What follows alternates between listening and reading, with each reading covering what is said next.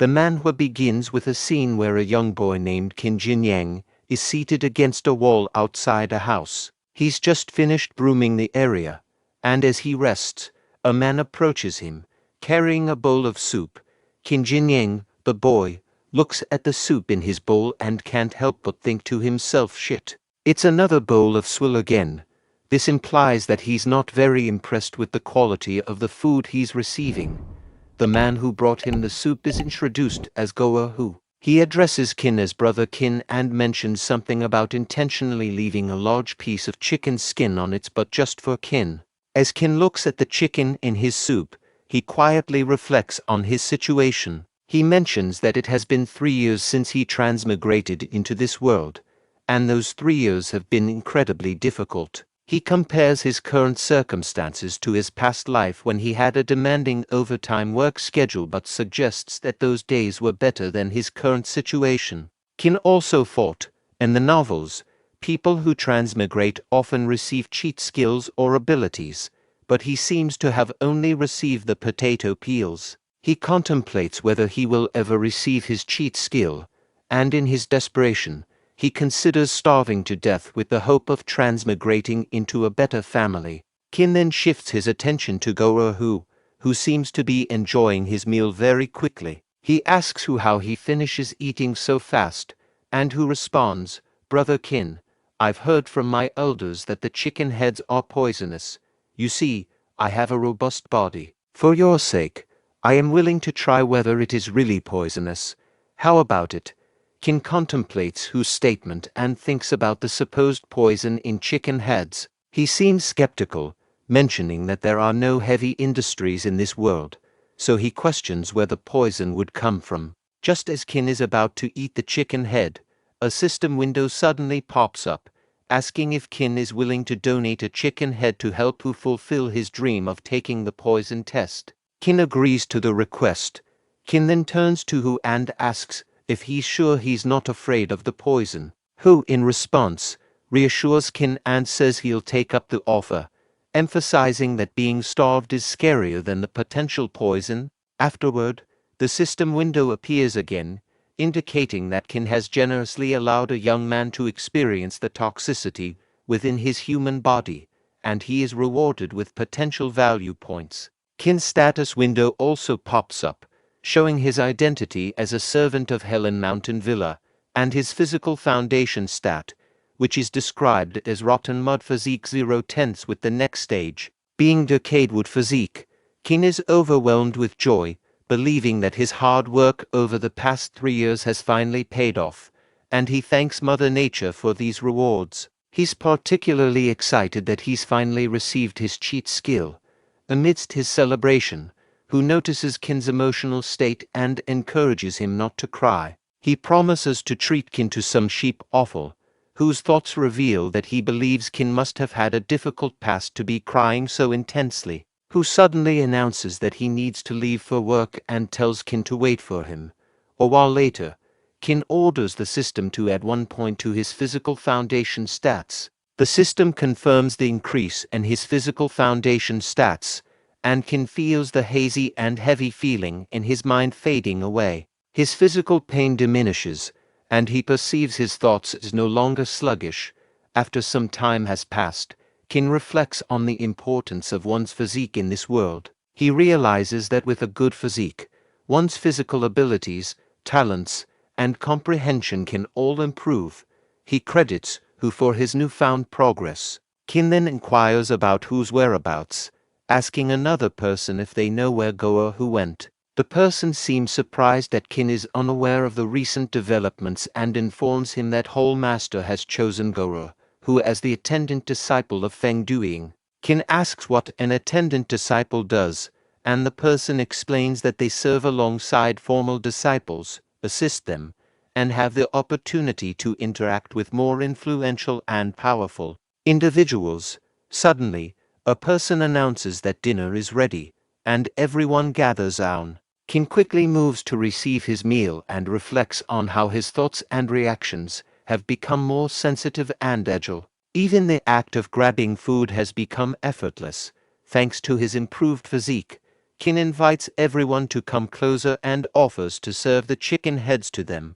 Other people in the crowd express surprise at his generosity, mentioning that he was starving a while ago, but is now giving away his food. One person calls Qin stupid for not realizing that there was no poison in the chicken heads. However, an old man praises Qin for his kindness, calling him a great man. Qin considers that he will receive more potential value points in return for the things he gives away, which makes his actions worthwhile. The system window appears again, indicating that Qin generously and selflessly fed others while he was starving. As a result, he's rewarded with potential value points. Qin becomes frustrated, realizing that he gave away more than 20 chicken heads but only received 1 point in return. At this point, he hears Hu's voice, and Hu calls him over. Other servants gather round to congratulate Hu on becoming Feng Duing's attendant disciple. Hu doesn't respond to the congratulations and asks Qin why he gave away all the chicken heads. He questions whether Qin genuinely believed they were poisoned, and then presents a surprise for Qin. Other servants express their interest in seeing the surprise, and there's an apparent change in their attitude towards Hu. Afterward, Hu shares the roasted chicken with Qin, and Qin comments on Hu luck. He explains that being an attendant disciple is much better than being a servant, and hints that becoming a formal disciple could lead to an even better life. While Hu explains that being an inner disciple is not easy, and they face harsh punishments and tasks, including copying manuals. He notices that senior brother Feng Duing is busy copying manuals even though it's already dark outside. Qin reflects on his own past life, where he had to do a job similar to copying manuals, and he decides that he would rather peel potato skins than go through such a crisis again. The system window pops up, suggesting that manuals are a source of infinite wisdom and asking if Qin is willing to copy them voluntarily to provide knowledge to those in need. Qin turns to Hu and says, "Old comrade, I need you," Hu responds warmly, expressing that he also feels like having Qin's company and considers Qin his brother. Qin clarifies that he needs Hu to introduce him to senior brother Feng Duing so that he can help him copy books. As night falls, young master Feng Duing finds himself struggling with the daunting task of copying manuals. Goa Hu, a trusted servant, knocks gently on the door of young master Feng's room. Feng Duing, surprised by the late visit, questions why Hu is here at this hour. He insists that Hu doesn't need to stay up with him and should go rest. Curiosity piqued, Feng Duing notices Qin Jinyang standing behind Hu and inquires about the young boy. Hu explains that Qin Jinyang is a friend he made since joining this place as a servant and adds that Qin can write to some extent. Furthermore, Qin is eager to assist Feng Duing in copying manuals. Feng Duing is understandably skeptical, as Qin is, after all, a servant. He expresses concerns about the disparity in handwriting between Qin and himself, as this could be discovered and result in dire consequences. However, Qin steps forward with a bright gleam in his eyes and offers to try. He suggests that their handwriting might align, while Hu vouches for Qin's capability. Feng Duing hesitates but eventually agrees to let Qin give it a try. Nevertheless, he warns Qin about the repercussions if he were to deceive him. Both Feng Duing and Qin take their seats, and Hu stands nearby, watching attentively. Qin observes Feng Duing's writing style and begins copying it meticulously. After some time, Feng Duing is shocked by the quality of Qin's work. He can hardly believe his eyes and exclaims that Qin's handwriting is incredible and practically indistinguishable from his own. Qin modestly reveals that before joining the servant hall, he used to assist his godfather, a fortune teller, in copying charms and seals. Qin pondered to himself, "During my school days I used to forge my parents' signatures on all exam papers." He never anticipated that his ability to imitate handwriting would come in handy here. In addition, to his astonishment, the manual they are copying happens to be a martial arts technique, which he considers a jackpot. The system window pops up, indicating that the mission has been accomplished. Feng Duing, appreciative of Qin's contribution, rewards him with 5 silver taels. Feng Duing hints that he may offer more when he has a more flexible budget. Qin is grateful for the recognition and can't help but admire senior brother Feng for his potential wealth. System window pop-up showing information. As a real man, one should regard money as dirt. Will you refuse it? After reading the system window, Qin state, I don't want this money. And explain, I came here to copy manuals because of my friendship with brother Hu, and I admire senior brother like it. System window pops up providing information about mission completed reward. Qin decides to allocate all 2 points to his physical foundation stats, believing that this will enhance his efficiency in copying manuals and clear his mind. Feng Duing kindly offers to pay Qin up to 100 silver taels for his help with manual copying, demonstrating a strong sense of gratitude. He asks Hu to escort Qin back to the servant hall and assign him easier tasks. Both Hu and Qin express their sincere thanks, and they show their appreciation to senior brother Feng. The following day, in the firewood storage area, Hu informs Qin of his new task, which involves supervising the firewood. Qin is only required to carry firewood during meal times. The other servants willingly offer to assist with carrying the firewood. Hu inquires, brother, what do you think? This job seems quite straightforward, doesn't it? I need to head back now. We'll catch up tonight. Qin nods in agreement and replies, see you later tonight. Qin, with some free time on his hands, decided to delve into the Great River technique. Despite his average aptitude, he remained optimistic about mastering the fundamentals of this ancient practice. He began to explain to himself the hierarchy of cultivation among martial artists. The strength of a cultivator was determined by their realm, starting with the first realm as the lowest and progressing to higher realms. Notably, the level of a cultivator's physical foundation directly influenced their potential for advancing to the next realm. The progression started with the rotten mud physique, followed by the decayed wood physique and the iron tree physique. Possessing the iron tree physique was the minimum requirement for entering the path of cultivation. However, this talent was scarce, and many cultivators spent their lives stuck in the first realm. Above the iron tree physique was the silver flower physique, which allowed cultivators to break through the bottlenecks of the first realm. With diligent practice and the aid of secret techniques and elixirs, it was even possible to reach the third realm.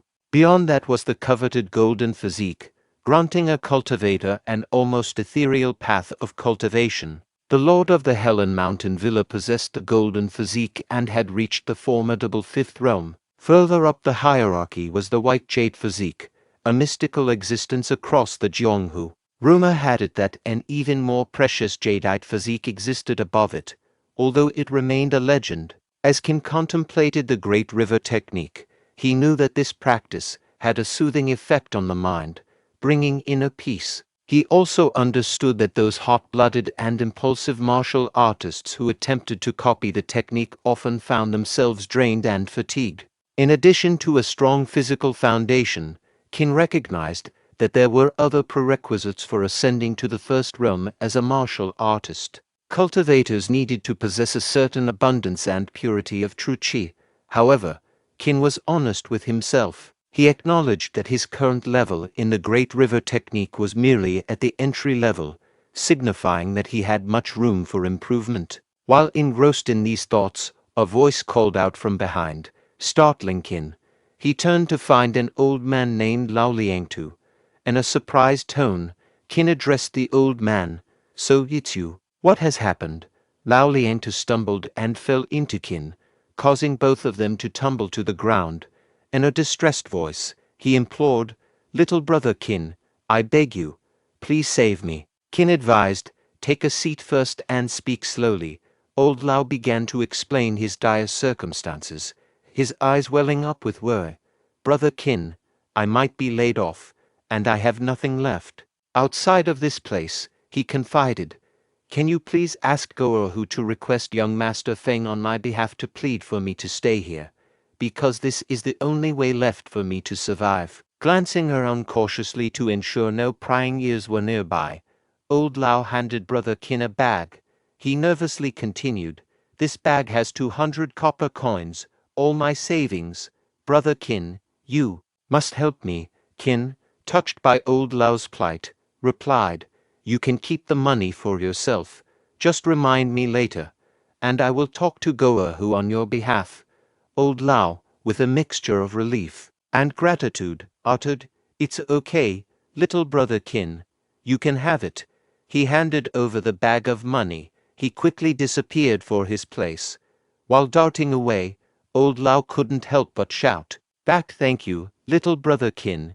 You must help me." At a mealtime, Qin pondered to himself, wondering why old Hu had not yet shown up for their usual shared meals.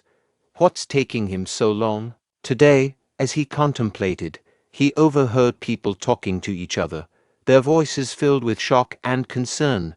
"Have you heard? Someone died. Are you serious?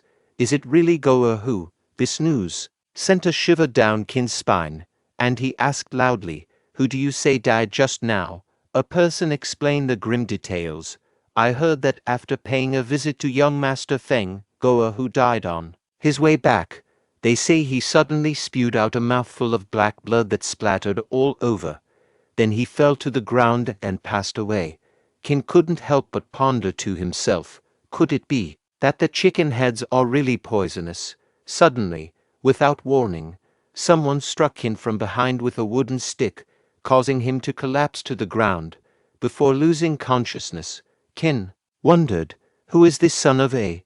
The person who had attacked him angrily declared, "Qin Jinyang, you despicable and cowardly bully." In the servant hall, Qin was tied up with a wooden log, accused by Steward Wang of extorting 200 copper coins from Lao Liangtu. The gathered people warned Qin that if he confessed now, they'd only break his legs and exile him from the mountains.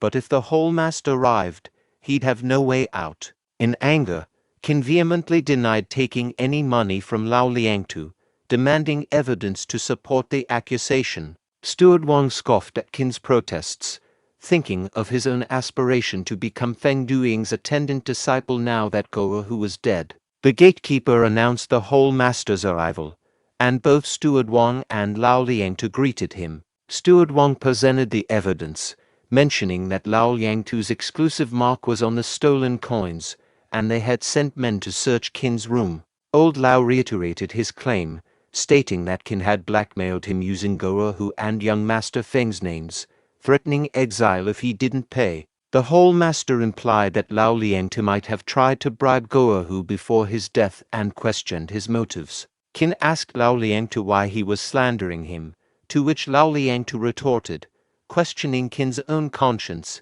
Inwardly, Lao contemplated betraying Qin to regain his 200 copper coins. Qin was shocked by this remark of Lao. Inside the infirmary, Feng Duing asked the old Hu, "I heard you vomited blood. How do you feel now?" In response, Hu stated, "Young master, I'm all fine now. In fact, I feel more energized than before."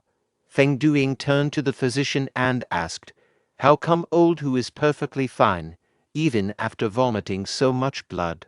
The physician explained, "He must have had stagnant poison in his body and may have accidentally consumed another poison. Since those two poisons happened to neutralize each other, it led to him vomiting out the stagnant poison along with his poisoned blood that had been accumulating all these years." In response, Hu stated, "But I haven't come into contact with any poison recently.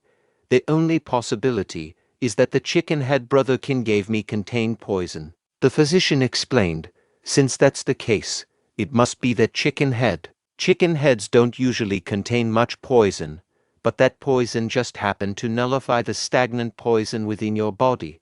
Who stated, "Then, doesn't this make brother Qin my savior?" "Young master, I have something to ask of you. An old servant is about to be dismissed. Qin Jinyang told me to request on his behalf to arrange a job for him so that he may continue staying here." In response, Feng Duing stated, "No problem. I'll let this old servant clean my courtyard when I return. Qin Jinyang is our lucky star. We can at least do him this favor." Who stated, "Thank you very much, young master. I'll relay this good news to him right away." Feng Duing asked, "What's the rush? It's not as if he'll die if you wait for a while. Meanwhile, the servants returned after completing their task of checking Qin's room. They entered the hall and reported to the master. The steward Wang silently contemplated, thinking to himself, Qin Jinyang, the evidence is here. Once the hall master gives the order, I will swiftly end your miserable life. The hall master inquired, what is the situation? One of the servants responded, Hall master, this subordinate thoroughly searched and overturned the entire quarter, but couldn't find a single copper coin. Steward Wang was shocked by hearing the report. Steward Wang turned towards Qin and demanded, how is that possible, Qin Jinyang? Where did you hide the money? Qin spoke up, addressing the hall master.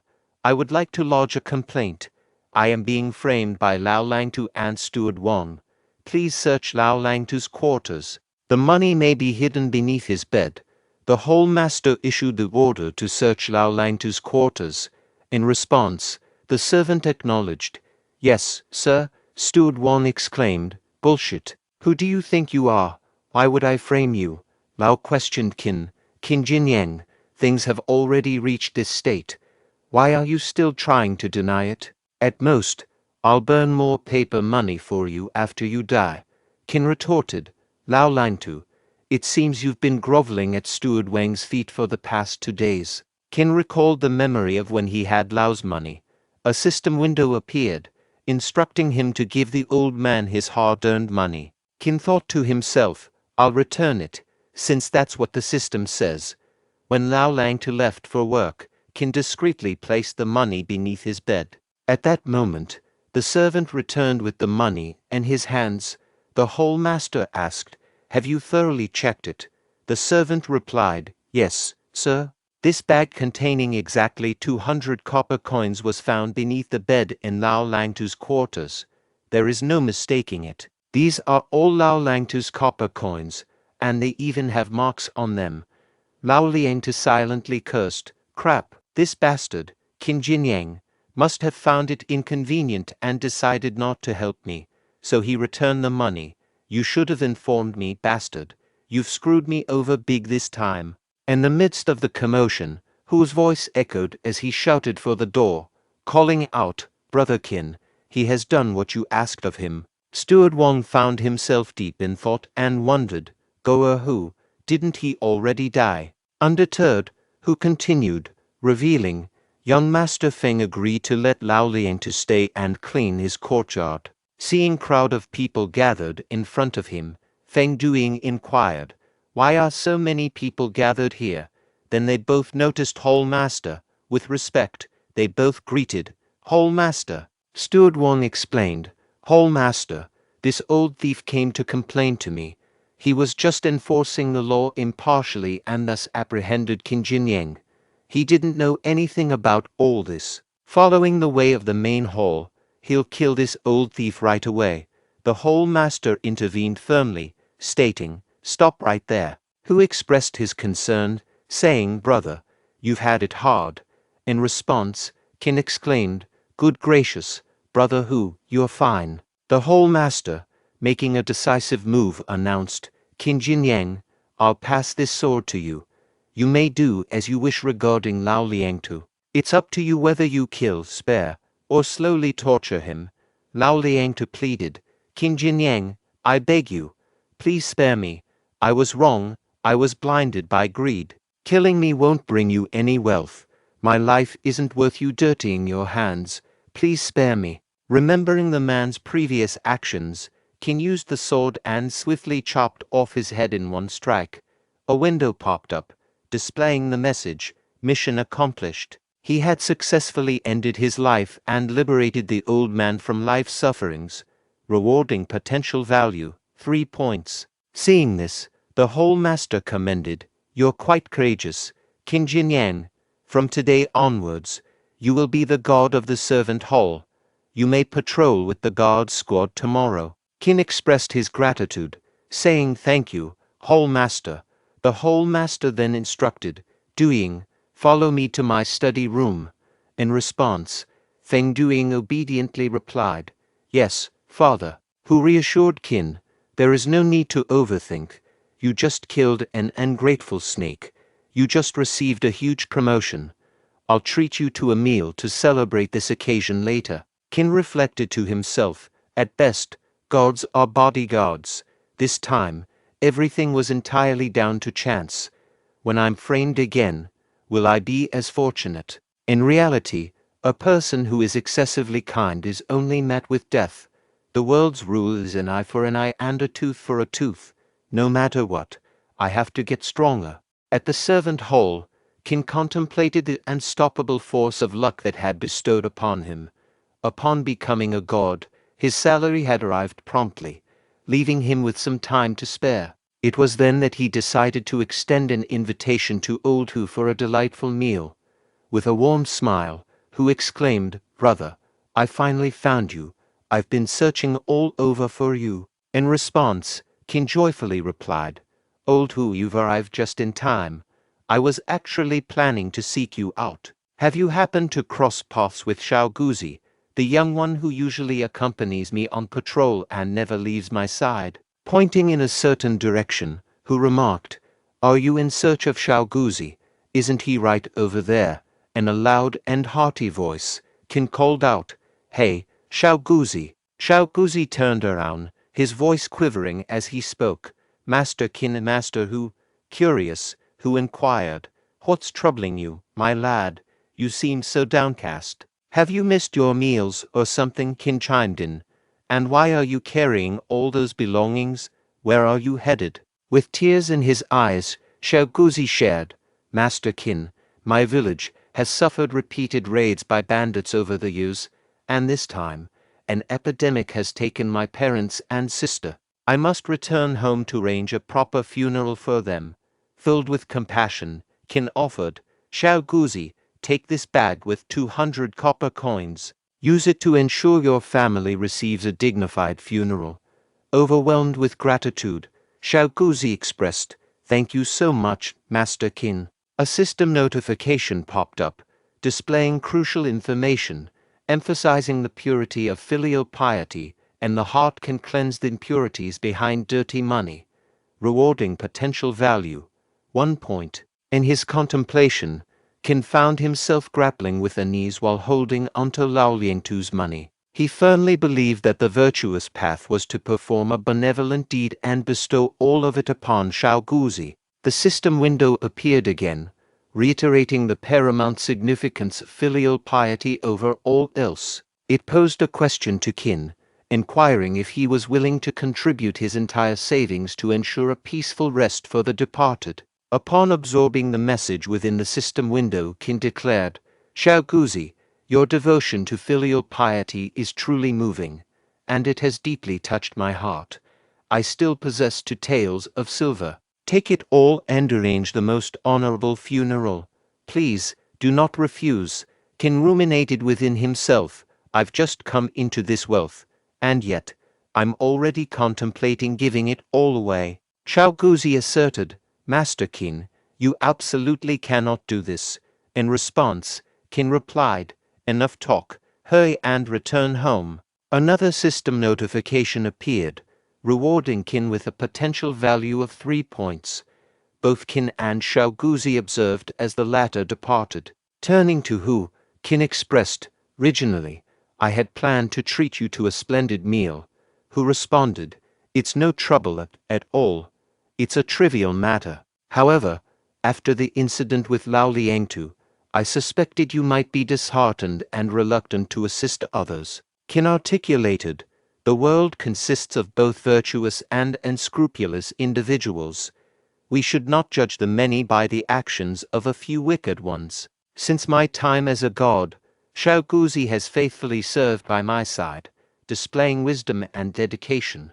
How could I not support such an admirable young lad?" From a distance, Xiao Guzi shouted, "Master Qin, my life may be insignificant, but even if it's all I have, I will strive to repay your kindness. Whether in this life or the next, or the ones beyond, I shall continue to show my gratitude for generations to come." Hu turned to Qin and exclaimed, "Brother Qin has definitely made the right choice to help him this time." Qin asked in response, "By the way, old Hu, Didn't you say earlier that you were looking for me? Hu State replied, Ah yes, I have some great news for you.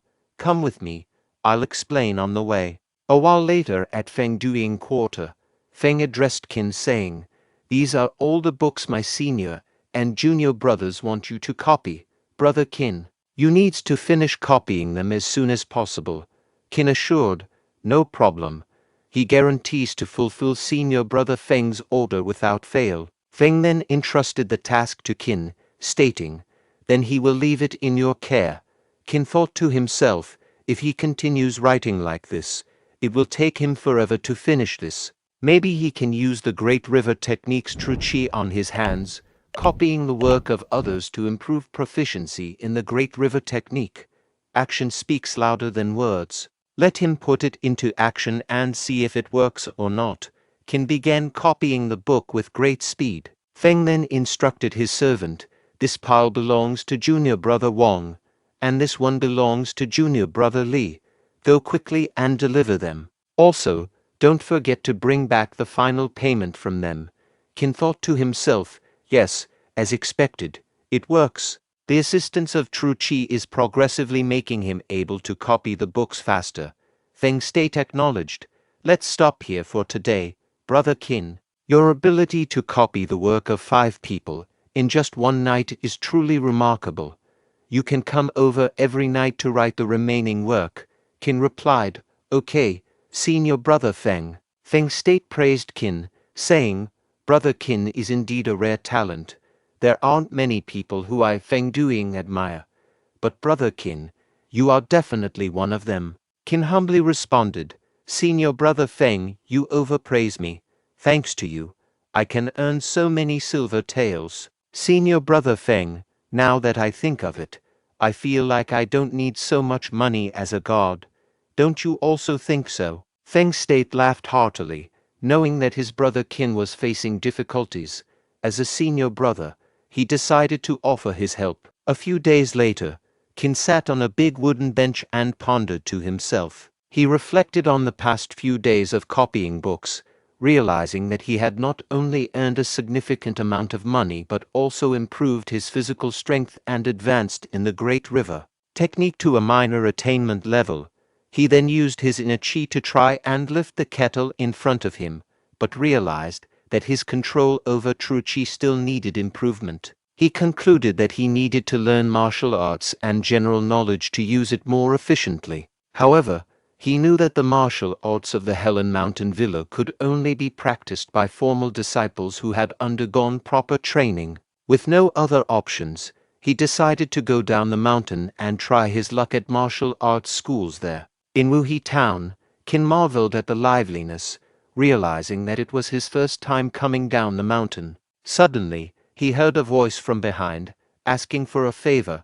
Old person sitting nearby street, asking if the person could buy 2 little girls from him. The person rudely dismissed the request, not wanting to be bothered. The old man pleaded, explaining that if the girls continued to follow him, they would starve to death. The person responded harshly, claiming that giving the old man a steamed bun was already generous enough and refused to help further. Unable to bear the situation, Qin turned to a nearby shop. Qin requested the shopkeeper to give him 2 buns and put them in a paper bag. The shopkeeper agreed and prepared the order. The old man, still crying, told his daughters that they could share the steamed bun. He blamed himself for their current situation, expressing his inability to grow crops or sell them to provide a chance for his daughters to survive. One of the children comforted their father, urging him not to cry. Moved by their conversation, Qin approached the old man after purchasing the buns. Approaching near the old man, Qin stated while hiding behind a wall, There is some broken silver under the buns in the paper bag beside you. Go back and use it to farm. Don't make too much noise. Hearing that, the old man turned toward his right side and found a bag. After looking inside the bag, he started crying again. The children worriedly asked, Father, are you okay? The old man stated, Bodhisattva, a bodhisattva came to my rescue. Wife, did you see that? I've encountered a living bodhisattva. A system window popped up, showing the information. He saved a struggling family, rewarding potential value. 2 points. Qin stated, the next step of the plan is. Then he heard a voice of a child saying, I can sing and do shameless things. I can also sell myself for my whole lifetime. Another child said, my mother is seriously ill. I am willing to fight for just 1 copper coin. Who wants to fight with me? A notification prompt appeared. Would he help a filial daughter bury her deceased father? Would he help a lost teenager return home? The system asked Qin, is he willing? Is he willing? After all, later, a system window showed information, potential value, 22 points. Qin thought to himself, he really earned so many potential points. In this world, where the weak are preyed upon by the strong, life is so difficult for the common people to live through. If old who were to know that he gave away so many silver taels, he would probably be angry to death. Forget it. Let's not think about these things for now. System. Add all of his potential points into his physical foundation. A system window popped up, showing information. One should refrain from overburning oneself with too many techniques. He cannot upgrade his physical foundation if he is proficient in less than 3 martial arts. Qin felt disappointed after reading the system window. A trio of bandits stands at a distance, observing Qin's peculiar behavior. One of them remarks, hey, do you see that kid over there? He's acting really odd. Is he unwell or something? The person on the left responds, why bother? What matters is that he seems to be carrying money. The person in the middle suggests, let's plan to ambush and rob him once he leaves town. Qin reached the entrance of a prestigious town academy, exclaiming, at last, I've found it. Contemplating, he mused, I scoured the entire town to discover a martial academy like this. I wonder about its interior. Opening the door, he queried, hello, I'm seeking a master for training. Why is the martial academy so dark inside? It's not haunted, is it? Seated in a chair, an old man named Kenway replied, a customer, disciples, come out and welcome the newcomer. Aligned, the disciples greeted, yes, master. One disciple addressed Qin, greetings, newcomer. Watch me perform. White crane spreads its wings. Another added, observe angry crow takes flight. Observing, Qin apologized, I believe I'm in the wrong place. Chief Kenway stood and reassured, no, young martial artist, you're in the right place. Enquiring, he asked, what would you like to learn? Qin questioned. Then, what martial arts do you teach here?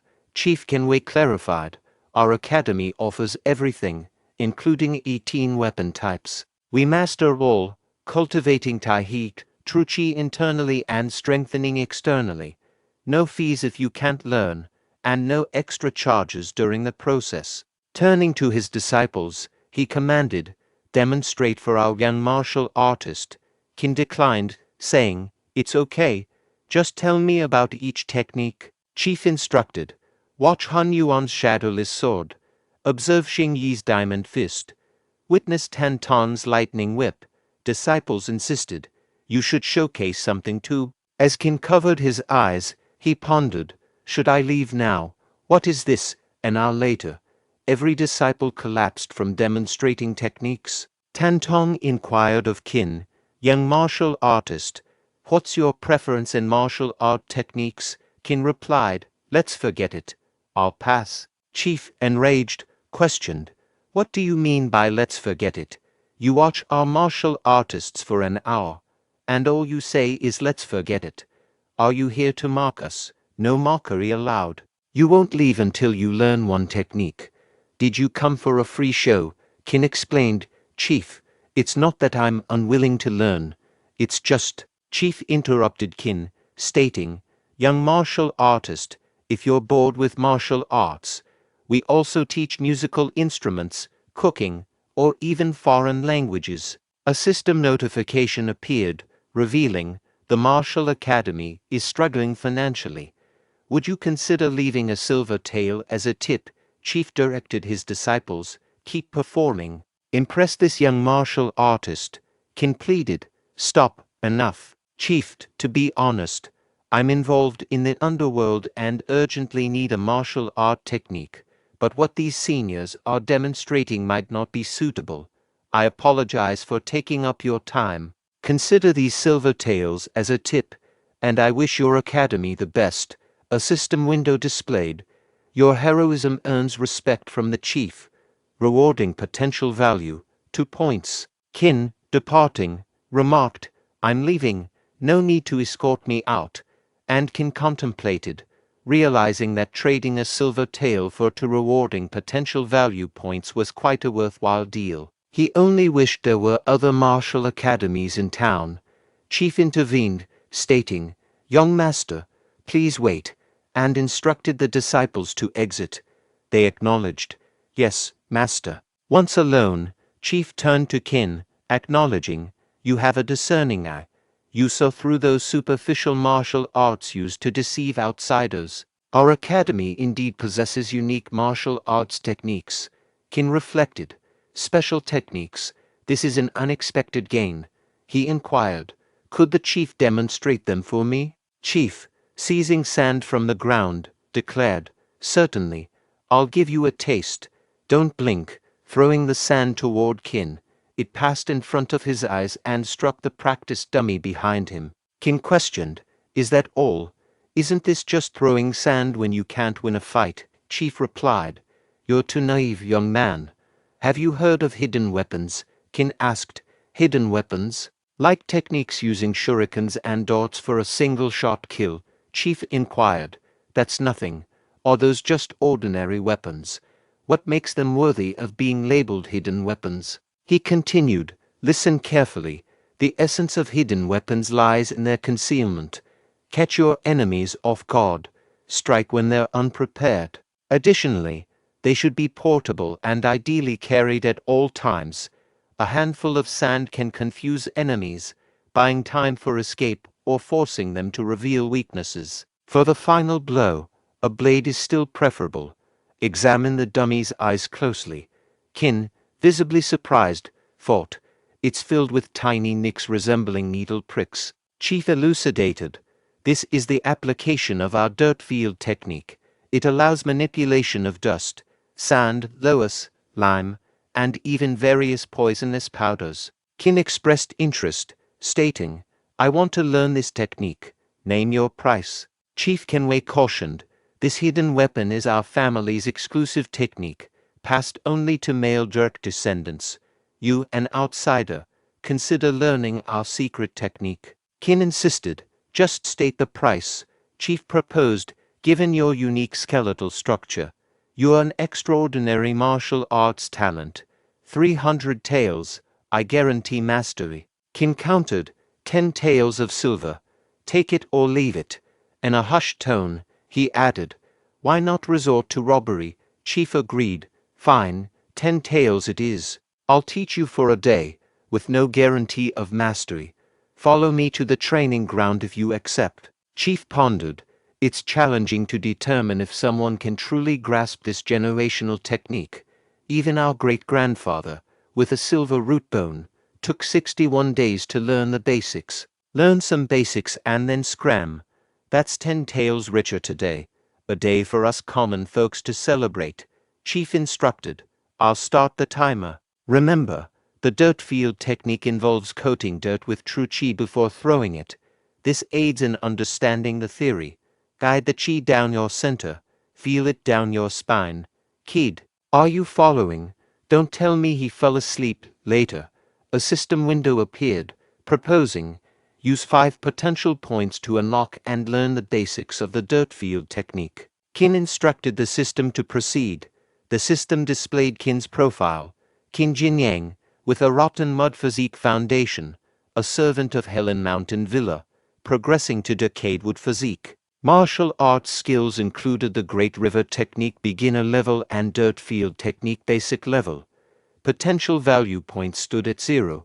Chief inquired, How's it going? Any confusion? Utilize these 24 hours to ask anything? Relieved, Qin expressed gratitude. I appreciate the chief's guidance. This technique will be invaluable. I've successfully learned it. Chief questioned, Learned it. Are you kidding? Don't dream of a refund even if you leave now. Internally, he mused. Learned it so easily. Who does he think he's fooling? Let's see if I can beat some sense into him if he asks for a refund later. Are all young people this arrogant? The system window appeared again, suggesting that the chief was suspicious of his extraordinary intellect and wondered if he would showcase his abilities to broaden his narrow perspective. System inquired if Qin would demonstrate the dirt field technique, challenging the narrow-minded man to recognize a true genius.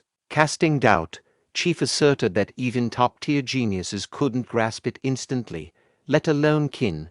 Criticizing Qin's pretentious demeanor, Chief accused him of feigning genius martial artistry. Complying, Qin demonstrated the dirt field technique on the chief by swiftly grabbing his leg and tossing him to the ground like a pile of dirt, leaving Chief astonished and collapsed on the ground. A system window appeared, heralding that Qin's talent and diligence had garnered admiration, earning him 2 points of potential value. Post-demonstration, Qin departed the martial art academy, returning to the mountain. Contemplating that he'd acquired a worthwhile technique, he happily anticipated a nap upon his mountain return. Unexpectedly, a person confronted Qin, brandishing a sword and demanding money. The system window identified the assailant as a Grade 1 martial artist robber. Acknowledging the situation, Qin assured the person that the money would serve as his travel fare. Other companions of robber judged Qin as a gradeless, timid individual, wealthy yet frightened. Dismissing Qin's intervention, he believed the 2 present was sufficient, and beknownst to them, Qin schemed to use the dirt field technique on the Grade 1 martial artist and his companions. Qin employed the technique to blind all. In response, the martial artist remarked, "Your fate is sealed, kid. You've offended the Steel Dragon tribe, and your face is etched in his memory." Qin retorted, "Now that you recall me, that's even more reason not to spare you." The martial artist protested, "You can't kill me, I am." Qin interjected, "Don't move. My blade might find a new path the moment you do." He swiftly used his blade to dispatch the robber. The system window displayed, he successfully eliminated a threat, ensuring the area's safety. Rewarding potential value, 2 points. You successfully eliminated a threat, ensuring the area's safety. Rewarding potential value, 1 point. You successfully eliminated a threat, ensuring the area's safety. Rewarding potential value, 1 point. The following morning, outside Qin's quarters, someone knocked on the door. Qin shouted, "Who's there? It's too early. I'm on leave today." Old Hu replied, "Brother, it's me, Old Hu." Qin, opening the door, inquired, "What's so urgent, Old Hu? It's early." Hu suggested, "Let me take you somewhere nice." Qin promptly shut the door, declaring, "I'm not interested." Undeterred, Hu persisted, knocking hard, and insisted, "Qin, open up. There's good food and pretty ladies." Qin, lying on his bed, mused, "Pretty ladies. Is Old Hu smitten?" A system window appeared, stating, "His friend has a wish. Will he generously fulfill it?" Qin thought, "Fine. I'll go this once for Old Hu's sake." Another system window appeared, noting, "You generously fulfilled his brother's wish. Rewarding potential value, 1 point. Your considerate gesture towards your brother is commendable. Rewarding potential value, 1 point." Surprised by their location, Qin pondered, "The original networking group.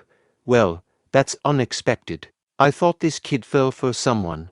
Qin declined, saying, "Old Hu, I'll skip your squire tea party." Hu insisted, "No way. You have to go. Even if you don't want to. Do it for me." Secretly, Hu thought, "I went through so much trouble to bring you here. I can't let you escape." A system window appeared, stating, "Your brother sincerely wishes for your participation. Will you do him this favor?"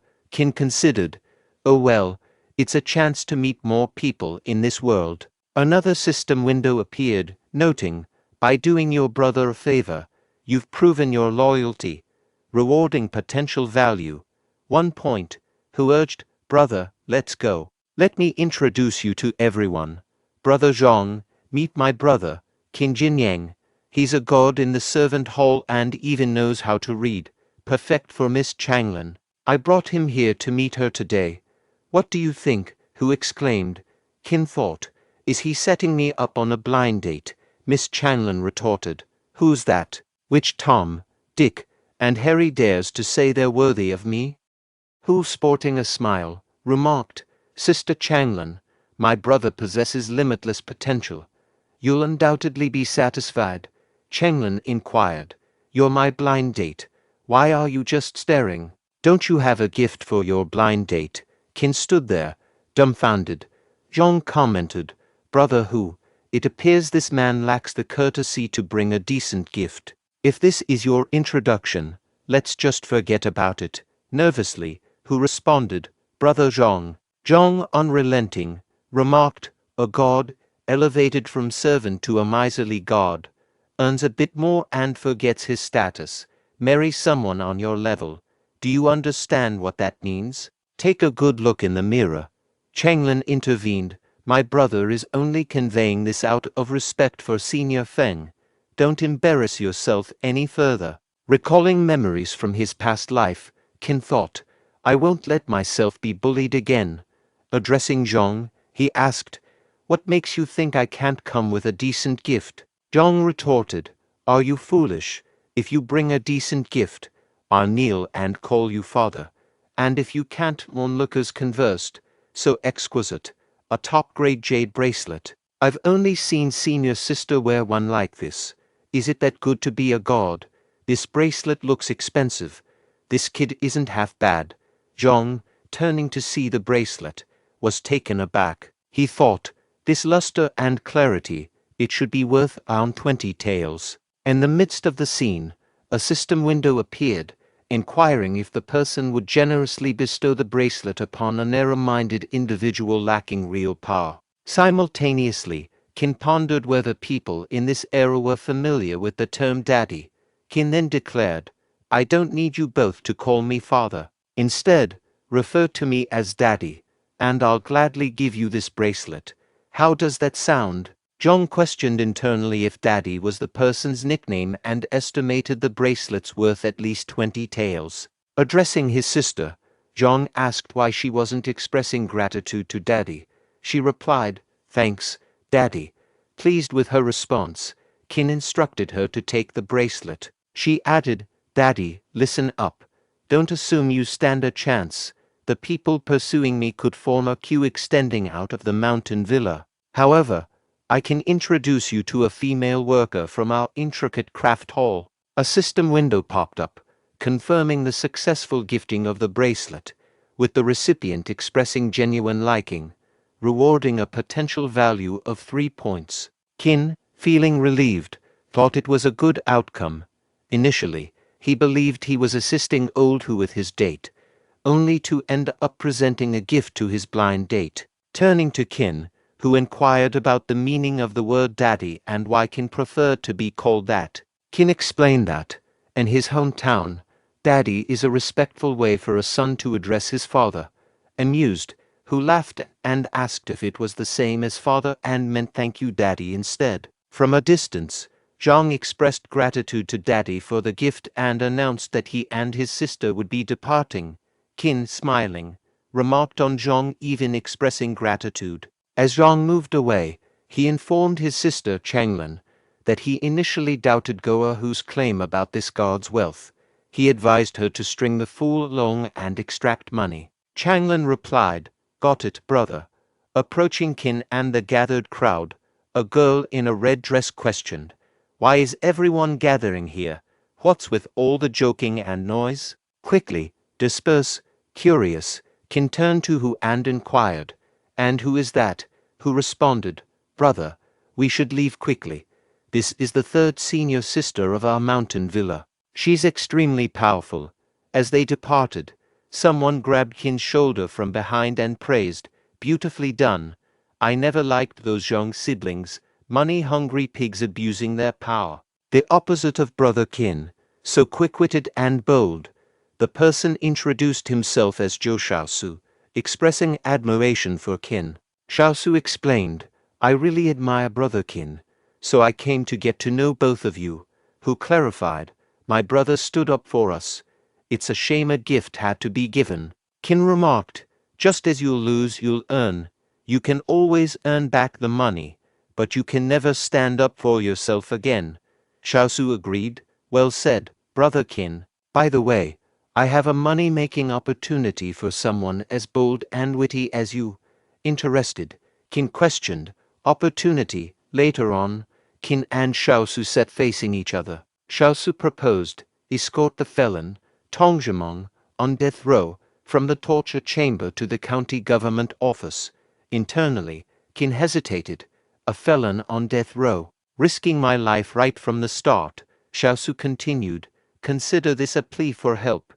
Our senior needs assistance in finding a suitable escort for the mountain villa. Qin asked, what crime did Tongzhimong commit? Xiaosu conveyed that Tongzhimong, a solo bandit with a history of numerous wicked deeds, had been captured by the mountain villa.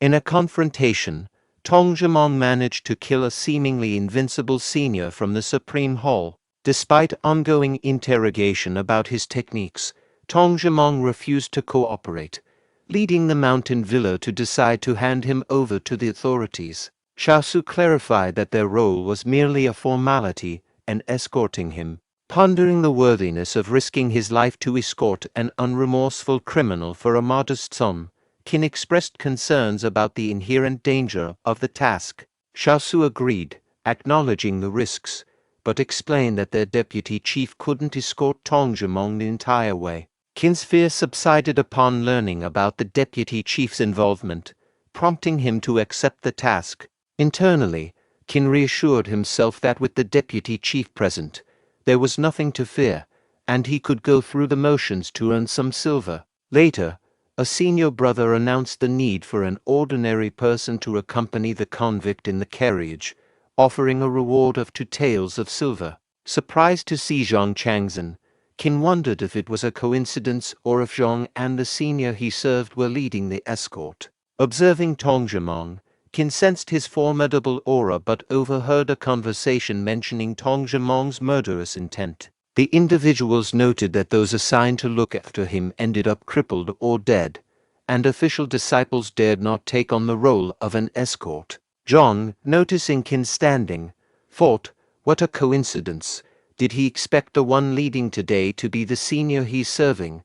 The senior urged, hurry it up, who's going to do it? Zhang pointed towards Qin, saying, senior, I think he can do it. Zhang, gesturing towards a nearby person, remarked, the individual there is Qin Jinyang, senior brother.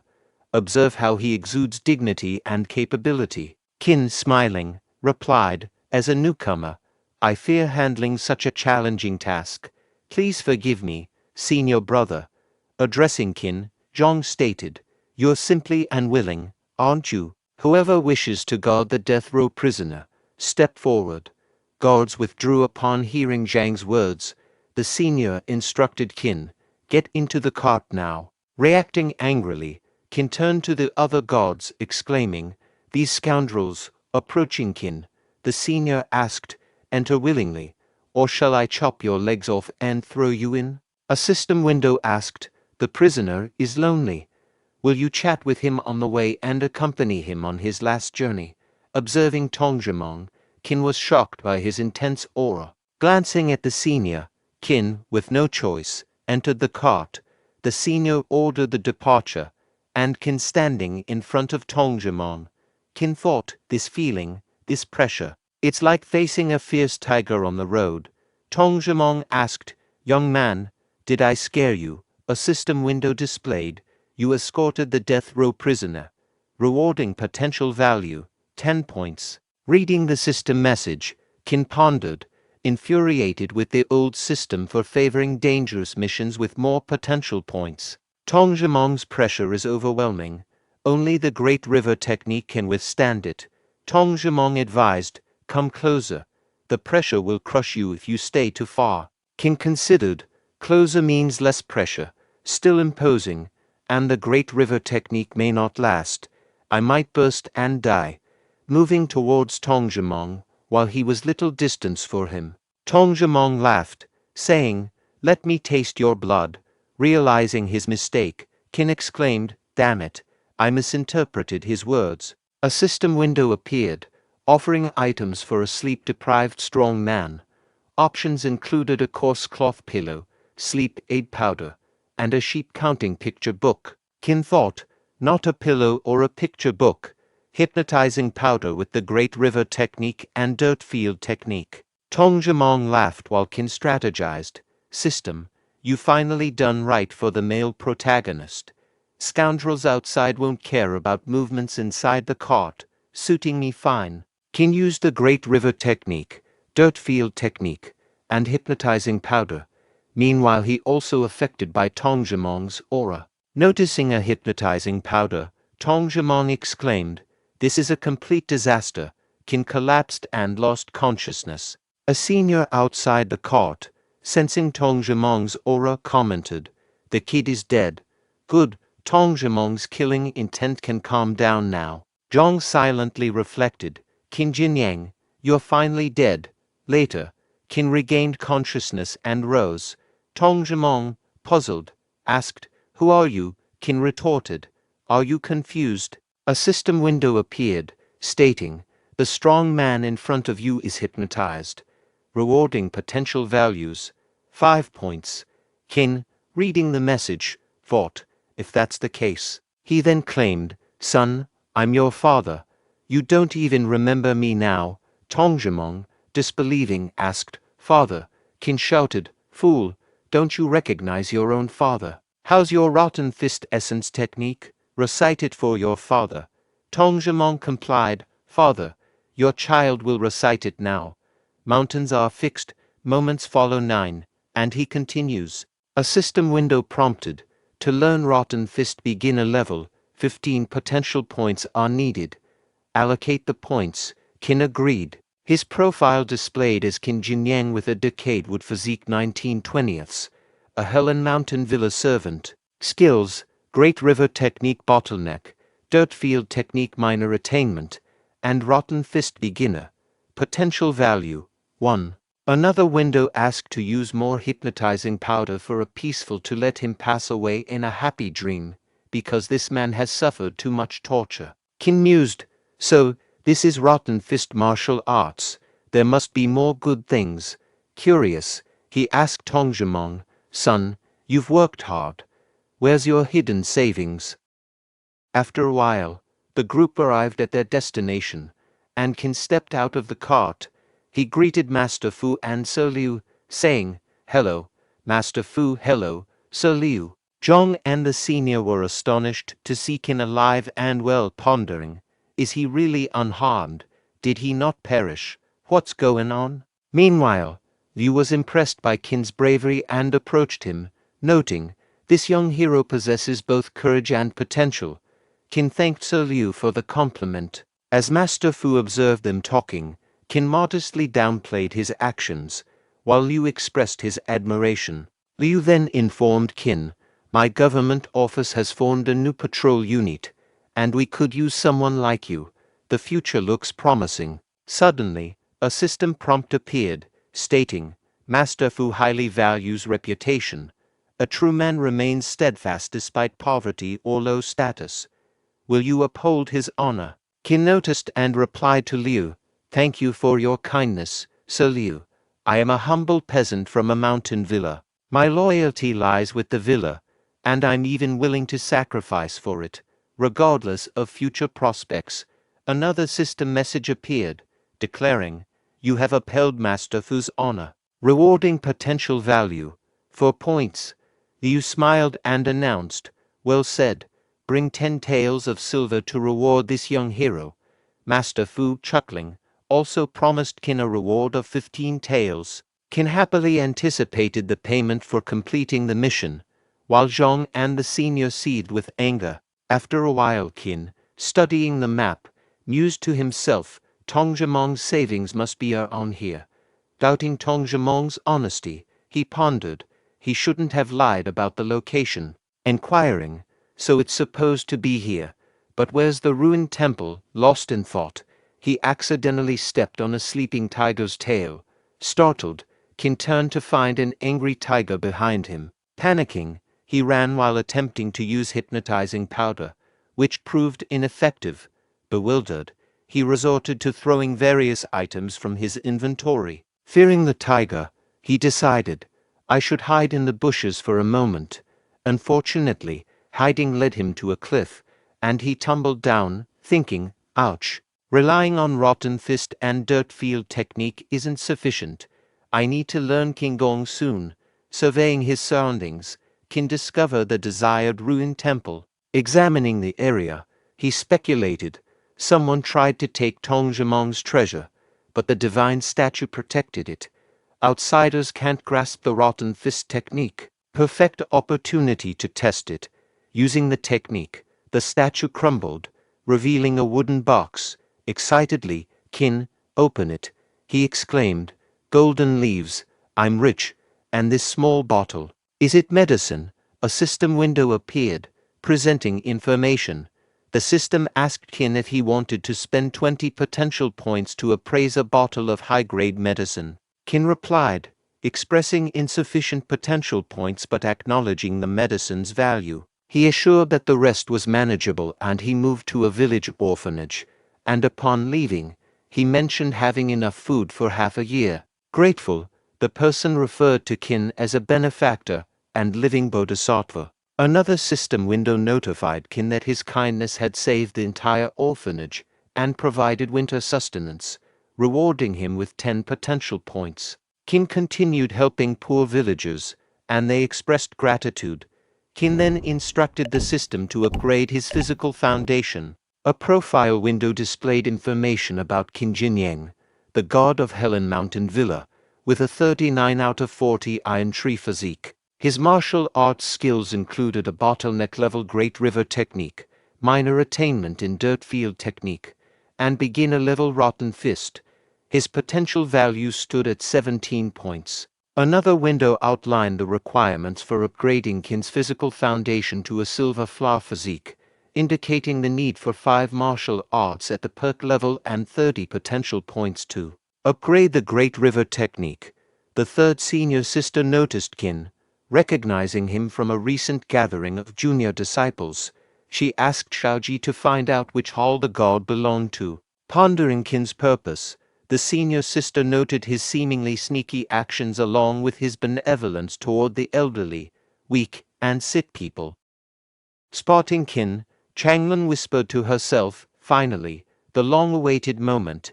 She approached Qin with a smile, saying, what a coincidence, it's Qin Jinyang.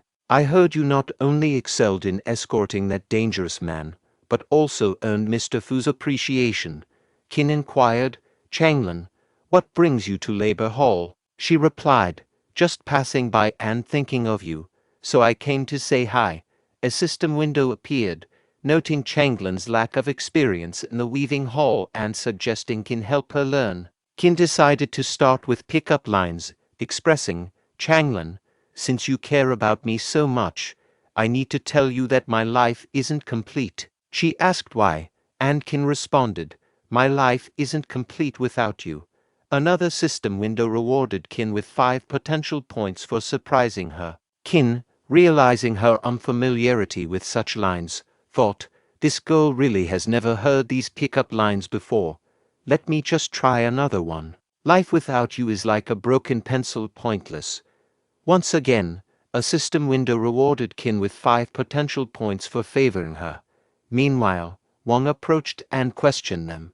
Attempting to grope Changlin, a system window popped up, stating that pickup lines alone were not enough to make her obsessed with him and asked if he was willing to keep his hands off her and give her peace of mind. Qin intervened, grabbed Wang's hand and asked Mr. Wang, aren't you being too handsy? Wang shouted, Qin Jinyang, don't think you can be arrogant just because you've made a contribution to the Grange. I've detested you for a long time. In response to Wang's attack with his sword, Qin punched the sword and caused it to break. Wang, astonished by Qin's strength, thought, when did this guy become so powerful? If he had hit me in the head, the information was displayed as the system window popped up. Having successfully thwarted the intrusive man and ensuring Changlin's peace of mind, he earned 10 potential points. Impressed by his strength and dependability, Changlin thought to herself. Suddenly, a distant shout informed Mr. Wang of an urgent meeting with the head, prompting Wang to hastily retreat, sparing his life for the moment. Qin acknowledged Wang's luck but vowed not to be lenient in the future. He warned Wang to stay out of his sight and distanced himself from Changlin. In the bustling test hall of Helan Grange, a conversation unfolded. One person queried another about the new hall at Helan Grange this year, learning that only 5 would be accepted with treatment akin to the upper hall. Qin pondered his strength and the potential advancement of his Great River technique, wondering if he could enter Haoxing Hall. While reviewing information on the system window, Qin was interrupted by a voice. A man complimented a girl, suggesting she be his concubine instead of learning martial arts. Refusing, she drew her sword, leading to a confrontation. Qin reflected that someone of that strength wouldn't survive in Helan Grange, believing it crucial for the weak to comprehend the harsh reality of a world filled with martial artists. The system window reappeared, disclosing the newcomer's status as a scion and asking if he would be informed that martial artists' strength held greater importance than wealth. Advancing toward the individual, Qin asserted, "Stop it." Startled, the person retorted, "Who's being nosy?" only to receive a forceful punch to the stomach from Qin, sending him crashing to the ground. A system window materialized, conveying information. "You've emphasized the significance of martial artists' strength. You're rewarded with 10 potential points." Turning to the distressed girl, Qin extended assistance. Another window displayed information. "The world is perilous, and people are enigmatic. Are you willing to offer encouragement to the confused and restless girl?" Qin greeted her, saying, "Hello, miss. I'm Qin Jinyang, sort of a Grange member." Grateful, she introduced herself as Wang Jixiang, thanking Qin for his help. Qin assured her, "If you encounter any trouble, don't hesitate to inform me. Despite not being a disciple yet, I have many connections here." Wang Jixiang expressed gratitude, mentioning she was alone. Qin complimented her, predicting a successful entry into Helan Grange. Overjoyed, she said, "Really thank you." A window displayed information. "You provided hope to a confused and restless girl. You're rewarded with 5 potential points." With a smile, Qin encouraged, "Let's fight for it." Simultaneously, as they conversed, onlookers in the line whispered about the girl in the red dress, recognizing her as Yao Shaoji, Zhu Bingbing's servant disciple. Shaoji, addressing Qin, remarked, "Qin Jinyang, right, you don't have to wait in line. Go inside first." Qin asked if he could take Wang Jixiang in with him, prompting Shaoji's incredulous thought. "Are you kidding me?" she replied. "Take her with you." Upon entering Helan Grange, a system window appeared with information. During the entrance test, candidates meditated on spiritual stones inside a cave, feeling a mysterious pressure that increased gradually. Responding unconsciously, they released qi, interacting with the stones. Qin, reading the system message, noticed a group ahead and turned to Wang Jixiang, suggesting, "Let's see what they're doing." Approaching, they overheard a conversation where one person called them lowly peasants, another admired a girl, and a third questioned their desire to join Helan Grange. Jixiang, confused, was asked to be a servant disciple.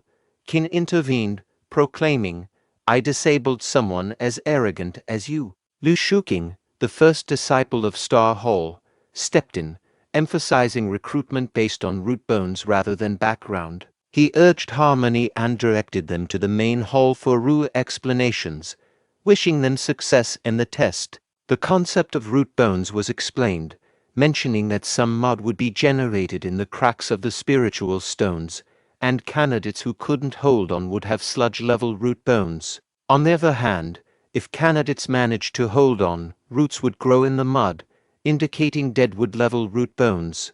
Eventually, the roots would harden and grow into branches, signifying ironwood-level root bones. Upon the branches, silvery flowers will bloom, signifying silvery flower level root bones. If the black bark breaks, emitting golden light, candidates possess golden branch level root bones. Those with spirit stabilizing pills should secure seats. In case of struggle, taking the pill is advised, but Helen Grange disclaims responsibility for any resulting accidents. As the test begins, 2 fainting candidates need removal, and 1 deceased individual must be taken out. Qin pondered, "Let me reach the high rank of the ironwood level and enter the Haoxing Hall. I won't expose my silvery flower level root bone to avoid jealousy." A system window offered to replenish Qi for 10 potential points in the Qi-rich environment, but Qin declined, confident in his silvery flower level root bone. Curious about Wang Jixiang, he mused on her potential decision to take the spirit stabilizing pill, acknowledging she might not join Helen Grange. A wealthy boy demanded Qin's pill, offering 300 taels of silver, followed by higher bids from others. Qin considered selling it for 350 taels if an offer came. Kong dismissed those relying on pills as unfit for Helen Grange. The wealthy boy, recognizing Kong as a son of Gu family, turning to Qin, he increased his offer to 500 taels, prompting a system window asking if Qin would sell the pill to him. Declining, Qin conveyed his unwillingness to proceed. Another window surfaced, presenting information. Was this a setback? Qin aimed to make the wealthy boy realize money wasn't everything, revealing the unpredictable nature of society to Mr. Gu. Consequently, Qin earned 12 potential points. Glancing at Jixiang, he pondered her situation. A system window revealed a strong girl in pain, asking if Qin would show kindness by giving her his pill. Contemplating, Qin admitted finding her prettier in pain and determinedly handed her the pill, urging her to eat it immediately. Despite Jixiang's gratitude, Qin interrupted her, emphasizing actions over words. The system window rewarded him with 10 potential points for this kindness. Jixiang, grateful, was asked to repeat her thanks but quickly retracted her statement. Simultaneously, the wealthy boy struggled with pain. Jixiang informed Qin of his achievement reaching the high rank of the ironwood level. Exiting the test site, Qin and Jixiang observed many falling unconscious. Jixiang expressed surprise at Qin's success without the spirit-stabilizing pill. Qin clarified that the pill couldn't truly enhance his root bone, intending to reach the silvery flower level before the test. Acknowledging Qin's capabilities, Jixiang inquired about his whole choice. She, in the middle rank of the ironwood level, considered Flame Hall.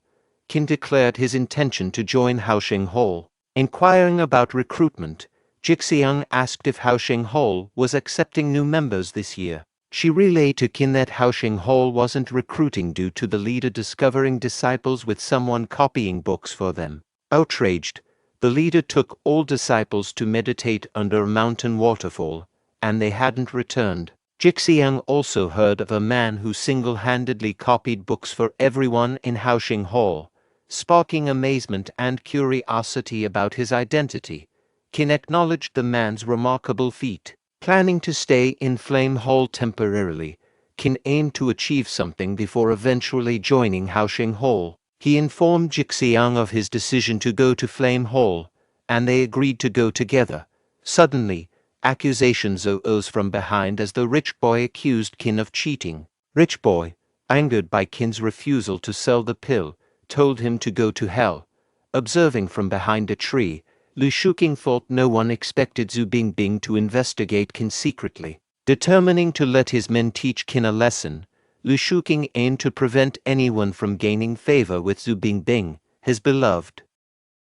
Qin instructing Jixiang to hide behind him. Meanwhile, Rich Boy and his friends moved towards him, prepared to attack. With a smile, Qin swiftly defeated them, turning to remark, "You overreached yourselves." The Rich Boy, lying on the ground, bewilderedly asked, "What's going on?" A system window then appeared, displaying information. "These 3 people are poor lackeys.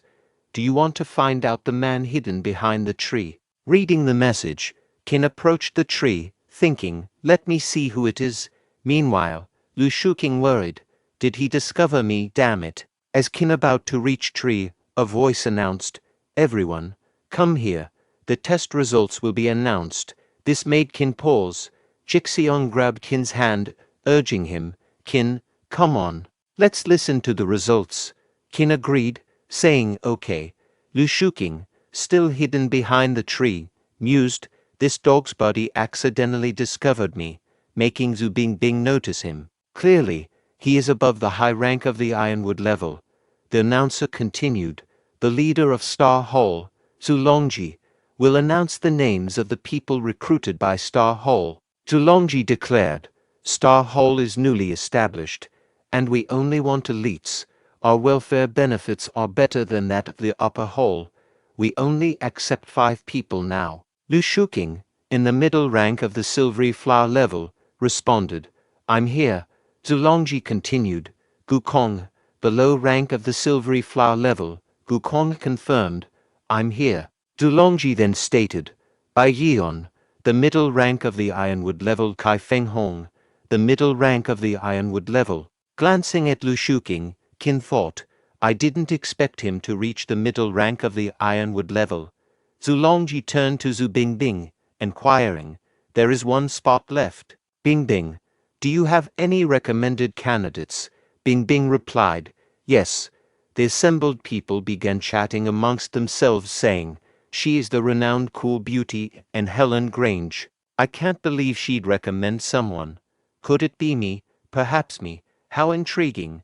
Keep your voice down. Are you courting death?"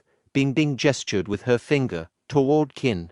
Jixiong remarked to Qin, "She seems to be looking at you." Qin countered, "No way. I don't know her."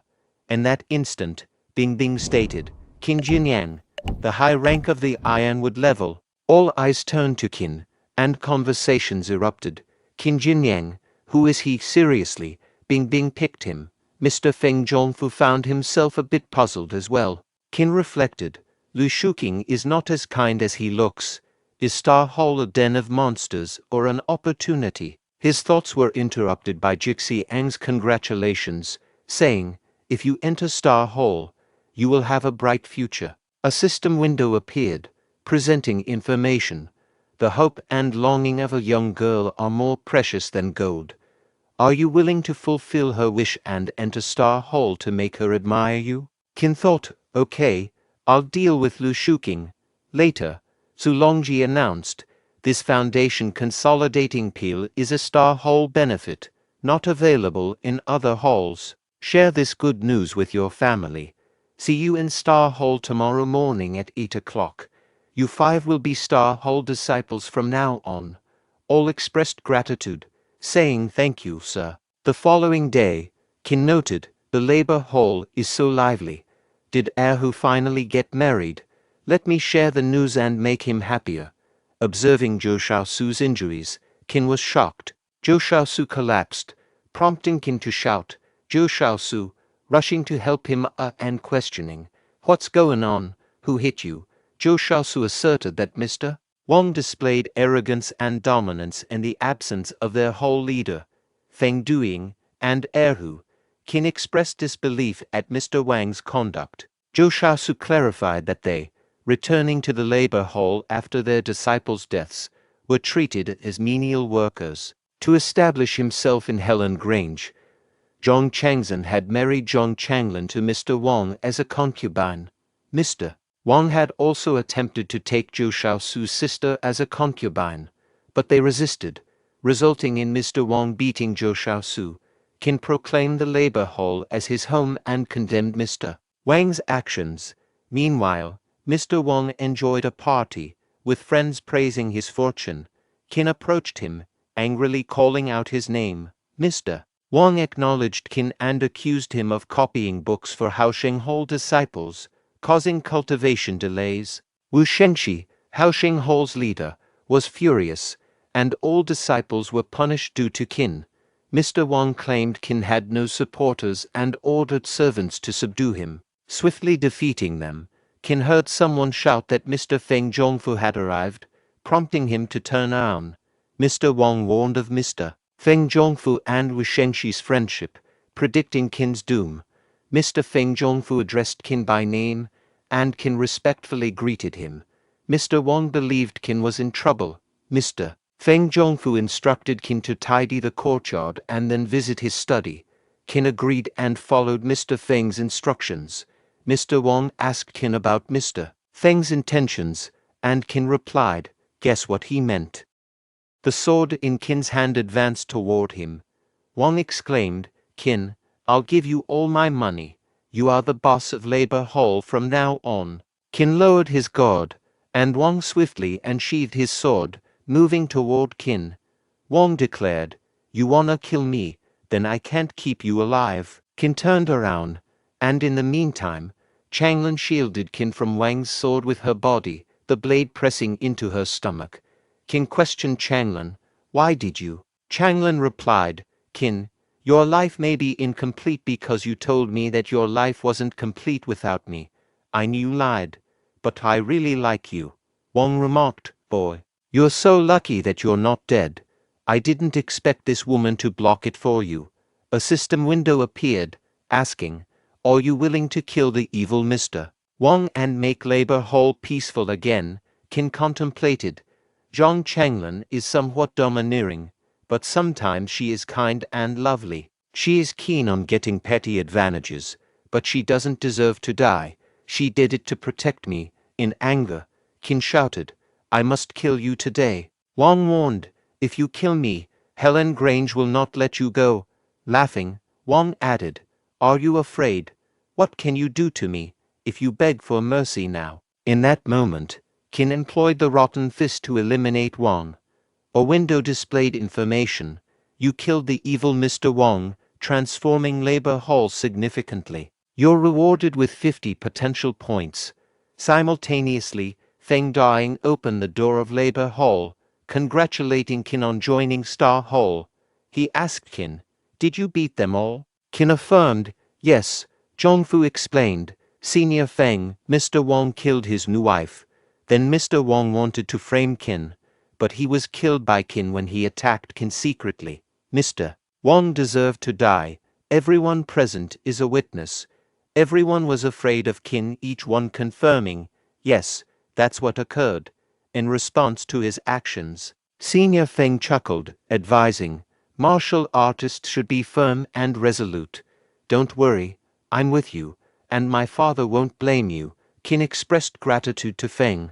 The next day at Star Hall, he wondered if unique techniques like the Great River technique existed there. A system window displayed information about Qin Jinyang, noting him as a Star Hall disciple of Helen Grange with a silvery flower level root bone, progressing to golden branch level, mastery of 7 martial arts techniques, including the Great River technique perfection, dust darts perfection, and rotten fist perfection, earned him 34 potential points. Suddenly, a servant announced Mr. Zulongji's arrival. Checking attendance, Mr. Zulongji instructed the servant to distribute martial arts books, allowing practice for 3 days with an expulsion threat for non-learners. Kai Fenghong and Gu Kong recognized the Thunder Pulse swordsmanship as basic and not hard to learn. Qin, without a book, informed Mr. Zulongji, who assigned him a different task learning Ice Lotus armor. Qin pondered, Ice Lotus armor. Meanwhile, Gu Kong expressed concern, stating that Qin only had a high-rank ironwood level root bone and it may not be appropriate. He explained that reaching the beginner's level of Ice Lotus armor was extremely difficult, and even if someone reached the perfection level, they wouldn't be mighty. Upon hearing this, Qin wondered, is reaching the beginner's level extremely hard? I just need to consume a few potential points. An angry Mr.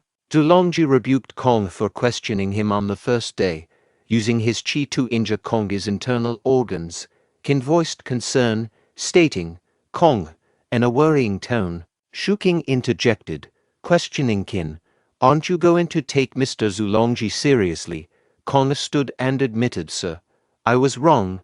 Qin thanked Mr. Zulongji, expressing, "Thank you, sir. I am willing to learn Ice Lotus armor." Shuking privately thought, "You're overrating yourself. You'll be kicked out of Star Hall in 3 days." Mr. Zulongji instructed, You may leave. All bid farewell, saying, "See you, sir." Kong apologized to Qin, remarking, "I'm sorry your shabbily treatment. I know about Ice Lotus armor. If you have any problems, feel free to ask me." Qin expressed gratitude, saying thank you. Kong. Shuking reflected, "Kong, this is Star Hall of Helan Grange. This is not your home. Mr. Zulongji has his own arrangements.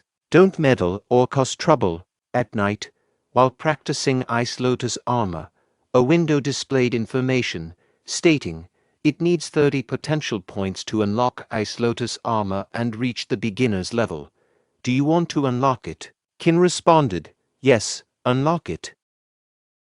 A while later, Xiaoji approached Qin's quarter and peeked through the window, muttering, "Let's see what he's up to." Her face turned red in shock, prompting her to quickly retreat to Bing Bing, who stood a bit away from Qin's quarter.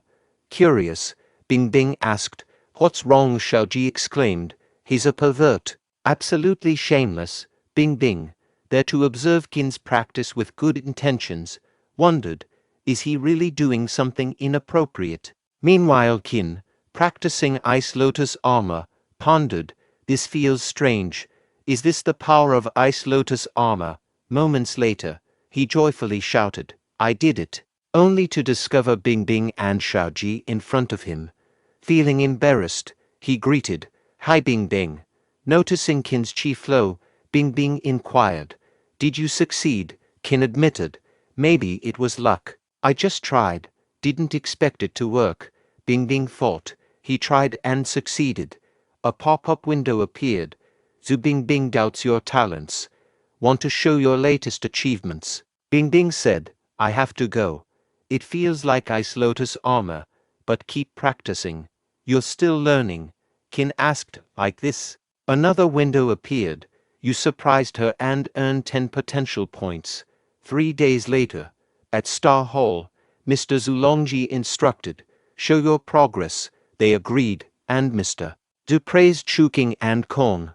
Shuking teased Kong, and Qin reflected, "People envy those with talent, but I just need to meet the standard." Mr. Zulongji noted that Kai Fenghong and Bai Yuan just scraped by, shifting his attention to Qin Jinyang and criticizing his lack of talent, asserting that Star Hall wouldn't retain someone of his caliber. Trying to console Qin, Shuking mentioned that even if expelled from Star Hall, Flame Hall and Tiger Hall would still value him. In response, Qin questioned what would happen if he demonstrated something and proceeded to unveil his Ice Lotus armor, stunning everyone, confirming his passing. Mr. Zulongji was perplexed about when did he learn it. Kong congratulated Qin and expressed surprise at his talent, to which Qin humbly accepted the praise. Now recognized as Star Hall disciples, Mr.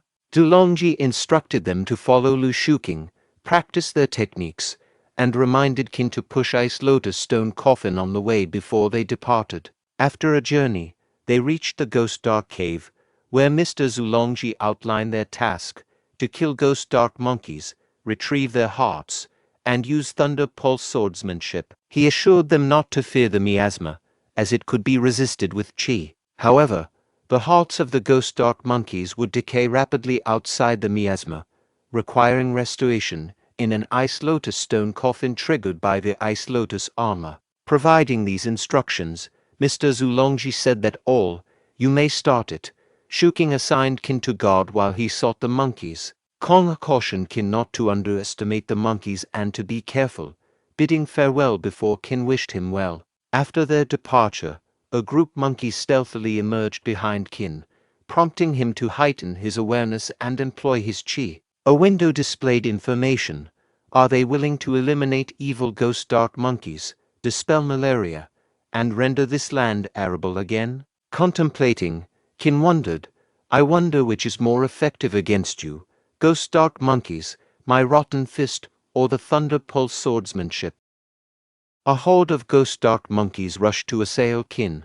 Facing them with a smile, Qin employed his rotten fist technique, successfully dispatching one of the creatures. A system window appeared, declaring, "You killed a Ghost Dark monkey, benefiting people in this place. You're rewarded with 1 potential point. Another pop-up announced, you killed ghost dark monkeys, benefiting people in this place. You're rewarded with 2 potential points. Later, turning towards the dead bodies of dark monkeys, Qin reflected, I defeated them too forcefully, damaging their bodies. Only 3 hearts remain intact. I need to exercise more caution next time. Subsequently, a system window presented the information. A pure lotus flower appears in the miasma-filled cave. Would you like to go and take a look? Intrigued, Qin approached the pure lotus flower, observing, it's a lotus flower. It looks more like a bamboo shoot. The system window inquired, are you willing to inject qi into the pure lotus flower to purify miasma and drive away ghost dark monkeys? As Qin neared the lotus, additional ghost dark monkeys emerged. Attempting to fend them off with his rotten fist, Qin found that this time, the monkeys adeptly evaded his attacks. He muttered, what's happening? They've become faster. No, it's the dense miasma slowing me down. Suddenly, a monkey landed a successful attack, injuring Qin. Frustrated, he exclaimed, damn monkeys. I better retreat. I'll examine the lotus flower more closely next time. Meanwhile, in another section of the cave, Kong found himself encircled by agile and cunning ghost dark monkeys, contemplating, will this be the end for me? I wonder how Qin is managing with only the defense of his ace lotus armor. Suddenly, a rumbling noise echoed from behind Kong. Turning around, he witnessed Qin sprinting toward him. Wondering about what lay behind Qin, Kong thought, what has he done? Qin urgently instructed Kong, run. I stirred up those monkeys. Run. Shocked, Kong inquired, how did you manage that? Later, Kong complimented Qin, saying, impressive. You caught up using just your qi. Qin responded, you have excellent lightness skills, Kong. Unfortunately, Kong admitted running out of qi but acquiring only 1 ghost dark monkey's heart. A window appeared, indicating that Mr. Gu obtained only 1 heart due to poor performance and offered Qin a low price to buy the hearts. Reflecting, Qin thought, this notification arrived at the perfect moment. I was pondering how to handle these ghost dark monkey hearts. Qin then confided in Kong, saying, I have a secret. Can you keep it? Kong speculated, is it about your ice lotus armor nearing perfection? I saw through it, and I believe Lu Shuking noticed too. Qin clarified, no. Watch this. Kong inquired, what? Qin revealed, let's make a deal. Name a price for these 3 hearts. Kong proposed, 100 taels of silver per heart. I'll give you 300 taels, and I'll claim credit for extracting these hearts. Qin agreed, deal, provide me with 300 taels, and I'll swear I didn't kill any ghost dark monkeys. A window displayed information, acknowledging that Qin had improved the performance of this wealthy individual, earning him 5 potential points. Kong expressed gratitude. You've been a great help, Qin Jinyang. Qin nonchalantly replied, it's okay, and both burst into laughter. Later on, Mr. Zulongji announced, time is up. How many hearts did you acquire? This is the first mission for Star Hall disciples. For each heart, you can practice for 2 hours in the owner's secret room, and so on. The one with the most hearts receives an extra reward from the owner of Helan Grange, a clear spirit peel. Shuking aimed to secure the clear spirit peel, having learned the Thunder Pulse swordsmanship from Mr. Zulongji before joining Star Hall. Feng Hong and Yeong admitted to getting nothing, while Shuking proudly declared, Sir, I obtained 2, Mr. Zulongji firmly declared that Kai Feng Hong and Bai Yeon were forbidden from sleeping that night, instructing them to engage in sword fighting practice under Lu Shuking's guidance. Shuking turned to Kong, questioning the number of hearts he had secured. Kong, addressing Zulongji, revealed he had obtained 4 hearts, leaving Shuking astonished. Privately, Kong credited his success to Qin Jinyang. Meanwhile, Shuking pondered if the Gu family possessed techniques surpassing Thunder Pulse swordsmanship and accused Kong of employing questionable tactics. In response, Kong advised Shuking to practice more and refrain from baseless accusations. Mr. Zulongji intervened, silencing both and promising to address the matter later. Later that night, in the Qin quarter, Qin reflected on the moment when Kong had given him 400 taels of silver, 300 for monkey hearts and an additional 100 as gratitude for obtaining the clear spirit peel. Qin expressed his thanks to Kong, acknowledging his generosity. Suddenly, Qin heard approaching footsteps. Turning to inquire who was there, an agile elderly person emerged, attempting to strike Qin, but the ice lotus armor blocked the attack. The old man praised Qin's near-perfect ice lotus armor. Meanwhile, Qin used dirt field technique with hypnotizing powder, and the old man criticized Qin. As a martial artist, you'd better not rely on such a small trick. Utilizing the light step technique, the old man swiftly positioned himself behind Qin, lauding his physique and recognizing his potential to become a skilled martial artist. Finally, the old man inquired about the level of Qin Jinyang's Great River technique. Some time later, perched on Qin, the elderly man identified himself as Mr. Wu Shenxi and burst into laughter. He remarked, "Impressive. You're a young martial artist who hasn't attained rank 1. Yet your Great River technique has already achieved perfection." Qin responded anxiously, "Mr. Wu, I shouldn't have secretly learned the Great River technique. Please don't destroy my foundation." Mr. Wu reassured him, "I won't. My sole purpose in life is to pass down the Great River technique." Qin replied, "Pass down the Great River technique." Adopting a respectful tone and bowing to Mr. Wu, Qin uttered, "Master, greetings, Master." Mr. Wu chuckled and said, "Clever boy. No need for arduous tasks in Star Hall. Come to Haosheng Hall." Qin explained, "I have some personal matters to attend to, so I can't go to Haosheng Hall now. Please forgive me, Master. Once I handle these matters, I'll promptly go to Haosheng Hall." Mr. Wu agreed, "All right. I'll teach you a martial arts technique to assist you. What would you like to learn?" Qin replied, "I want to master leap onto roofs and vault over walls. Do you have a technique for that?" Mr. Wu expressed surprise. "I didn't expect you to choose the lightness skill. Aren't youngsters like you more inclined towards combat skills?" Qin explained, "Master, I've considered it. The lightness skill is most beneficial for me at the moment." Mr. Wu concurred. "Very well. Follow me." Qin gratefully said, "Thank you, Master." Later, outside the villa, Mr. Wu turned to Qin and instructed, "Qin, observe closely. Follow the direction and go with the whirlwind. Qin Jinyang, engrave that formula in your memory and circulate chi beneath your feet. Come on, boy, keep pace with me." A window displayed information. The lightness skill, Blackfeet, has been discovered. Do you want to spend 20 potential points to unlock Blackfeet? You've unlocked Blackfeet, reaching near perfection directly. Excitedly, Qin exclaimed, "Master, I'm coming, Mr. Wu responded with approval, thinking to himself, he's indeed a once-in-a-century genius.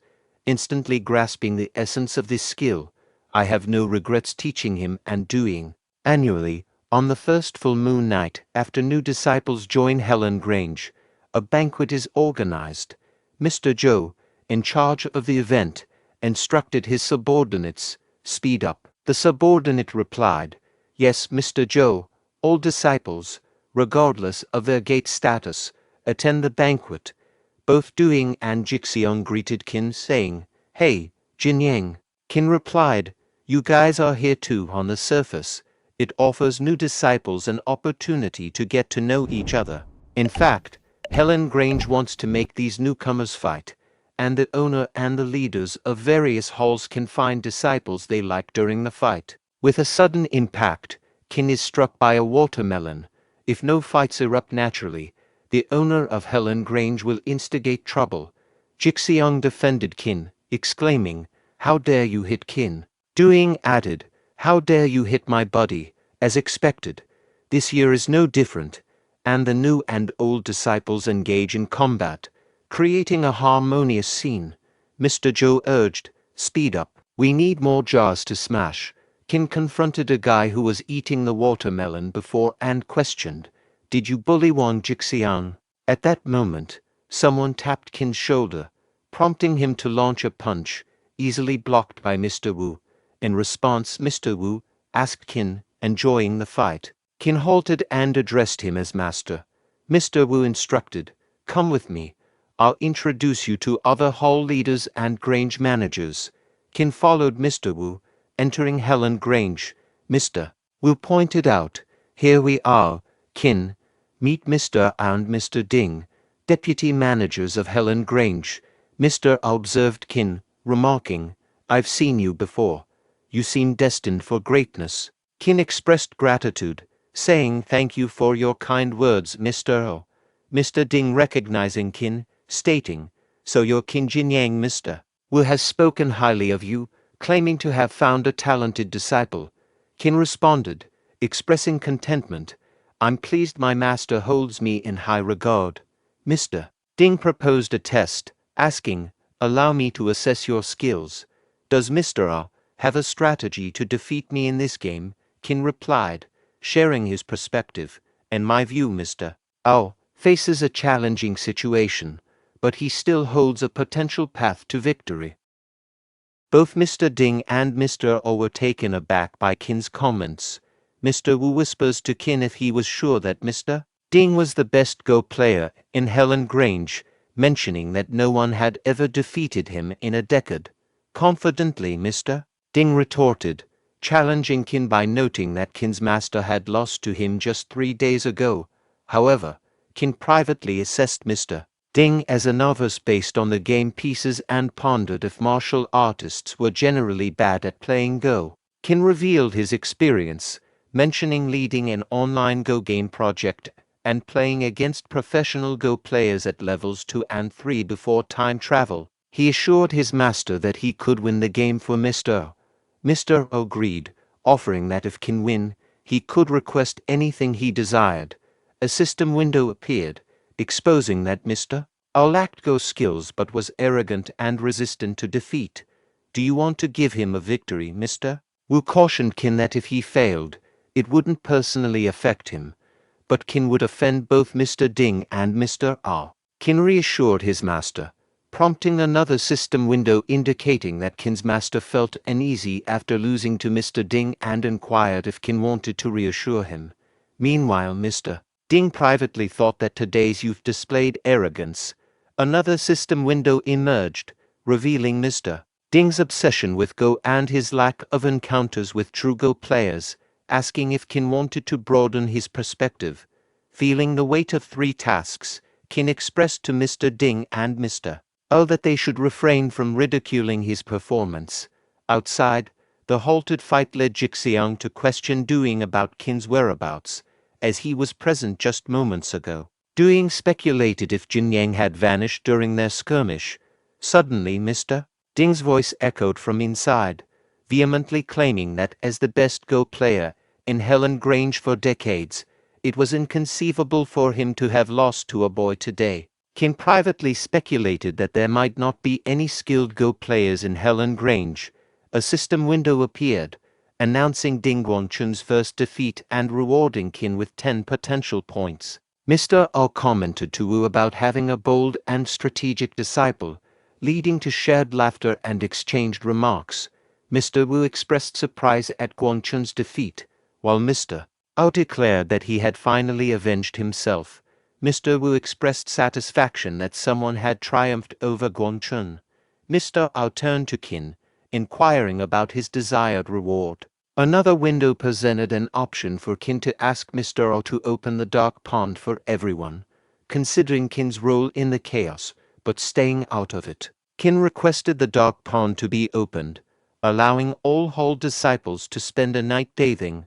Qin considered that staying in the dark pond could condense qi and refine one's root bone, wondering if he could confirm it that day. Doing excitedly conveyed Qin's wish, sparking enthusiasm among the disciples. Mr. O agreed, instructing the medical hall to prepare for the dark pond's opening in 4 hours.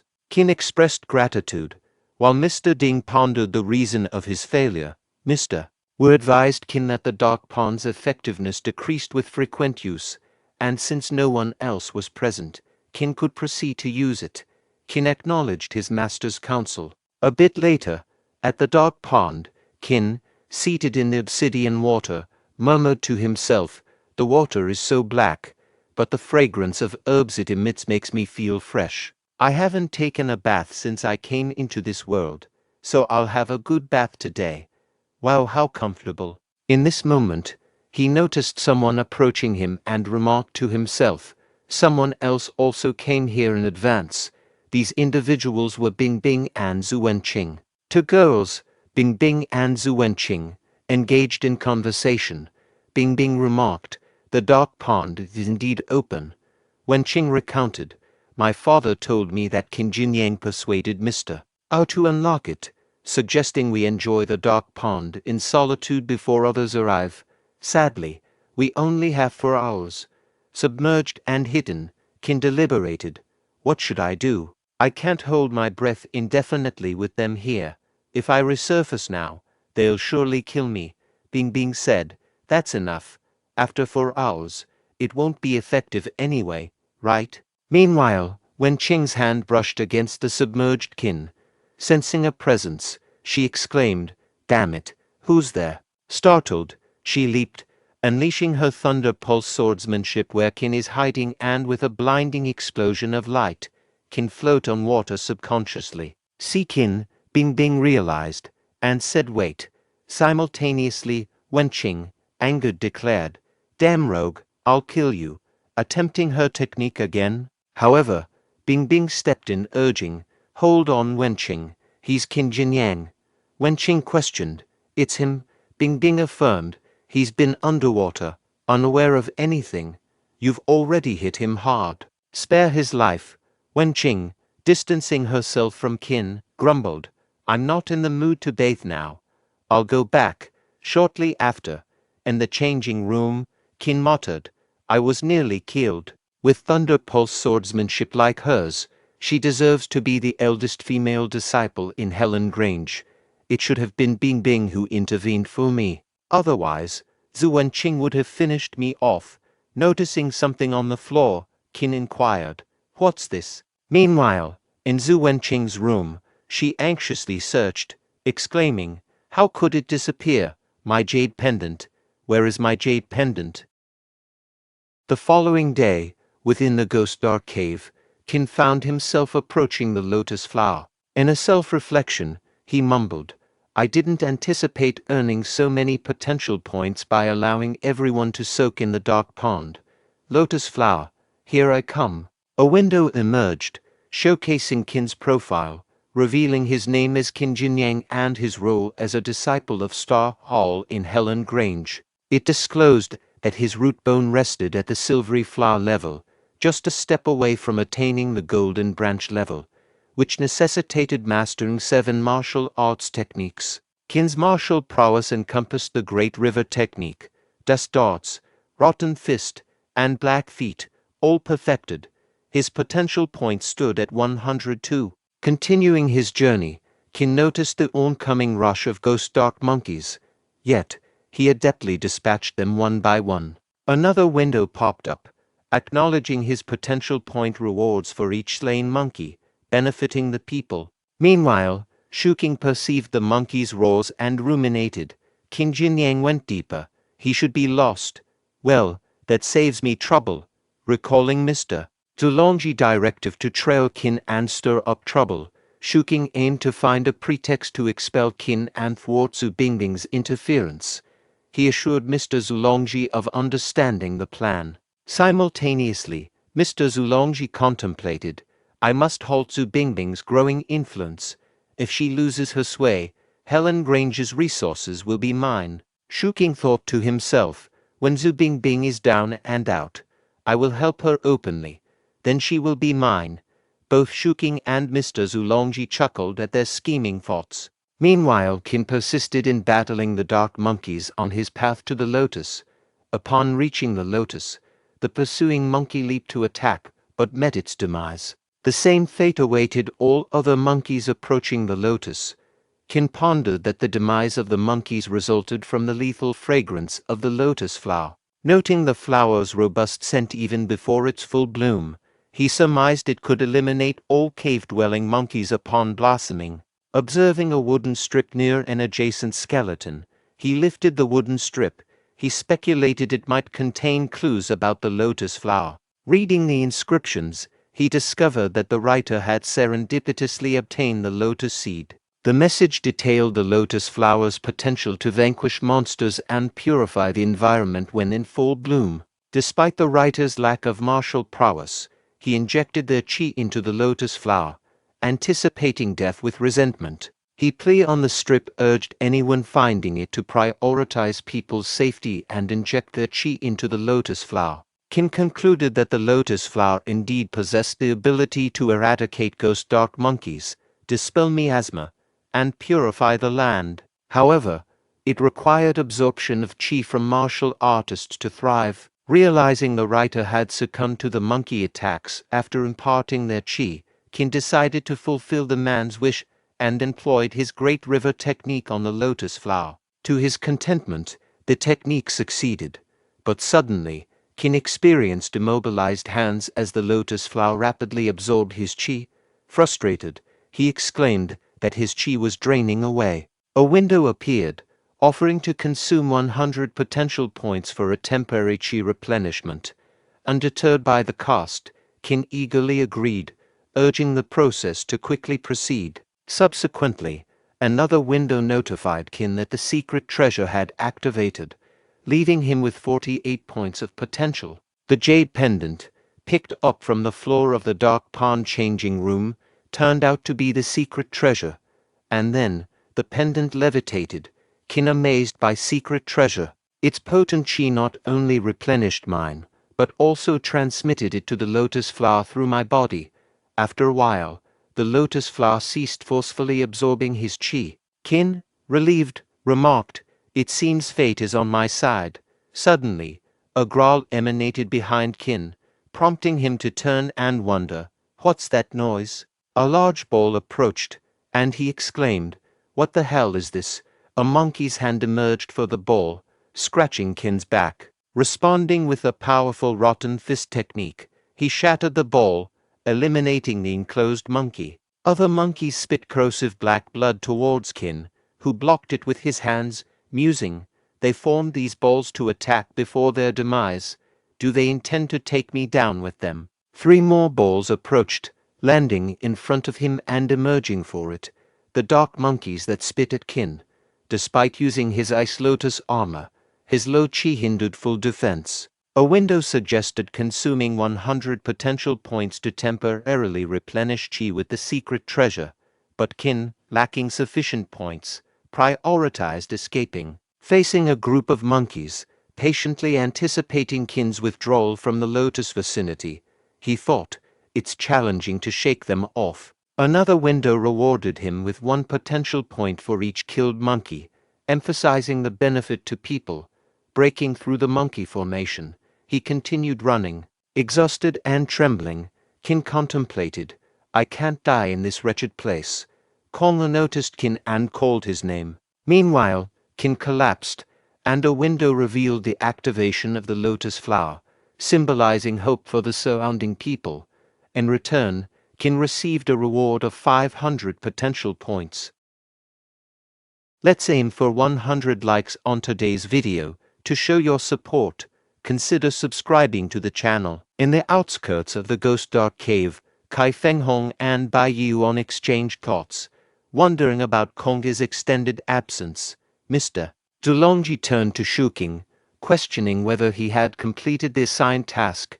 Shuking, confirming through his eye gestures, giving a follow-up inquiry about everything being in order. Meanwhile, Hong emerged from the cave, supporting the injured Qin, prompting Yuan to express concern. Mr. Zulongji commanded a halt, and Kong informed him of finding Qin. Qin explained his injuries from a monkey attack and apologized to Mr. Zulongji, who remained silent. Qin reiterated his plea, receiving no response. Shuking scolded Qin, expressing disbelief at his audacity to seek forgiveness. Kong questioned Shuking's reproach, as Mr. Zulongji hadn't spoken. Qin assured Kong it was fine. Mr. Zulongji reprimanded Qin, ordering him to the penalty hall for 200 stick beatings, warning of expulsion for a recurrence. Kong interjected, citing Qin's injuries and suggesting a delay in punishment. Shuking dismissed Kong, asserting his lack of authority. Mr. Zulongji outlined Qin's punishment, and Qin, understanding, declared he'd leave Star Hall as Mr. Zulongji desired, tossing his Star Hall medal. Kong caught it, expressing disappointment and declaring his departure. Watching them go, Shuking labeled them as idiots. Mr. Zulongji instructed Shuking, inform Mr. Shi and Mr. Zheng to prepare gifts. There are available seats in Star Hall. Shuking acknowledged, yes, sir. 2 days later, Duing inquired of Qin, how are you feeling now? Qin expressed gratitude to Duing and Mr. Wu. Thank you for your concern, master. I'm almost fully recovered. Mr. Wu questioned Qin, Haoxing Hall is your home. Tell me, what are your future plans? Qin replied to Mr. Wu, master, I'll break through to rank 1 tomorrow. Duing asked Qin, has your chi reached rank 1? Qin informed Duing, actually, it reached rank 1 a long time ago. The reason for not making a breakthrough was the sensitivity of ghost dark monkeys to martial artists' chi. Now that the issue is resolved, I don't need to worry. Duing expressed concern, I think it's inappropriate. You just recovered. Making a breakthrough directly may not be wise. Mr. Wu assured Duing, I am well aware of Qin's condition. There's no problem. Mr. Wu advised Qin, I need to warn you, breaking through is crucial for martial artists. Being too eager for quick success and instant benefits is not advisable. Qin assured, don't worry, master. I won't attempt anything uncertain. In his thoughts, Qin strategized, dust darts, ice lotus armor, and rotten fist can control chi. I'll use these 3 techniques simultaneously, significantly increasing the success rate. Mr. Wu informed Qin, okay, in that case, I will personally set up a formation to assist your breakthrough tomorrow. Duing pledged to Qin, I will be there to support you tomorrow. Surprised, Qin asked Mr. Wu, you can help me with that. Mr. Wu explained, tomorrow, he'll establish the Qi blood gathering formation. The one breaking through will sit in the center, others seated in 8 directions. Duing will apply pressure with his Qi and blood to resonate with your Danshan, solidifying your Qi and enhancing the breakthrough success rate. Acknowledging, Qin said, thank you, Master and Duing. Fellow disciples offered, we're here for you. We'll support you through your difficulties. Grateful, Qin responded, thank you, guys. Mr. Wu cautioned, stay out of it.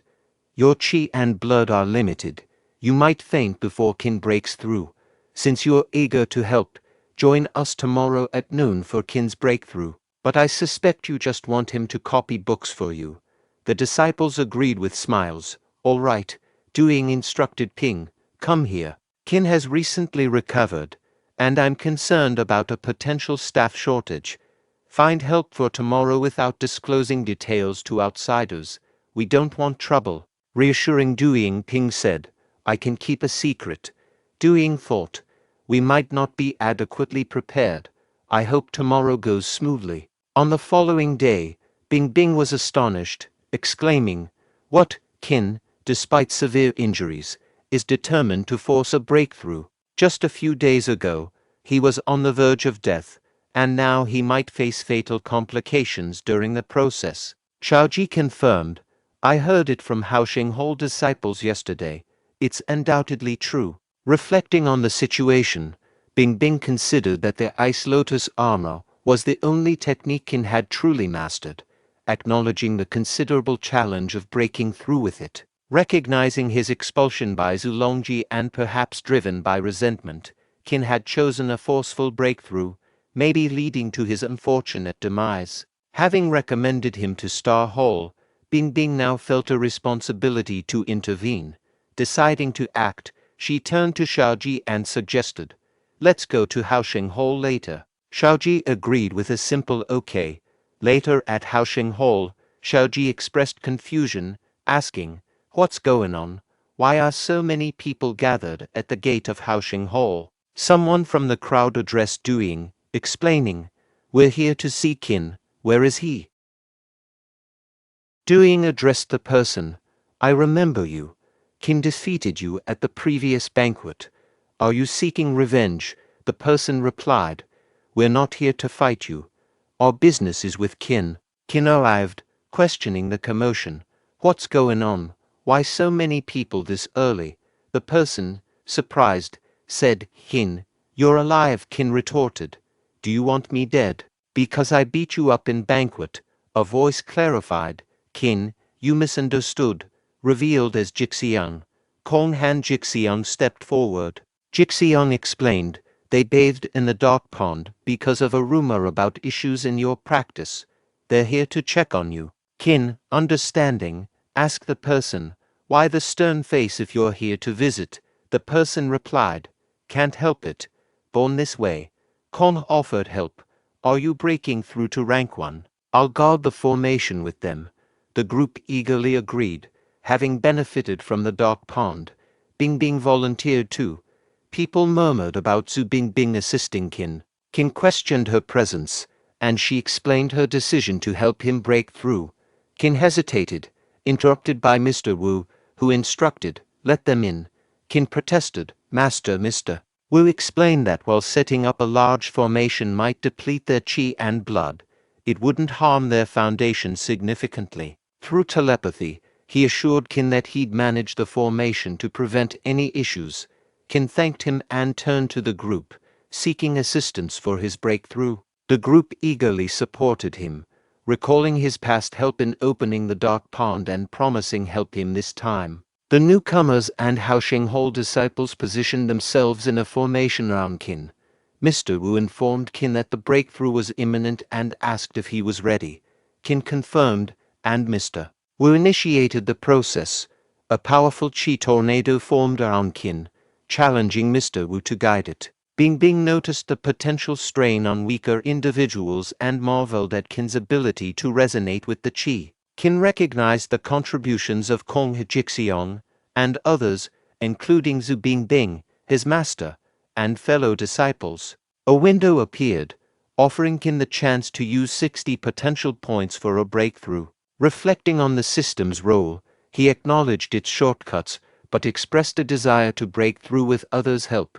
He then addressed his master, Mr. Wu directed Qin, "Take it," with a mental note praising, "Good boy, the big formation has only been active for half a circle." Qin harnessed qi, conjuring a roaring dragon that vanished with a powerful explosion. Emerging from the smoke, Qin struck a triumphant pose, signaling a successful breakthrough. A window appeared, announcing, "You've reached rank 1. Fellow disciples, astonished, whispered about the quick success, contrasting it with their prolonged efforts. Celebrating Qin's breakthrough, Jixiang embraced him and handed over a golden paper. Intrigued, Qin inquired, "What's this?" Jixiang explained, "You introduced a servant disciple to me. His sister, Zhou Shaohua, is marrying the owner of a restaurant in Yonfang town. The wedding is in 3 days." Excited, Qin exclaimed, "Zhou Shaosu's sister. I'll happily attend that joyful occasion." Meanwhile, Zhang assured Madam, "Everything is going smoothly," harboring dark thoughts about Helan Grange members. Madam praised Zhang for his massage skills, unaware of his ominous contemplation. Meanwhile, Doing remarked to Qin, "Buddy, you broke through so quickly. Any special skills? Spill the details." Qin explained, "Just luck. Condensed the qi into a big bell, collided it with external qi, and it happened." Doing, reflecting on his own experience, thought, "Easy for you to say. I barely broke through with depleted qi and suffered soreness for 3 days." Doing complimented Qin, saying, "Impressive, buddy." Mr. Wu advised Doing to practice, warning of Qin's potential to surpass him in few days. Doing claimed Qin's exceptional talent as the reason. Mr. Wu urged him to focus on practicing instead of chatting. Qin, feeling content after 3 years, considered it a homecoming. A system window suggested Qin treat everyone to a dark pond bath. Qin enthusiastically announced his decision to the group, and Duing gladly accepted. Leading the way, Xiaoji congratulated Qin, surprising him. Qin suggested Xiaoji join Bingbing at the dark pond, to which Xiaoji jokingly warned about potential beatings. Qin requested Xiaoji to put in a good word with Bingbing, who gifted Qin a blade technique. Qin expressed gratitude, and Xiaoji revealed that Bingbing had carefully selected the technique known for its deadly effectiveness against higher-ranked opponents. Expressing gratitude, Qin thanked Bingbing, who then turned to Xiaoji, suggesting they leave. Xiaoji agreed, and before departing, Bingbing cautioned Qin about the boiling demon blade's potential to induce impulsivity and bloodthirstiness. She advised him to use the Great River technique and Ice Lotus armor flexibly during practice. Qin assured her, saying, "I'll meet your expectations." The next morning, a window indicated the completion of identification, revealing that learning the boiling demon blade consumed 20 potential points and had a 20% chance of inducing madness with each upgrade. Qin, surprised, thought about, "It consumes potential points. I'll reach the beginner's level first. What the hell? This scene seems different from before." As the technique made contact, it attacked his mind, revealing past moments of his anger and despair. Qin recalled Bingbing's advice to use the Great River technique and Ice Lotus armor, and he successfully fought off the demon trying to control his mind, and another window informed him that his boiling demon blade had reached the beginner's level. Qin thought to himself, "Fortunately, it reached the beginner's level, but it may be hard to upgrade it in the future. Why do I feel so sleepy?" After a brief interval, Qin opened his eyes and was surprised to find Erhu standing before him. He inquired, "Erhu, when did you arrive?" Erhu replied, "This secret book belonged to Mr. Feng Duing, but Mr. Wu has said it is yours now." Qin exclaimed, "We haven't seen each other for a long time. Shall we have a drink?" Erhu declined, saying, "No, Mr. Feng asked me to do other things. I'll go back first." Qin wondered to himself, what's wrong with Erhu? Is he worried about anything? A window popped up, displaying information. It stated that some martial arts techniques could be integrated. The window then asked if the person wanted to consume 80 potential points in order to integrate these techniques and practice the new technique to reach the beginner's level. Qin inquired, "Can martial arts techniques be integrated?" A notification window appeared, presenting information. The message indicated that the Tiger Collapsing Blade and Boiling Demon Blade originated from the same source. It inquired whether Qin wished to invest 80 potential points to amalgamate these two martial arts techniques and acquire the new technique at a novice level. Qin contemplated, doubting the efficacy of the Tiger Collapsing Blade. He perceived it as a mundane, low-tier blade technique that might subject him to ridicule in combat. Conversely, the Boiling Demon Blade, while potent, lacked versatility. Considering the potential for acquiring something novel through their combination, Qin opted to experiment and give it a shot.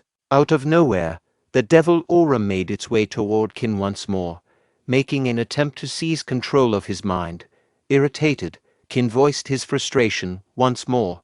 "I'm tired of this." Another system window materialized, presenting an option to utilize two potential points to introduce a progress bar for the cutscenes and manipulate the progress at will. Appreciative of this choice, Qin directed the system, "Thank you, fast forward." In a brief span, Qin came to the realization that spending 80 potential points resulted in what appeared to be an underwhelming outcome. He commented, "I invested 80 potential points, and this is the extent of it. It resembles more of an acrobatic move. Upon closer examination, isn't it still essentially the Tiger Collapsing Blade?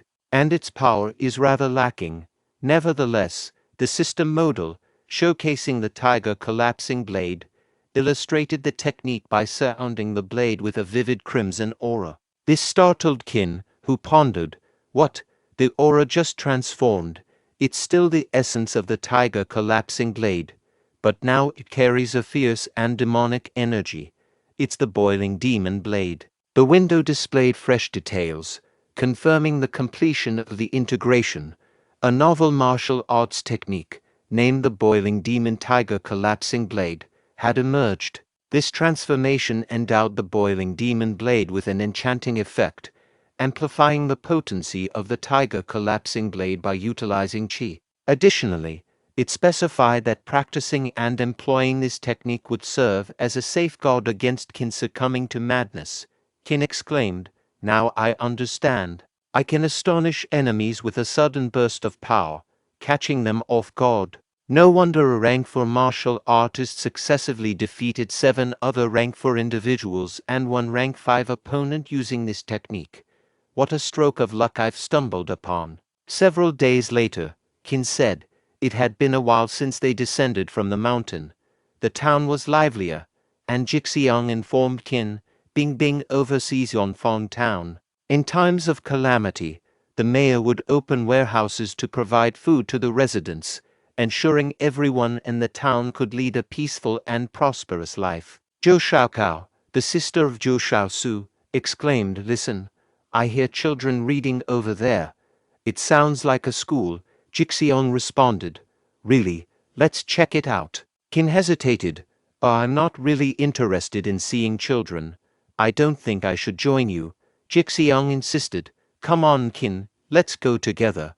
Qin reluctantly agreed, "Fine, don't drag me. We'll just take a quick look. We won't go inside." After a short while, at the school, Qin penned a poem he had come across on Earth. The teacher commended him, saying, "Mr. Qin, you're truly gifted in writing. Crafting a poem comes so effortlessly to you. Your future holds great promise." Qin humbly responded, "You're an excellent teacher, sir." The teacher added, "In today's world, martial arts often take precedence over literature, but you're dedicated to sharing knowledge and educating others.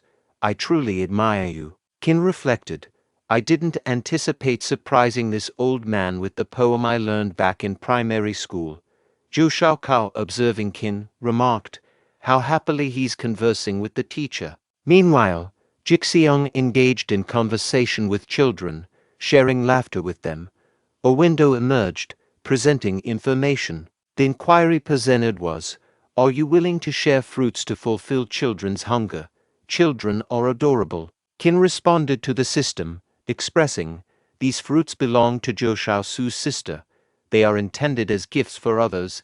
How can I casually give them to these kids?" The teacher reprimanded the children, deeming them loud and impolite, directing their attention to Mr. Qin, who excelled in both martial arts and literature. The teacher recommended they take him as a role model. Qin internally lamented, "Oh, come on, sir, don't put me on the spot." As the children pivoted to gaze at Qin, a shiver ran down his spine. A child queried Qin about his proficiency in martial arts and whether he could impart lightness skills. Another mentioned having heard about a potent technique called the close fist and inquired if Qin could demonstrate it. A third child admired Qin's saber and proposed swapping their wooden saber for it. Qin asked, "Are all of you interested in learning martial arts? Do you aspire to become heroes and champion justice?" A child replied, expressing that by mastering martial arts, they could clear the fallen tree on the mountain road, which frequently obstructed their teacher's path. The teacher faced difficulty walking, and this skill would be beneficial for him. The second child waved off the idea, asserting that after acquiring lightness skills, they would soar through the sky, carrying their teacher on their back. The third child shared a wish to shield their family and alleviate their teacher's nightly sorrow. Qin directed his question to the teacher, inquiring about the children's lofty ambitions. The teacher disclosed that these youngsters had experienced the loss of their parents at an early age, and he too had suffered the tragic loss of his wife and children due to bandit attacks. Witnessing the children evoked memories of his own family, prompting him to adopt them, relocate to the town, and establish a school to afford them a better life. Qin addressed the children, saying, "I have some fruits. You can enjoy them at your own pace." Then, he turned to teacher Qin and asked, "Sir, can I speak with you?" The teacher responded, "Certainly. What's on your mind?" The information window displayed a message, stating, "Children are like flowers. the future of the world. Thank you for contributing 100 taels of silver to support them, Qin remarked to the system. You don't need to remind me of that. Following that, Qin spoke to the teacher, expressing, Sir, establishing a school in the town must be challenging. Here's some money. Use it to purchase fruits for the children and acquire books and teaching materials. The teacher responded, Mr. Qin, I can't accept this. Qin implored, Sir, please don't decline. It's all for the children. After some persuasion, the teacher relented, saying, Well, thank you very much, Mr. Qin. Qin replied, Like I mentioned, there's no need for such formality. Bing Bing, observing from hiding spot, felt elated witnessing Qin's generosity. Jixiang informed Qin, saying, I was thinking we could visit the mayor tonight. Qin inquired, Were we invited by the mayor? Jixiang clarified, Initially, it was just Bing Bing who received the invitation. However, upon discovering that we are also disciples of Helan Grange, the mayor extended the invitation to all of us. In that moment, none of them detected an impending crisis. With a victorious tone, Zhang declared, Excellent, they're all unconscious. Yanfang town belongs to us now. The woman instructed, Bind them. We'll receive rewards once Miss Yin arrives. Zhang, filled with anger, directed his words at Qin Jinyang. If it weren't for you, I would be collaborating with Mr. Wang and enjoying a prosperous life. I don't care about rewards. I just want to see you torn apart. 10 minutes ago, the mayor declared, Tomorrow marks the wedding of my nephew and Miss Zhou. I appreciate everyone's presence in Yanfang town. My wife is preparing refreshments. It's because of all of you that Yanfang town enjoys such peace. Qin modestly responded, I'm honored. Internally thrilled, Qin exclaimed, Descending the mountain is fantastic. What a delightful meal awaits. System window abruptly appeared, conveying the message. The wine seems to be tampered with. Do you wish to leave it as is to draw out the mastermind behind the scenes? Qin observed with mild surprise as Jixiang took a sip of the wine, thinking, Bing Bing avoided it. She must have detected something amiss. Impressive, Bing Bing. The mayor applauded. Well done, Miss Du. Concerned for Bing Bing. Qin noticed a detail. Hold on. Bing Bing used qi to freeze the wine. She's improvising too. The mayor drank it. Is he unaware? I'll feign unconsciousness and discover who drugged us. The current moment, Qin saluted Zhang, saying, It's been a while, my friend. Zhang, in disbelief, questioned, How are you unharmed? Bing Bing reassured him. We're all unscathed. Zhang directed his attention to Qin and exclaimed, So, you're not affected by the poison? Qin, with confidence, responded, I executed this maneuver well before you did. Zhang, with anger, shouted, Qin Jinyang, you scoundrel, you've shattered my future, you caused Changlan's death, and you show no remorse. Qin, incensed, declared, Don't you dare bring up Changlan. He lunged at Zhang, poised for an assault. Zhang pleaded, Someone, help. Just as Qin was about to deliver a blow, an intervening bandit intercepted the blade, causing Zhang to accidentally drop a purse. Observing the purse, Qin was surprised and inquired, Zhang, where did you acquire this purse? Zhang laughed and answered, My leader rewarded me with it. Qin refuted, Ridiculous. I contributed this for the school in the town. The intervening bandit added, School. Ah, that rings a bell. Our leader has developed a peculiar technique that involves using children's blood for enhancement.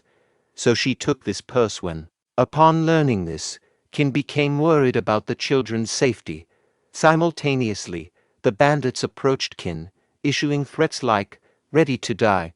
Bing Bing intervened, using his sword skill to repel the advancing bandit, sending him flying backward.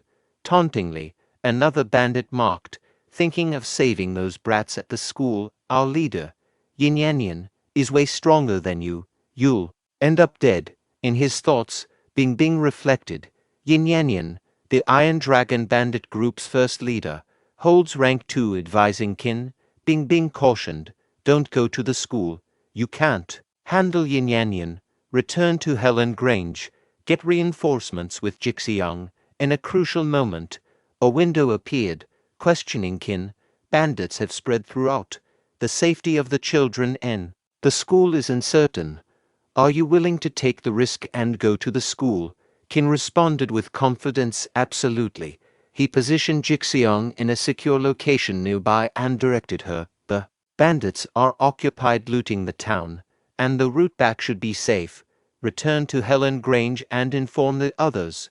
I have another task at hand. Jixiang nodded and warned Qin. Understood. Take care. Upon Qin's departure, Zhang approached Jixiang, questioning if she had the luxury to concern themselves with others. Meanwhile, at the school, Jinyanyan delivered a powerful punch to the teacher, causing him to spit blood and kneel on the ground. With a sinister tone, Jinyanyan inquired about the next victim.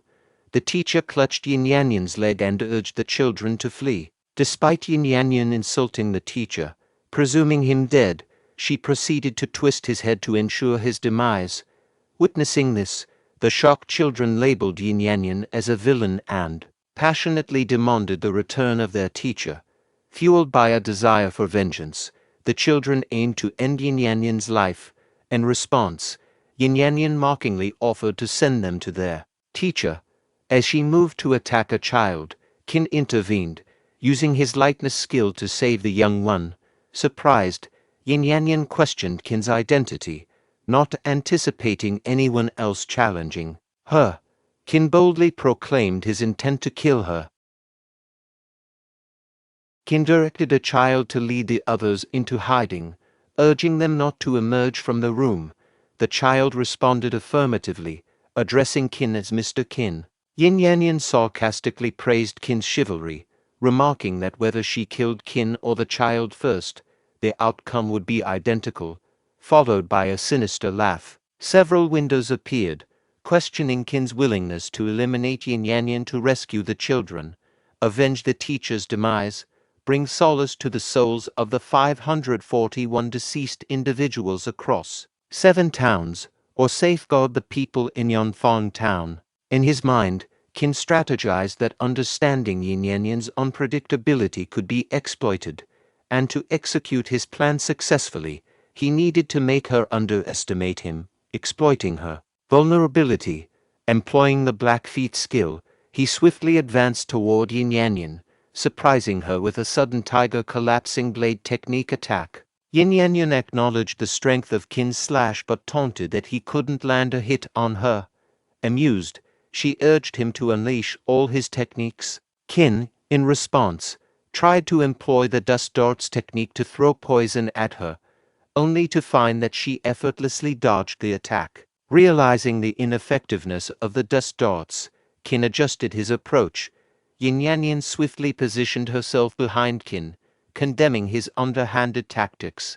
Qin countered by activating the Ice Lotus armor skill, mitigating the impact of Jinyanyan's assault. Impressed by Qin's martial arts proficiency, Jinyanyan cautioned him against overestimating his capabilities. Qin, unimpressed, urged her to skip the warnings and get straight to the point. Capitalizing on Jinyanyan's momentary lapse in defense, Qin seized the chance to execute the tiger collapsing blade technique, landing a successful strike. In his thoughts, Qin emphasized, "You made a mistake underestimating the tiger collapsing blade.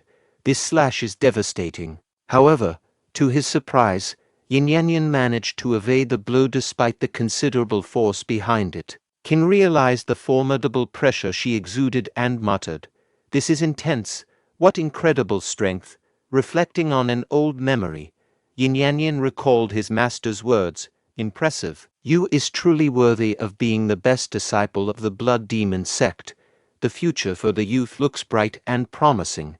His master continued, "Good girl. Only you can achieve the perfection level of Blood Demon kill.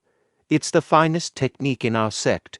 Once mastered, with a blood supply, we become unmatched. However, it's just..." Jinyanyan interjected, addressing his master, "No, master. I will be the strongest. The ultimate strength belongs to me alone." In the current moment, Jinyanyan boldly asserted. I stand as the strongest. Qin wondered. Is she out of her mind? Jinyanyan menacingly warned. Prepare to be torn to shreds, boy. Qin pondered. A demonic skill with enhancements. Winning seems impossible. But wait, enhancements. Jixiang informed Zhong. You lack martial arts skills, so you can't hinder me. Zhong retorted. That was true, but things have changed. I've taken pills from the second and third leaders. Jixiang, after dealing with you, I'll finish off Qin. And consuming one of the pills, Zhong chuckled, remarking, it truly boosts my strength. Jixiang cautioned, before you reach Jinyang, you'll have to get through me first. Zhong laughed and charged towards Jixiang, who was surprised, thinking, how is he so fast? Zhong boasted, even as a formal disciple. What can you do against me? This pill enhances my power 100 times. Jixiang considered. Is this still Zhong? His power is unimaginable. I'm weaker, so speed might be my only advantage. Jixiang declared. It's done. No matter your strength, your speed has its limits. Zhong countered. Jixiang, spare me your lectures. Your superiority complex irks me the most. Rot in hell. Jixiang wondered. He can't feel pain. No, that pill must be causing issues.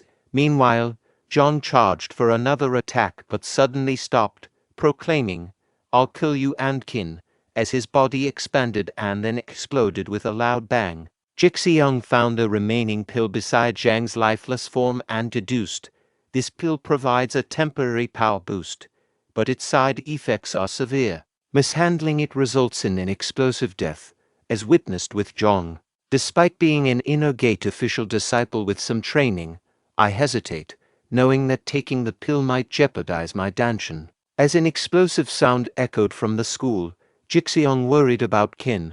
On the other hand, Qin was forcefully struck by Jinyanyan, sending him crashing to the ground. As Jinyanyan advanced with a menacing threat, Qin pondered, this woman, having reached the pinnacle of rank 2, has become deranged. How can I handle this? I'll focus on evading her attacks for now. Out of nowhere, Qin caught a child's voice behind him, and as he turned, he discovered children's hidden in a room behind him. Simultaneously, Jinyanyan unleashed an attack that Qin skillfully blocked.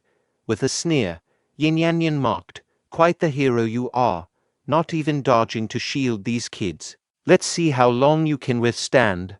I'll cut you in half, extracting every bit of you brain, heart, intestines, and all. Qin retorted to Jinyanyan, your character is as repugnant as your appearance. Outraged, Jinyanyan exclaimed, how dare he? She heightened the force in her strike, escalating the clash between them. Yet, their battle was abruptly halted by Jixiang, who sternly cautioned Jinyanyan, keep your distance from Qin. Qin inquired about Jixiang's unexpected appearance, questioning why she was present. In a mocking tone, Jinyanyan commented, oh, what a lovely girl, ready to sacrifice yourself for him? Is he your sweetheart?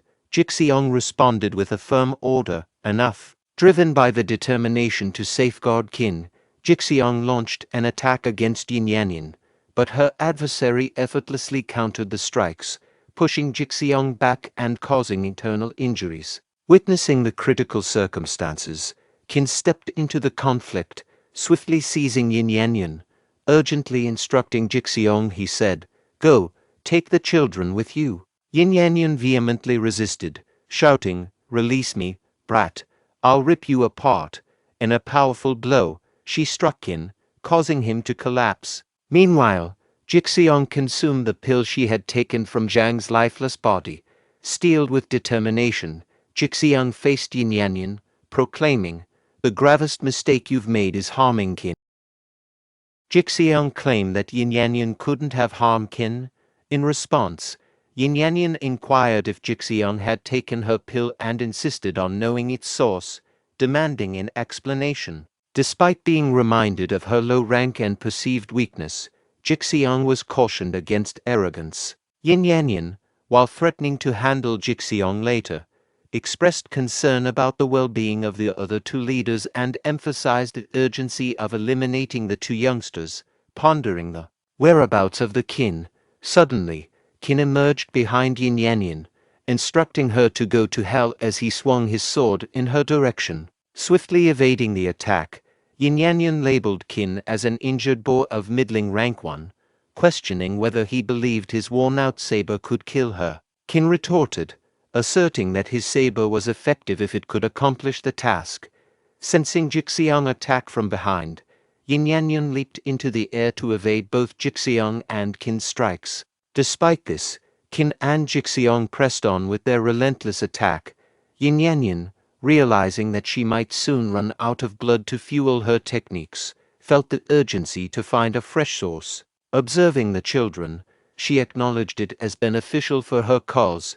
In response, she hurriedly launched an attack on the children, eliciting curses from Qin. Simultaneously, Jixiang positioned herself in front of the children, condemning Yin Yanyan as a deranged and shameless woman for attempting to harm them. Yin Yanyan angrily declared, "You want to go to hell, so I'll savor your blood first." In response, Qin unleashed the boiling demon tiger collapsing blade technique to strike Yin Yanyan from behind. Despite coughing up blood, Yin Yanyan tenaciously held onto Jixiang. Qin ordered, "Release her. If you crave blood, I'll willingly offer mine.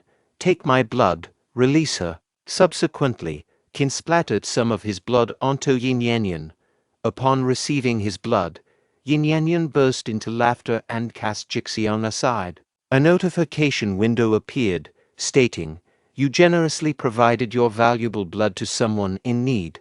You're awarded 20 potential points, bringing your total to 400 potential points. Additionally, a hidden task is activated.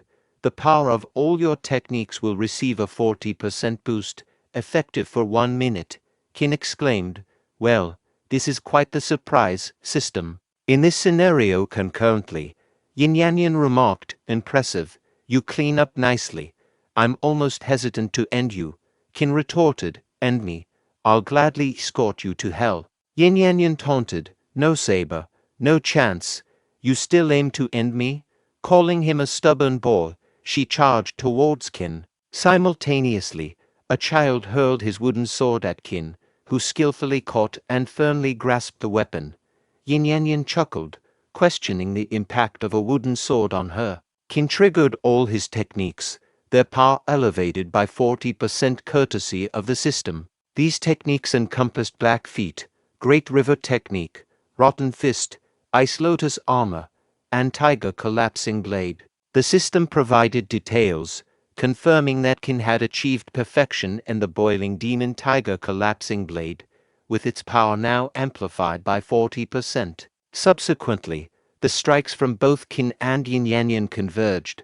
Moments later, Yin Yanyan grinned and inquired if Qin believed he could defeat her with a wooden saber. Qin responded confidently, asserting that indeed he could.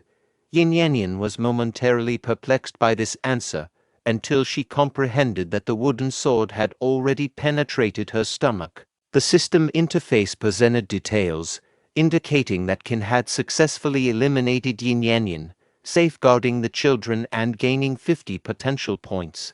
Additionally, Qin had sought vengeance for the teacher's demise, earning him an additional 20 potential points. Moreover, his actions had comforted the souls of 541 deceased individuals across 7 towns, resulting in a reward of 541 potential points. Finally, Qin's heroic act of saving the residents of Yonfang Town had garnered him an impressive 800 potential points. Qin's profile details appeared on the screen, revealing his occupation as a disciple of Haoxing Hall in Helan Grange. Notably, he possessed a silvery flower-level root bone. Proficient in martial arts, he had attained perfection in techniques such as the Great River Technique, Dust Darts, Rotten Fist Blackfeet, and Boiling Demon Tiger Collapsing Blade. His potential was rated at 3 points. Yin Yanyan uttered her last words, regretting that she hadn't taken the situation seriously and finished the job. She also mentioned that Zhao Jiki hadn't informed her about Qin, Upon hearing this, Qin speculated that Zhao Jiki might be the one orchestrating Yin Yanyan's attack on the town. Jixiang stated, "We emerged victorious.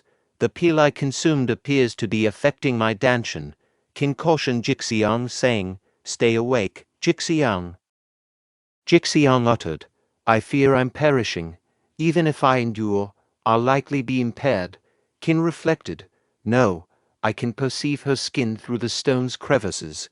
Jixiang isn't entirely petrified." Jixiang disclosed, "I've harbored something to share with you for a while.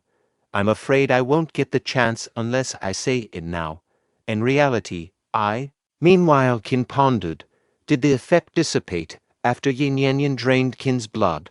The Qin-touching petrification on Jixiang's body caused her petrified stone to crack and shatter. Qin exclaimed, "Jixiang, fantastic. Your danshan is unharmed." Jixiang responded, "Qin, please don't look at me." Qin apologized, "I'm sorry. Put on my clothes first. By the way, let's go assist Bing Bing." Jixiang agreed, "Okay." Bing Bing asserted, "I'll give you a few minutes. Share everything you know." The bandit retorted, "I won't tell you anything." "Don't think you can use us as hostages," Bing Bing declared. "I only need one hostage. If you don't talk, I'll kill you." The bandit defiantly stated, "Kill me? All of you will die when Ms. Yin is here." Qin declared, "Behold, it's Ms. Yin, or at least a part of her." The bandit reacted, "Is that Ms. Yin's saber? What is he carrying?" In response, Qin tossed Yin's head in front of the bandit, stating firmly, "Take a good look." Both bandits exclaimed, "This can't be real." One bandit pleaded, "Ms. Yin, life without you is unbearable." The other bandit lamented, "It's the end. The Iron Dragon bandit group is finished." "We're all finished." Qin confronted the bandits, stating, "Disclose all the information you possess. As bandits, I assume you're familiar with the strategies employed by Penalty Hall in Helan Grange." The bandits exchanged glances. One of them admitted, "I'll spill everything. A few days back, someone approached Mizyin, instructing us to infiltrate the town and eliminate the mayor and Misu. Following that, they planned to seize control of Yanfang town, citing the eradication of bandits. We get the money, and they get the town." The second bandit corroborated, "Indeed, everything he said is true." Qin rebuked the second bandit, saying, "Fool, now that he spilled everything, you're of no use to us." The second bandit pleaded, "Wait, I can reveal the locations of all the Iron Dragon bandit group's treasures." Qin responded, "Fine, take your time." Their conversation was interrupted by Zhao Jiki, a disciple of the Bright Cloud sect, who exclaimed, "Bing Bing, I've heard so much about you. Finally, I meet you. But I never expected to find your lifeless body. I swear to avenge your death and that of the mayor. I'll dismember Yin Yanyan." Zhao was taken aback to see Bing Bing alive and in good health. Qin replied, "Here's Yin Yanyan's head. Cut it into pieces if you can." Zhao exclaimed, "What on earth?" In his thoughts, Zhao considered, Yin Yanyan is dead. Zhao proceeded to crush Yin Yanyan's head and declared, "Yin Yanyan was the leader of the Iron Dragon bandit group. She deserved this fate." Qin commended him, saying, "Well done, my friend. You've eliminated the wicked woman, setting a commendable example for us. I'm Qin Jinyang from Helan Grange. May I have the honor of knowing your name?" In his mind, Zhao questioned, "Qin Jinyang, why haven't I received any information about him? He wields the Iron Dragon saber. Did he defeat Yin Yanyan?" Zhao responded, "I'm Zhao Jiki from Bright Cloud sect. As martial artists, safeguarding the world is our responsibility." Qin pondered, "Zhao Jiki, Yin Yanyan mentioned your name before her death. We've just emerged from a challenging confrontation. Engaging in a fight now could be detrimental. I need to figure out a way to make him leave." Simultaneously, Zhao pondered, based on Qin and Zhu Bingbing's reactions, it seems they're unaware of my intentions. I must eliminate the other two bandit leaders. Speaking aloud, Zhao asserted, "Qin Jinyang, those men with you are from the Iron Dragon bandit group. notorious for their wicked deeds. I should dispatch them now as a deterrent. In his inner thoughts, Zhou desired their demise. Hastily, he charged to behead the bandit leaders, but his assault was intercepted by Qin, resulting in Zhao Jiki being forced backward. Addressing Zhao, Qin remarked, "These individuals are prisoners from Helan Grange. Your eagerness is quite apparent. Are you planning to eliminate them to eradicate any potential witnesses?" Internally, Qin reflected, his impatience is striking. I've seen many films featuring ruthless killers, and he fits the bill. Zhao contemplated, remarkable saber skills. His technique is precise and rapid, on par with Yin Yanyan. Moreover, Zhu Bingbing is present. A confrontation could lead to his defeat. Zhou responded, "What nonsense are you spouting? I've always detested evildoers, and his inclination to eliminate them is merely due to that. He have no intention of getting rid of witnesses." Qin acknowledged, "That's reassuring." He was concerned that someone might conspire with the bandits, utilizing them to eliminate us, then seize control of Helan Grange under the guise of eradicating banditry. Zhao asserted, "Bright Cloud sect has a renowned and honorable reputation. We would never collaborate with bandits." Internally, Zhao acknowledged, "He's correct on every count." Qin stated, "Given that, it's an internal affair of Helan Grange. Kindly return to your own domain, my friend." Zhao responded, "Farewell, Qin. Until we meet again." Zhao privately contemplated, "Never mind. Now that the Iron Dragon bandit group is eradicated, he'll help himself to their treasures. He won't leave empty-handed." Qin reflected, "Finally, they've departed. He can't endure any longer if they linger here." Owing to prior severe injuries, Qin collapsed onto the ground. Zhao's attendant disclosed the whereabouts of the Iron Dragon bandits' hideout. Entering the bandit hideout, Zhao expressed disbelief, exclaiming, "What, empty? How is it empty?" A window displayed information. "You selflessly distributed the acquired wealth of the Iron Dragon bandit group to those in need, earning you 1 potential point. You generously shared the ill-gotten gains of the Iron Dragon bandit group, earning you 2 potential points." Various notifications displayed information, expressing gratitude for his benevolence. Qin received 5 potential points as a reward. Someone shared that a masked individual had distributed money to households the previous night, while another person confessed ignorance about the benefactor's identity. Qin chuckled to himself, thinking, "Keep praising me." Yet, his contemplation was cut short by an elderly man who accidentally dropped his bowl while rushing. The bowl plunged into the water, prompting the old man to seek advice on salvaging it. Qin surmised the bowl's significance to the elderly gentleman and, feeling benevolent that day, decided to assist him. Fishing the bowl out, Qin observed its foul odor and harbored concerns about its usability. Qin presented the salvaged bowl to the elderly man, advising him to take good care of it. However, before he could complete his sentence, the old man inadvertently dropped the bowl into the water once again. Annoyed, Qin instructed the old man to wait for him, as he intended to retrieve the bowl and ensure it found its way back into the elderly man's hands. Despite Qin's offer to help, the old man insisted on retrieving the bowl himself, expressing concern that Qin's clothes might get dirty. He exclaimed, "Let me do it. How about letting me do it?" Flustered, Qin responded, "No, it's okay," but internally thought, "You said so. But you're just standing still, old man." Qin approached the elderly man, handing him the bowl. However, before Qin could say anything to old man, he tossed the bowl into the water for a 3rd time. Perplexed by the old man's actions, Qin pondered, "What is this old man playing at? I should see what he wants." Qin directly addressed the elderly man, questioning, "Are you tricking me for fun?" However, their exchange was abruptly halted as someone announced, "The butler of Prince Kang's mansion is here." The butler greeted the doctor and conveyed, "I have prepared a carriage. Please come with us to Prince Kang's mansion to treat the princess." Surprised by the revelation, the elderly man was taken aback and inquired, "Me, a doctor? Are you mistaking me for someone else? The butler responded sternly, Don't waste time. If you delay the princess's treatment, Prince Kang will kill you. It's crucial. Please come with us, sir. Qin too was astonished to discover that the old man was indeed a doctor. The elderly man made a request. My bowl fell into the river. Could you please pick it up? The butler directed his servant. Do as he says. Go pick it up.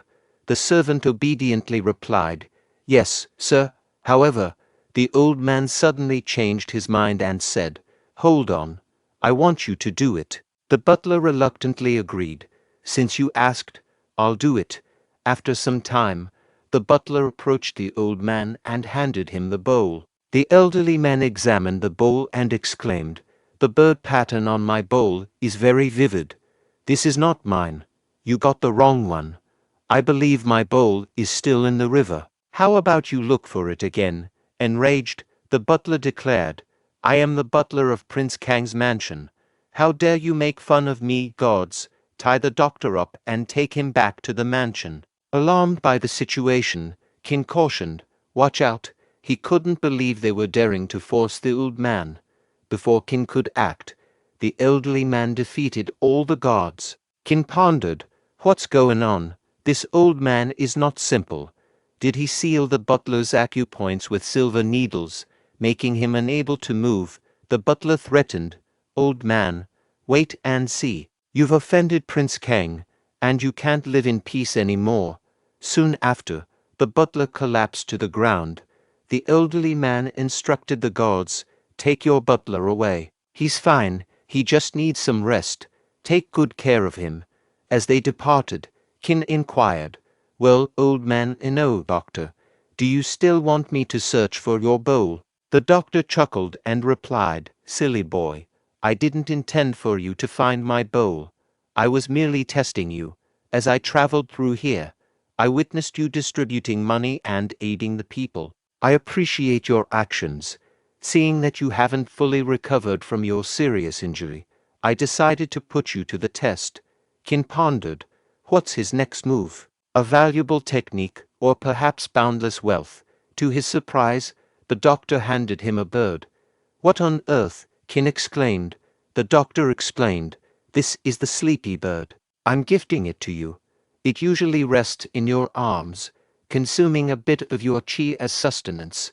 It can come in handy during crucial moments. Expressing gratitude, Qin responded, Appreciate it. The doctor chuckled. Until next time.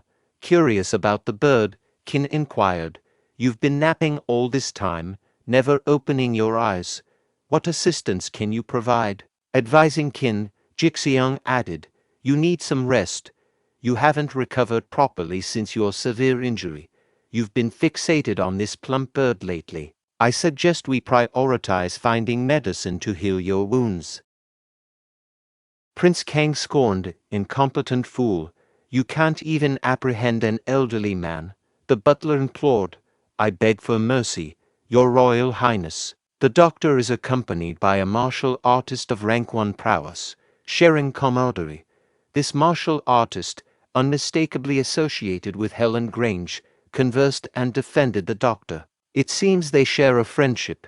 Prince Kang commanded, Helan Grange, seize him, employ torture to extract the doctor's location, or use him as a hostage to coerce the doctor. Ensure his capture. Simultaneously, Qin pursued the bird presented by the doctor. Qin mused, Take it easy. Where is this plump little bird leading me? The bird ventured into the ghost dark cave, prompting Qin to follow. Inside, he pondered, The miasma has weakened. Could the bird be pursued by monkeys? Upon hearing a noise, Qin suspected the presence of another individual. Concealing himself behind a rock, he eavesdropped on Lu Shuking stating, I've brought hearts from the ghost dark monkeys. Where's the payment? A member of the Bright Cloud sect replied, Here it is. Allow me to inspect the hearts.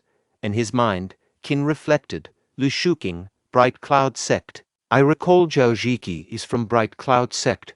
Oddly, these monkeys have been sluggish and vulnerable to attacks lately. Lu Shuking declared, 50 hearts. Confirm it. Here's your payment. This location is secure, and no one will uncover our presence. Much appreciated. Qin seethed with anger. Scoundrel, I never anticipated you'd secretly trade Ghost Dark Monkey's hearts here. If Mr. Du discovers this, you're in serious trouble. A notification appeared, inquiring whether Qin was willing to apprehend Lu Shuqing and deliver him to Penalty Hall as a deterrent to others. At the same time, the bird with a flower-like object is flying towards Qin. A Bright Cloud sect member observed the bird and advised Lu Shuqing to capture it, suspecting that the lotus seed pod it held might be a valuable rarity. Despite Lu Shuqing's efforts, he failed to capture the bird. Qin inwardly cursed, "Damn, stay away, little fat bird." Before Qin could react, the bird shoved the lotus seed pod into his mouth, forcing him to swallow it. Both Lu Shuqing and the Bright Cloud sect members became aware of Qin's presence as they trailed the bird. The Bright Cloud sect member shouted at Lu Shuqing, "You claimed there was no one else here." Qin wondered, "Is my wound healed?" Lu Shuqing questioned Qin, "What brings you here?" Qin responded, "Oh Shuqing, it's been a while. Wishing you prosperity in your endeavors." Lu Shuqing interrogated, "Qin, how's life treating you?" "If you wish for my prosperity, Qin, then let it end here." Qin deployed the Ice Lotus armor to fend off Lu Shuqing's assault.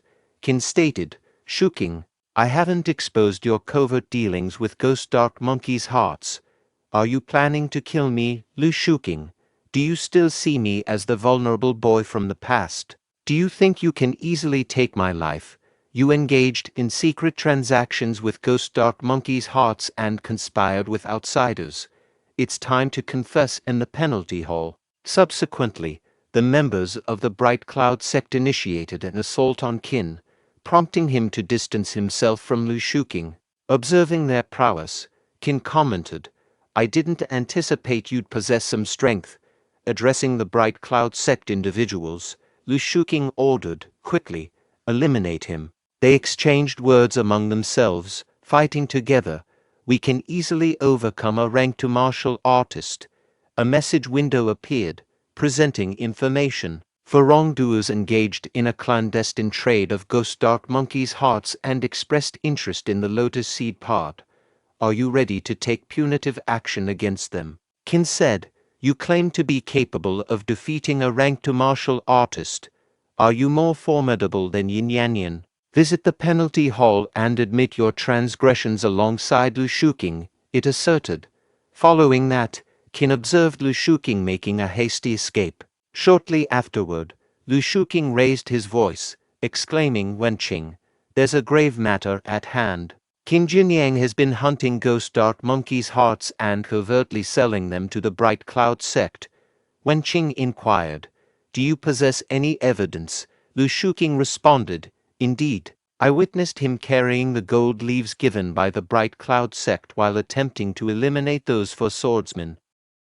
Lu Shuqing, while crying, pleaded for help, stating that if Wenqing were to arrive a bit later, the four swordsmen might die. However, she kicked him, causing him to crash to the ground. She demanded to know how Lu Shuqing dared to act in such a manner, and questioned why Qin Jinyang attempted to kill the four swordsmen. Lu Shuqing explained that he and the four swordsmen had gone to Ghost Dark Cave to hunt for Ghost Dark Monkey's hearts as they usually did. Upon entering the cave, they overheard someone talking and decided to hide behind the stones to investigate. They discovered that Qin Jinyang was selling the hearts to the Bright Cloud sect. However, Qin Jinyang noticed them, and the four swordsmen tried to delay him, while he escaped to inform her of the situation. She acknowledged what had been said, and Lu Shuqing pleaded for her to save the four swordsmen. She inquired to the person hiding behind the wall if Lu Shuqing's account aligned with their investigation. The person revealed herself to be Bing Bing, and confirmed that it was consistent. This left Lu Shuqing confused. Bing Bing clarified that the one selling the hearts in secret was Lu Shuqing, not Qin Jinyang.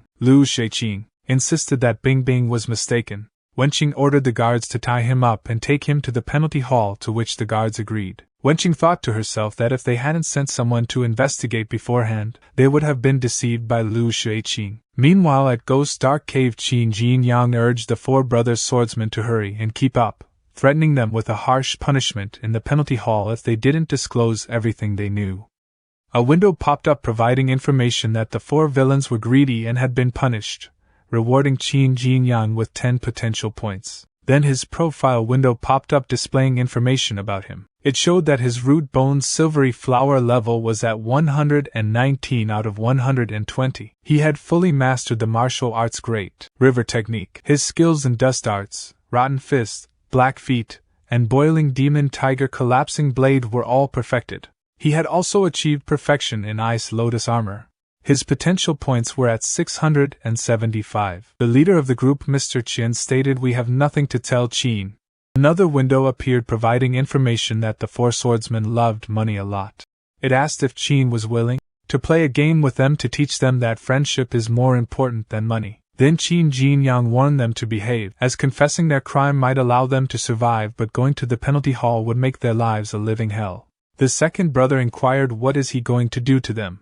Meanwhile, the third brother declared that he won't tell Qin anything even if he kills him. Qin Jinyang responded, "Oh, really? Is he challenging him? Let's play a game." A little later, Qin Jinyang tied all 4 of them to the trees. He announced, he will ask them a few questions and they can choose to answer or not. He will ask one person a question, and if the other 3 confirm that his answer is true, he will be exempt from punishment. But if he find out they are lying, they will be punished. Doesn't it sound fun? Mr. Qin gave up and stated, "Just kill me." Qin Jinyang inquired how much can he earn by doing this. Mr. Qin questioned why do he ask this. Qin Jinyang smiled and replied he is asking him a question. You can race to be the first to answer, and he will give the winner better rewards. He then threw a toad into Mr. Qian's pant. Mr. Qin shouted, "Damned brat." Qin Jinyang responded, since he feels so uncomfortable, he will let the snake eat the toad. Don't be afraid, and he threw the snake into Mr. Qian's pant. The others became afraid witnessing this, and second brother stated he will tell him everything. Lu Shuqing gave us 2 gold leaves, which meant each of the 4 of them earned 500 taels of silver. Qin Jinyang inquired, but he took 5 gold leaves. Second brother replied, but our boss Qin said to them that he got only 2 gold leaves. Qin Jinyang turned to the other 2 persons and questioned, is what he said true? Both third and fourth brother agreed. Then Qin Jinyang inquired, did Qin pocket the other 3 gold leaves? Mr. Qin stated, don't sling mud at him. Lu Shuqing only gave him 2. Third brother shouted, please explain this. After we finished selling hearts and split the money last time, he saw him go down the mountain to find that widow. We didn't have enough money to buy a good drink. They have been sworn brothers for so many years. Mr. Qin stated he went to the widow because he is a normal man and you and the second brother are gay. Don't think he don't know. And he stole the money from the fourth brother before. Third brother declined, and he stated that the second brother stole it. He saw it with his own eyes. Second brother stated that he gave him 100 taels of silver and told him to keep it a secret. Qin Jinyang suggested that they should calm down. Actually, he want to work with them to make money. Why don't they contact Bright Cloud Sect themselves? There won't be any middlemen making a profit. We'll split the money equally. Mr. Qin stated to Qin Jinyang, let's abandon them. He know how to contact Bright Cloud Sect. He will contact him and he will kill monkeys. Second brother stated, don't believe him. No one knows how to contact the Bright Cloud Sect but Su Longjia. Qin Jinyang laughed and stated Su Longjia knows. During the period in the penalty hall, Lu Shuqing is tied with a rope. At the moment someone approached him, making him a little nervous. Lu Shuqing inquired, Mr. Su, is he here to save him? Mr. Su Longjia told him to lower his voice and stated although he is the leader of Star Hall, he have no right to let him go. But the leader of Penalty Hall is his master, and he will ask him to let you out. Lu Shuqing thanked him. Mr. Su inquired have he shared any information with them. Lu Shuqing refused, stating no. Su Wenqing was not skilled at administering punishments, allowing Lu Shuqing to successfully overcome the situation. Mr. Su expressed gratitude, acknowledging you've endured a lot, thank you. Feeling anxious, Lu Shuqing responded it's his duty. Mr. Su with a sinister grin stated however he believed that only the deceased can truly keep secrets. At the forest, Qin Jinyang stated sure enough Su Longjia has something to do with this. Second brother questioned, well, is he afraid of him? So let go of them. Qin Jinyang asked why he released them. Since Su Longjia is not here he can kill them. They will rot in this forest, and no one will know it. Second brother warned if they die here he can't leave this mountain alive. Do he think only the people from Star Hall are involved? Qin Jinyang inquired what? Do he have other allies? Second brother confidently replied, of course. Do you think the disciples from Bright Cloud sect can avoid Helan Grange's patrols and go to the Ghost Dark Cave on their own? They paid a lot for it. Mr. Qian interjected, shut up. You told him everything. Qin Jinyang addressed him, stating he is the second brother, right? He is so talented and strong. Why did he let him be his big brother? Did he forget how he betrayed him? He stopped you because he was afraid he would take all the credit. Let me ask you one question, do they have other helpers? Second brother revealed there is a mountain fastness less than 10 miles north from here, and their leader is at the middle level of rank 2. He was Su Longjia's confidant before Su Longjia joined the Helan Grange. They have been working together for a long time. Qin Jinyang pondered Su Longjia's mountain fastness. They must have made a lot of money by leading the way for Bright Cloud sect. Maybe he can get a windfall. Window popped up inquiring, is he willing to wipe out bandits and let those in need get the money? Meanwhile, Mr. Qian rubbing the rope against the tree, he thinks that if he turned around, he will be able to break the rope. However, before he could act, Qin Jinyang turned towards him and expressed gratitude by thanking him and inquired, why do those bandits have to keep so much money? He is going to help them spend it. Mr. Qian exclaimed, what? He dared to go to the mountain fastness and rob them of money alone? Is he crazy? Their leader is at rank 2. As Qin Jinyang moved away from them, he confidently declared, wait and see while accepting the mission. Qin Jinyang thinks he have got everything he want to know, but he didn't expect a windfall like this. The treasures in the mountain fastness. They dare not reveal such a secret. He must get the treasures and leave before Su Longjia finds out. 2 hours later, after running away from Qin Jinyang, Mr. Qian and his 3 brothers encountered Su Longjia, causing them to feel a little confused. Regaining their composure, all of them knelt before Mr. Su and greeted him. Mr. Qian spoke up, stating, Mr. Su, Qin Jinyang is insane. He stuffed poisonous snakes and toads into his pants. The second brother added he finally come to save them. Mr. Su inquired, did Qin Jinyang torture them? And he wondered how come Qin has so much to do with this. All 4 brothers thinks they cannot let Su Longjia know that they told Qin Jinyang everything. Mr. Qian quickly responded yes, but they kept their mouths shut. They told him nothing. Mr. Su inquired, where is Qin Jinyang? Mr. Qian replied he went back to Helan Grange. Suddenly Mr. Su grabbed Mr. Qian's neck firmly and stated as soon as he received the news, he went straight to Ghost Dark Cave. Qin Jinyang was either in Helan Grange, none on the way back. Did he tell him anything? He tightened his grip, choking Mr. Qian. The second brother quickly interjected, no, they dare not betray him. However, Mr. Su swiftly turned towards him and killed him in an instant. The remaining 2 brothers became frightened by Mr. Su's actions. They both confessed yes, they told him everything. Qin Jinyang has known that they sell monkeys' hearts to the Bright Cloud sect and collude with the bandits. He went to those bandits 2 hours ago. Then Mr. Su heard a cracking sound from his pocket. He cursed and exclaimed, something is wrong, as he thinks back to when he had said to bandit leader of mountain fastness to crush this jade when there's an emergency, and he will come to him as soon as possible.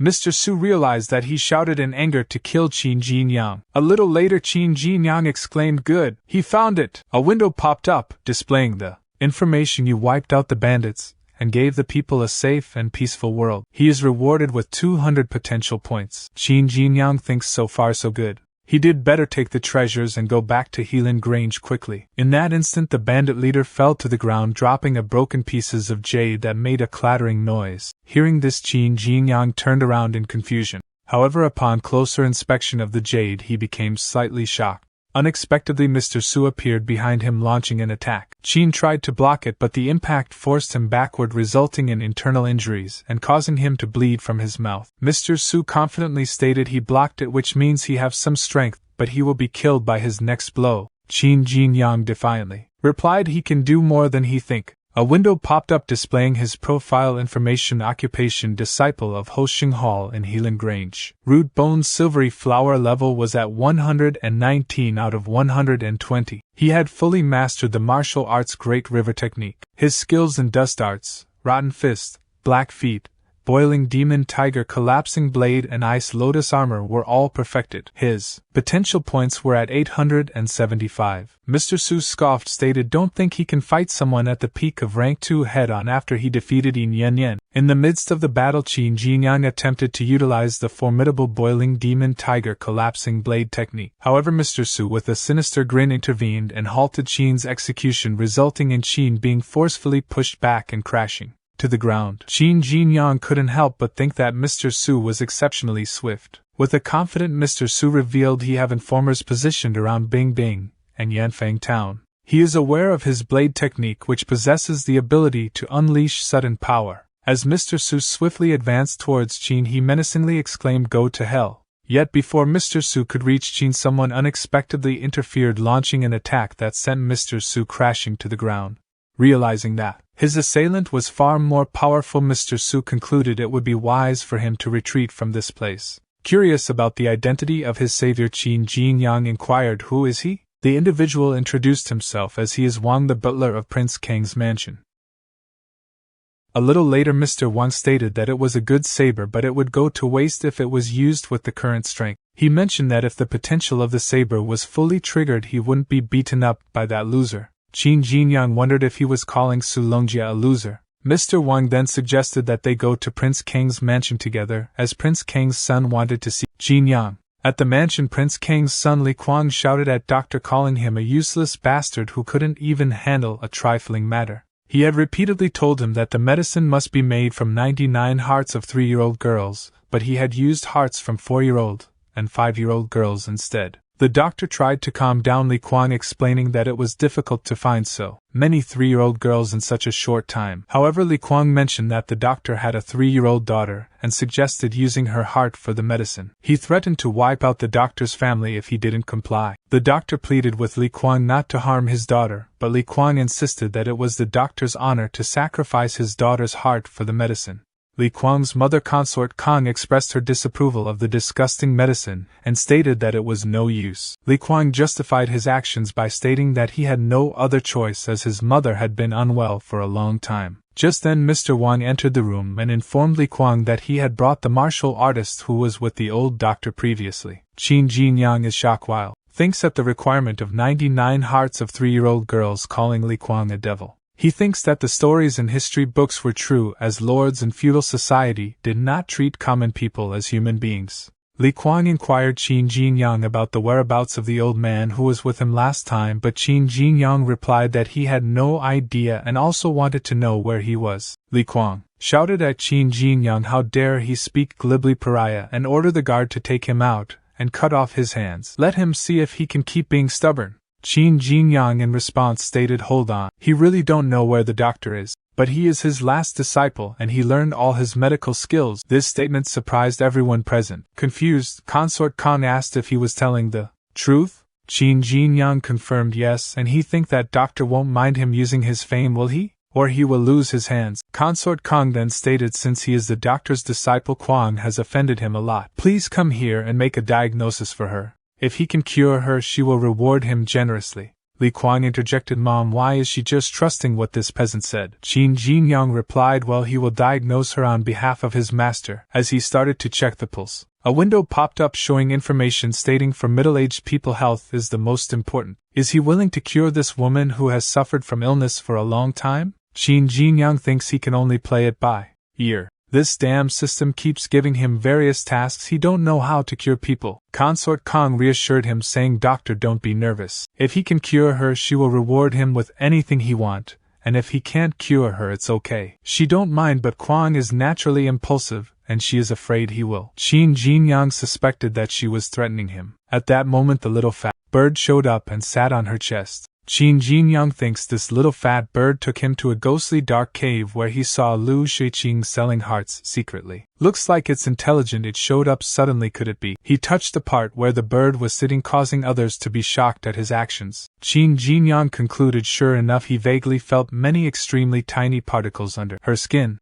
If it weren't for his dust darts which allowed him to control and sense particles, he might not have found the cause. Qin Jinyang apologized for his actions and utilized the dust dart technique on her, causing her to cough up blood. Li Kuang then ordered the guards to apprehend Qin Jinyang and inflict severe harm upon him. The guards agreed and swiftly moved forward to attack. In response, she shouted at them, urging them to cease their rudeness. Mr. Wang proceeded to explain that Qin Jinyang, as the doctor's disciple, had employed his internal power to expel poisonous beads from Consort Kang's body. This revelation clarified why she had been suffering from a prolonged illness that defied treatment. It became evident that these poisonous beads had been embedded in her body continuously, emitting toxins. Li Kuan questioned the truthfulness of this explanation. She turned to Mr. Wang and demanded to know who had planted such malevolent objects in her body, and when it had occurred. She entrusted Mr. Wang with the task of uncovering the truth. Mr. Wang agreed to take on the responsibility.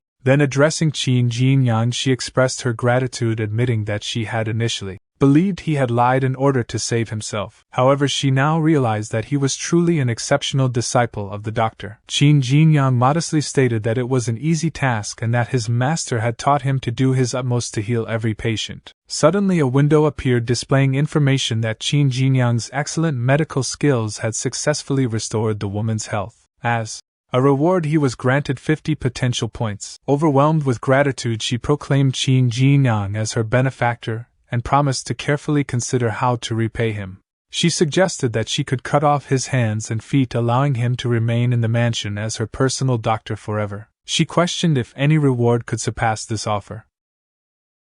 Li Kuan stated what a good reward. Humans without limbs made by her mother are all top art pieces. This peasant should be grateful for having the honor. Qin Jinyang thinks, holy shit, this mansion is full of nuts. He did better get out of here. She commanded, take him down, tie him up as usual. She will handle him herself. The guards agreed and charged at Qin Jinyang, but he effortlessly deflected their attacks and swiftly struck both, instantly ending their lives. 2 windows popped up showing information stating he killed the bad lackeys in Prince Kang's mansion and upheld justice for the innocent people who have died tragically. He is rewarded with 5 potential points. Li Kuan inquired, what the hell, old bastard? Didn't he say he was only at rank 1? How come he killed 2 rank 2 men of mine? Wang advised, my young lord, step back, don't get yourself hurt. Meanwhile, as Qin Jinyang attempted to exit the mansion, Wang appeared, obstructing his path and prompting him to launch an attack only to have it blocked by Wang. Following the block sword attack, Qin Jinyang employed the rotten fist technique to breach Wang's defense and successfully land a hit, prompting Wang to think, something's amiss. This technique is weird. Wang swiftly created distance between himself and Qin Jinyang, thinking he has strong and immense qi.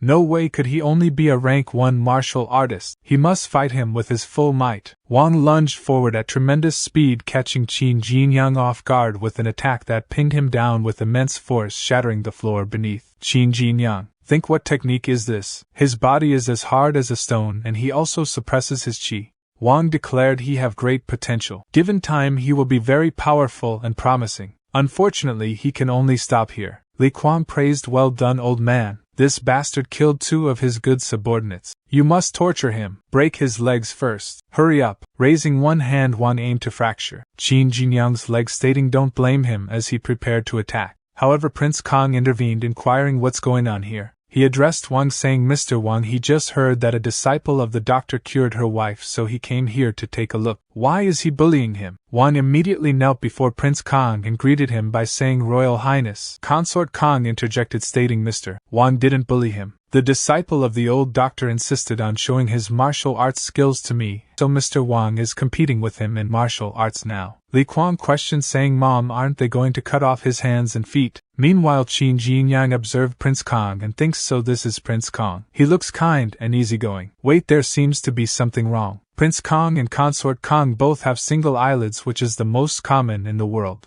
But Prince Kang's son has double eyelids, which is extremely rare. He was pretty good at biology when he was in middle school. If he remember correctly, double eyelid is the most typical dominant inheritance pattern. To give birth to a child with double eyelids, one of the parents must have double eyelids too. Parents with single eyelids can have a baby with double eyelids. As for who the Lord's real father is, he can only say that it is too coincidental that this butler also has rare double eyelids. Before Qin Jinyang could delve further into his thoughts, Prince Kong interrupted, inquiring, boy, is he listening to him? He just asked him what reward he did like to receive. Qin Jinyang responded, stating he don't care about rewards. He is here to enforce the principles of life taught by his master, that is to practice medicine to help people and save all patients. A window popped up, inquiring, this middle-aged man's life is full of difficulties. Is he willing to share his findings with him? Another window appeared asking is he willing to solve the problem that has been hanging in his mind for 20 years, urging Qin Jingyang to consider his options. Qin Jinyang informed that Consort Khan had been cured, but he discovered a larger issue that could potentially contradict his master's teachings. Prince Kang expressed appreciation for Qin Jinyang's consideration and inquired about the problem. Qin Jinyang clarified that it involved the identification of the young lord's biological father,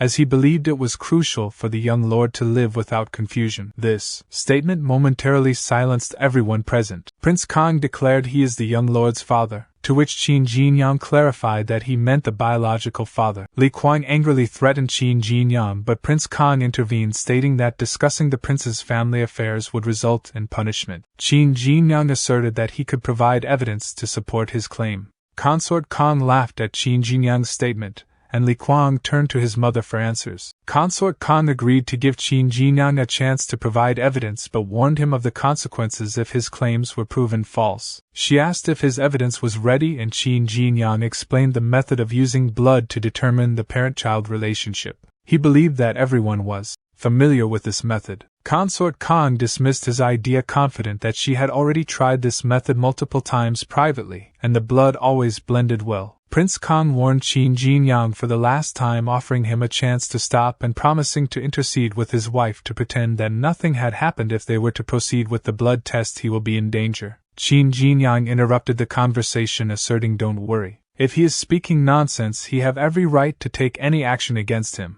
Prince Kang and Li Kuang responded by simultaneously dropping their blood into the bowl, displaying their conviction.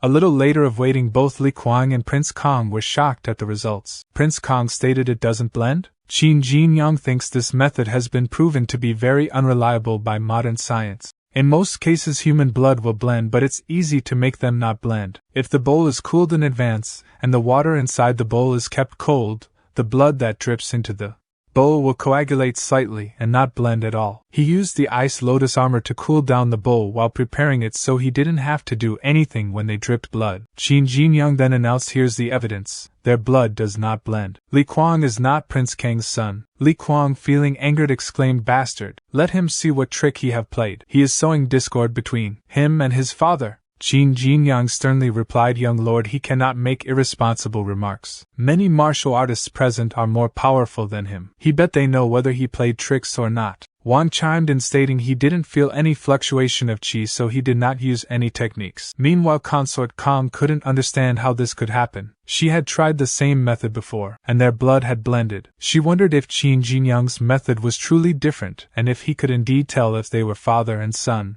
Li Kuang, crying, pleaded, "Dad, this lowlife must have used some witchcraft privately. He's stirring up trouble. Just kill him." Prince Kang in anger told Qin Jinyang to continue. Qin Jinyang calmly stated, "The next step is very simple. Just let every man in the mansion drip his blood into this bowl. The one whose blood can blend with the young lord's is the biological father." Consort Kang, outraged, shouted, "How dare he! He is insulting her." Wang, trying to calm the situation, offered he will do it first. Since all the men in the mansion have to do it as the butler, he should be the first. Consort Kang inquired Mr. Wang what he was doing. Wang replied that if no one in the mansion was the young lord's real biological father, he could only assume that Consort Kang was using a trick that no one knew about, so the blood in the bowl could not blend. Qin Jinyang stated that Wang knew whether they would find the real father or not. As Wang prepared to drip blood into the bowl, he attempted a surprise attack on Qin Jinyang, who effortlessly blocked the maneuver. Qin Jinyang then commented on Wang's good trick and accused him of attacking with poisonous beads secretly. Qin Jinyang mentioned that if he hadn't been on guard, he would have died inexplicably. Although the situation looked suspicious, there was no evidence to expose Wang's adultery. Wang yelled, "Go to hell!" and initiated another attack, causing Qin Jinyang to drop the bowl while defending himself. Qin Jinyang exclaimed that Wang wanted to kill him,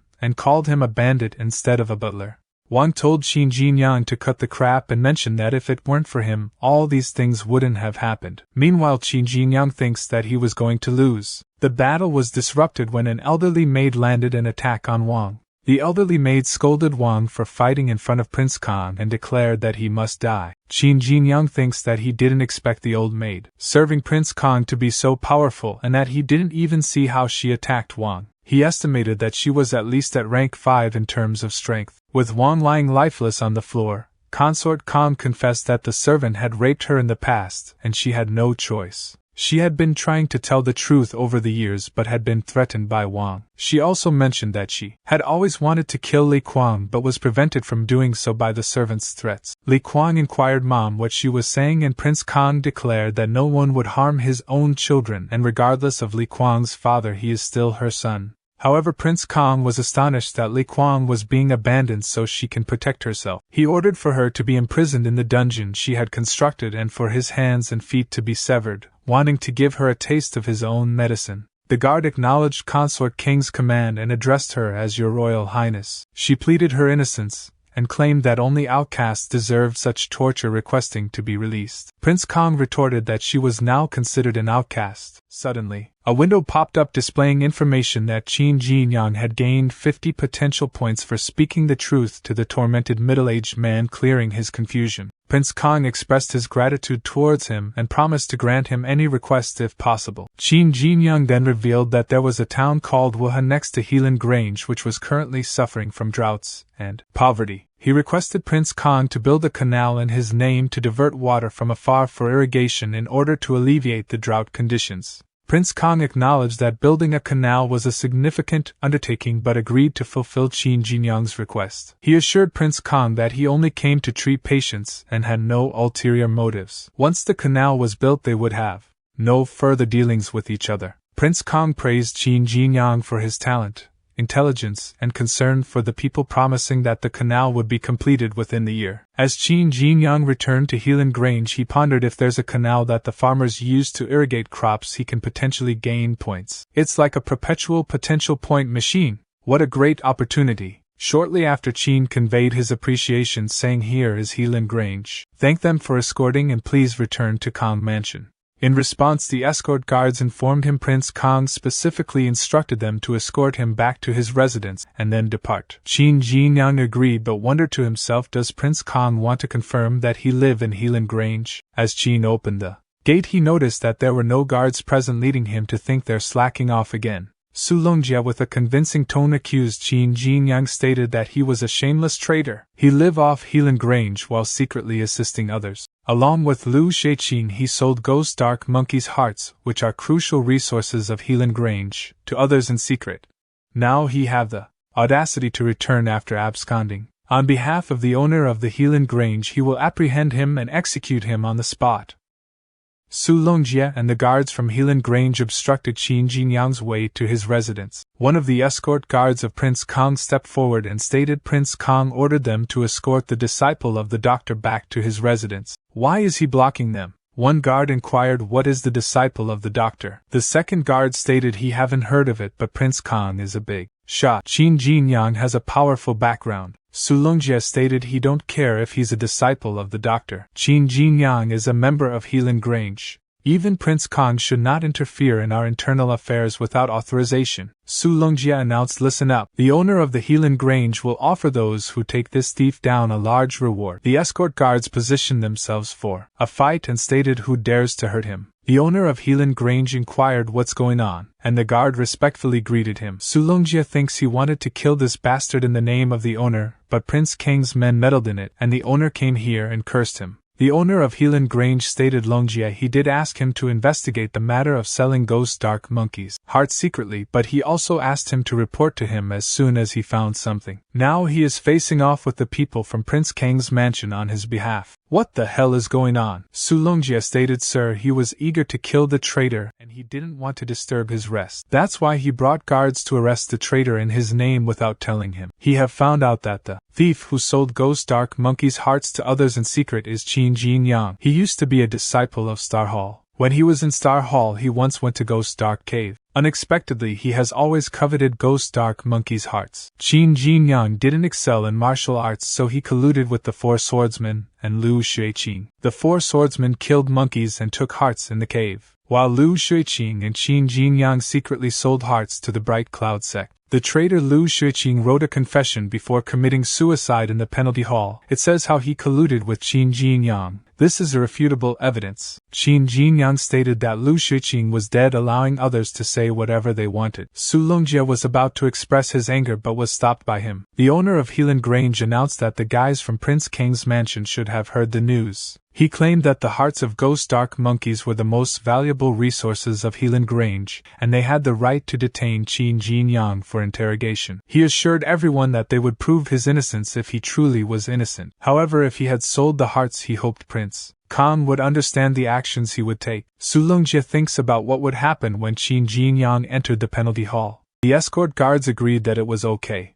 Qin Jinyang began to laugh, prompting Su Longjie to ask why he was laughing. Qin Jinyang responded by pointing out that Su Longjie had made a mistake in his story. He claimed that if he truly wanted to sell hearts, he wouldn't need to cooperate with the four swordsmen because he could kill all the monkeys in Ghost Dark Cave alone. Su Longjie questioned Qin Jinyang's sanity, stating that it wouldn't be an easy task. Qin Jinyang suggested he will try it out now in front of them. A little later they arrived at the entrance of Ghost Dark Cave. The owner of Helan Grange proposed a challenge to Qin Jinyang. He explained that if Qin Jinyang could kill more than 5 Ghost Dark monkeys and come out unharmed, it would prove his innocence. However, if he failed, it would indicate his guilt. Qin Jinyang confidently agreed, stating that he would uphold his promise. Su Longjie thinks that Qin Jinyang was indeed capable, but he believed that Qin Jinyang's arrogance in thinking he could handle all the monkeys alone was misplaced. Regardless whether Qin Jinyang emerged from the cave without killing any monkeys or died inside, it would benefit him. Qin Jinyang stated that he had left in a hurry last time and hadn't cleaned up the place. He declared that he would wipe out the monkeys to practice his skills this time. He ordered the system to use 975 potential points to improve his root bone. The system window popped up, displaying the results that his root bone had made a breakthrough. It informed him that his current root bone was at the golden branch level, which had cost him 800 potential points. Another window showed information stating that if he wanted to upgrade his root bone to the white jade level, he had to break through to rank 3. Qin Jinyang stated that the prerequisite for the white jade level root bone had changed, and he no longer needed to practice martial arts, but instead improve his rank. His profile window popped up, revealing that he was the disciple of Hoshing Hall in Helan Grange. With a golden branch level root bone completed 799 out of 800, fully mastered Great River Technique, perfection in Dust Arts, Rotten Fist, Black Feet, Boiling Demon Tiger, Collapsing Blade and Ice Lotus Armor, and had 175 potential points. Qin Jinyang nonchalantly stated that the golden branch level root bone was enough to deal with these monkeys. A little later, the fourth brother of the four swordsmen concealed behind a rock, gasping for breath. The fourth brother stated that he thinks he was okay now and urged his companion to go. Upon examining his hand, he only saw the arm of his companion, which startled him, causing him to emerge from hiding, only to find a multitude of ghost dark monkeys staring at him. He shouted for help as he sprinted away from them. In that moment, Jinyang appeared and swiftly eliminated most of the monkeys in an instant. Multiple windows popped up displaying information. One window informed that the ghost dark monkeys had been killed, the miasma cleared, and the land made arable, rewarding Qin Jinyang with 8 potential points. Another window informed that the ghost dark monkeys had been killed, the miasma cleared, and rewarded him with 10 potential points. Qin Jinyang inquired if the fourth brother was one of the four swordsmen, and questioned why he was in that location. The fourth brother expressed gratitude towards him, and pleaded to be taken out of the dangerous situation. Qin Jinyang, slightly disgusted, told the fourth brother to let go of him and mentioned that he remembered the fourth brother having a sword technique that could effectively suppress the ghost dark monkeys. He questioned why the fourth brother was being chased by just a few monkeys. The fourth brother explained that those monkeys were just informers. Suddenly a resounding roar echoed, causing both of them to feel terrified. The fourth brother exclaimed that it had found them and was coming. Qin Jinyang inquired who was coming and urged the fourth brother to tell him. The fourth brother, while trembling, declared that it was the Ghost Dark Monkey King. Meanwhile, Bing Bing opened the door to Wenqing's room and entered, relaying the information. Wenqing, Su Longjie just took some people to catch Qin Jinyang. He claims that Qin Jinyang is the one working with Lu Shiqing. Wenqing questioned how could that be. Lu Shiqing even tried to frame him. Curious, Wenqing continued, stating, "Wait, Bing Bing, do she remember when they caught a disciple of the Bright Cloud sect? He mentioned the surname of the person in charge of contact here. What was it?" Bing Bing replied, "It seems to be Su." Wenqing exclaimed, "Su? Could it be?" Bing Bing, they must hurry and meet Mr. Su. Confused, Bing Bing inquired what. Wenqing explained Su Longjia is the traitor. He wants to keep it a secret and kill Qin Jinyang. Meanwhile, inside the ghost dark cave, the fourth brother expressed concern. Sir, is he okay? Qin Jinyang responded, look at him. Do he look okay to him? The ghost dark monkey king is incredibly powerful. Even his ice lotus armor couldn't withstand its attack. The ghost monkey king let out another roar. Qin Jinyang commanded, get down. The fourth brother obeyed, stating yes sir. Qin Jinyang leaped into the air attempting to strike the monkey king, but the creature blocked his attack. Undeterred, Qin Jinyang utilized the boiling demon tiger collapsing blade and successfully beheaded the monkey king, causing its head to fall to the ground. Despite losing its head, the Monkey King continued its assault, catching Qin Jinyang off guard and landing a hit, causing him to crash to the ground. Confused, Qin Jinyang wondered, how is this possible? It's still moving without its head. The fourth brother pleaded, please don't kill him. The Monkey King grabbed its severed head and reattached it to its body, immediately merging as the Monkey King roared. The fourth brother thinks, is it on drugs? Qin Jinyang picked up the fourth brother and started running away from the Monkey King. The fourth brother pleaded, don't kill him. After a while, Qin Jinyang threw the fourth brother to the ground and stated, shut up. It can't catch up for now. Qin Jinyang inquired, what the hell is that? Tell him. Why couldn't he kill it even after cutting its head off? Fourth brother stated he don't know. After he left, Su Longjia caught them and killed two of them. Only he and another dude escaped. They decided to hide in the ghost dark cave for the time being, since they had nowhere else to go. At that time, those ghost dark monkeys were perversely watching them from a distance instead of hiding. We didn't take it seriously since they knew the corresponding swordsmanship to fight them, and then that huge monkey came. They never saw it before, but their swordsmanship didn't work on it at all. Yet its every blow was so powerful. It must be the king of the ghost dark monkeys. He must get back at them because he have killed too many monkeys. At first they tried to escape, but the ghost dark monkey king could locate them as long as a single monkey saw them. There was no way to escape. Qin Jinyang thinks that's why the monkey king could suddenly appear in front of him. But he killed all the monkeys that saw him. No monkey should get a chance to tip the monkey king off. It could survive after its head was chopped off, and it can know their whereabouts without notification from any monkey that sees them. Way could it be? His thoughts were interrupted as Little Fat Bird woke up. Qin Jinyang stated, how is he? It looks like they're thinking the same thing, right? He ordered, follow it. It'll lead them there. Fourth brother inquired, where? After a short while, Qin Jinyang shattered the entrance to the secret room and exclaimed, finally he got him. Inside they observed an old monkey sitting within a magical formation shielded by it, with its eyes closed in complete concentration. The fourth brother inquired, is this old monkey the ghost dark monkey king? Meanwhile the old monkey laughed. Qin Jinyang stated, yeah, he noticed something strange when he first saw these monkeys. Normally a monkey group would consist of monkeys of all ages and genders, but he have only seen young male ghost dark monkeys that look exactly the same. Just now he killed all the ghost dark monkeys that saw him, so no one could tell the Monkey King what happened. But that armored giant monkey still found him immediately and approached him. The only explanation is that their senses are all interconnected. These strange things make him suspect that the ghost dark monkeys and the giant monkey are all puppets. Someone is secretly manipulating them. And that's why the giant monkey can still move even without its head. The old monkey stated, human, you are smart. All the monkeys here, the so-called ghost dark monkeys and that giant monkey, he created them with his transformation formation. Qin Jinyang thinks it can speak human language? The old monkey stated he don't mind him humans killing some of his puppets. Maybe he just want the transformation cores inside. Since he didn't take many, he never took it seriously. But what about you two? You charged deep into his cave, and he even said he would kill all his monkeys. The ground trembled with rumbling, causing walls to break.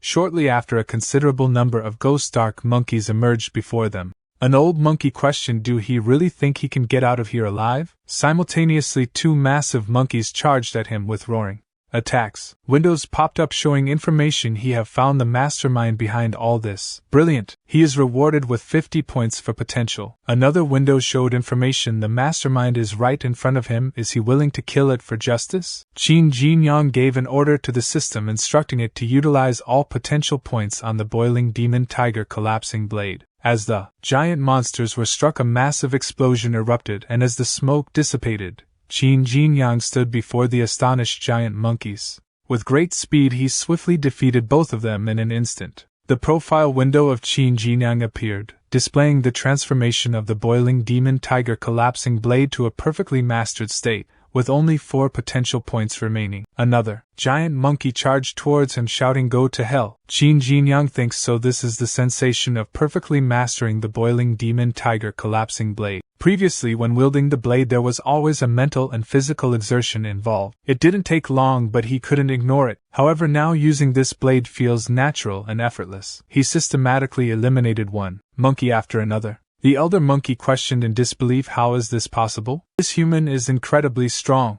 As the old monkey attempted to escape from him, he stumbled and fell to the ground.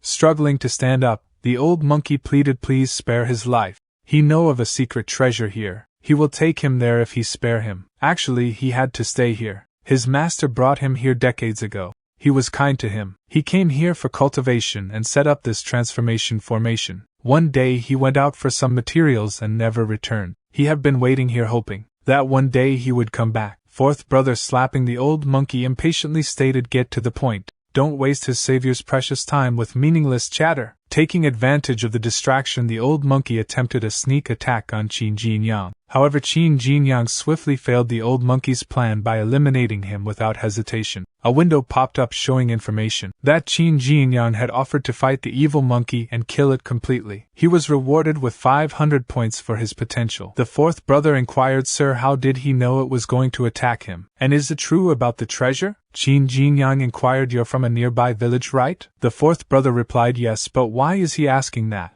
He explained, regardless of its past, the evil monkey caused trouble for the nearby villages. Fields were deserted and people lost their homes. Many people had to risk their lives to make a living just like you. So even if there really is a secret treasure, he must kill it. He values securing a future for all the villagers in this vicinity more than any personal gain. The fourth brother exclaimed, "Sir, he can't believe he is so kind. He will learn to be a kind person like him." Qin Jinyang thinks if there was any secret treasure, the system would have prompted him. At the entrance to the ghost dark cave, Wenqing stated, "So why don't he believe him?" Su Longjie replied, "Wenqing, he have told him he have Lu Shuiqing's evidence." "What about her? Just because the so-called traitor's surname is Su? Don't forget they have the same surname. It could also be her." "No." Infuriated, Wenqing attempted to approach Su Longjie, but Bing Bing intervened to prevent her. The owner of Helan Grange stated, "Alright, Wenqing, stop it." Qin Jinyang said he would prove his innocence, but it has been almost 2 hours since he went in. He must have died there. He think Longjie's speculation is right. Qin Jinyang is the traitor. He knew he would suffer and then get killed in penalty hall, so he made an excuse and went into the cave to kill himself. A voice echoed, "Hold on," prompting everyone to turn their attention towards the entrance. Qin Jinyang declared he have eliminated all the ghost dark monkeys inside. "Please verify." This statement surprised both Bing Bing and Wenqing. Wenqing inquired, "He killed all the monkeys?" Su Longjie questioned, "What is he talking about? He think this lame trick could work on them?" Qin Jinyang responded, "Check it with their own eyes if you don't believe him." The owner of Helan Grange moved to check inside the cave and seeing the dead bodies of the ghost dark monkeys. He exclaimed, "There are so many bodies of ghost dark monkeys. How the hell did he make it? Look at the wounds. He must have efficiently hit every fatal point with one blow. This way the monkey hearts would remain intact. He must have at least perfectly mastered his blade technique. It doesn't matter, the top priority is to freeze the bodies to preserve the hearts. As for Qin Jinyang, he's really something. Got to look into him later." A little later, the owner of Helan Grange stated he have had a look. "Every ghost dark monkey inside has been killed." Su Longjie exclaimed, "Impossible." Qin Jinyang, what kind of tricks did he play? A window popped up showing information stating Su Longjie pushes his luck and refuses to accept the truth despite his embarrassment. Would he like to provide solid evidence and make everything clear? Su Longjie drew his sword and tried to attack fourth brother, but Qin blocked the attack. Qin Jinyang inquired, "What is he doing?" Su Longjie replied, "Get out of the way. He is one of the traitors who sold our important materials. He must kill him on the spot for our grange." Qin Jinyang stated, "That sounds righteous." He remarked, "It's good for him to come up with such an excuse to cover himself in such a short time." Fourth brother stated, "Mr. Su, he is one of the 4 swordsmen." At the behest of Su Longjie, the 4 of them worked with Lu Shuiqing and smuggled ghost dark monkey hearts to the Bright Cloud sect. The guards began conversing among themselves. One individual inquired, "So it's Longjie behind this?" The second person responded, "He thinks so, and he might have killed Shuiqing and fabricated the confession." The third person remarked, "How cruel." The owner of Helan Grange stated Su Longjie is the leader of Star Hall of Helan Grange.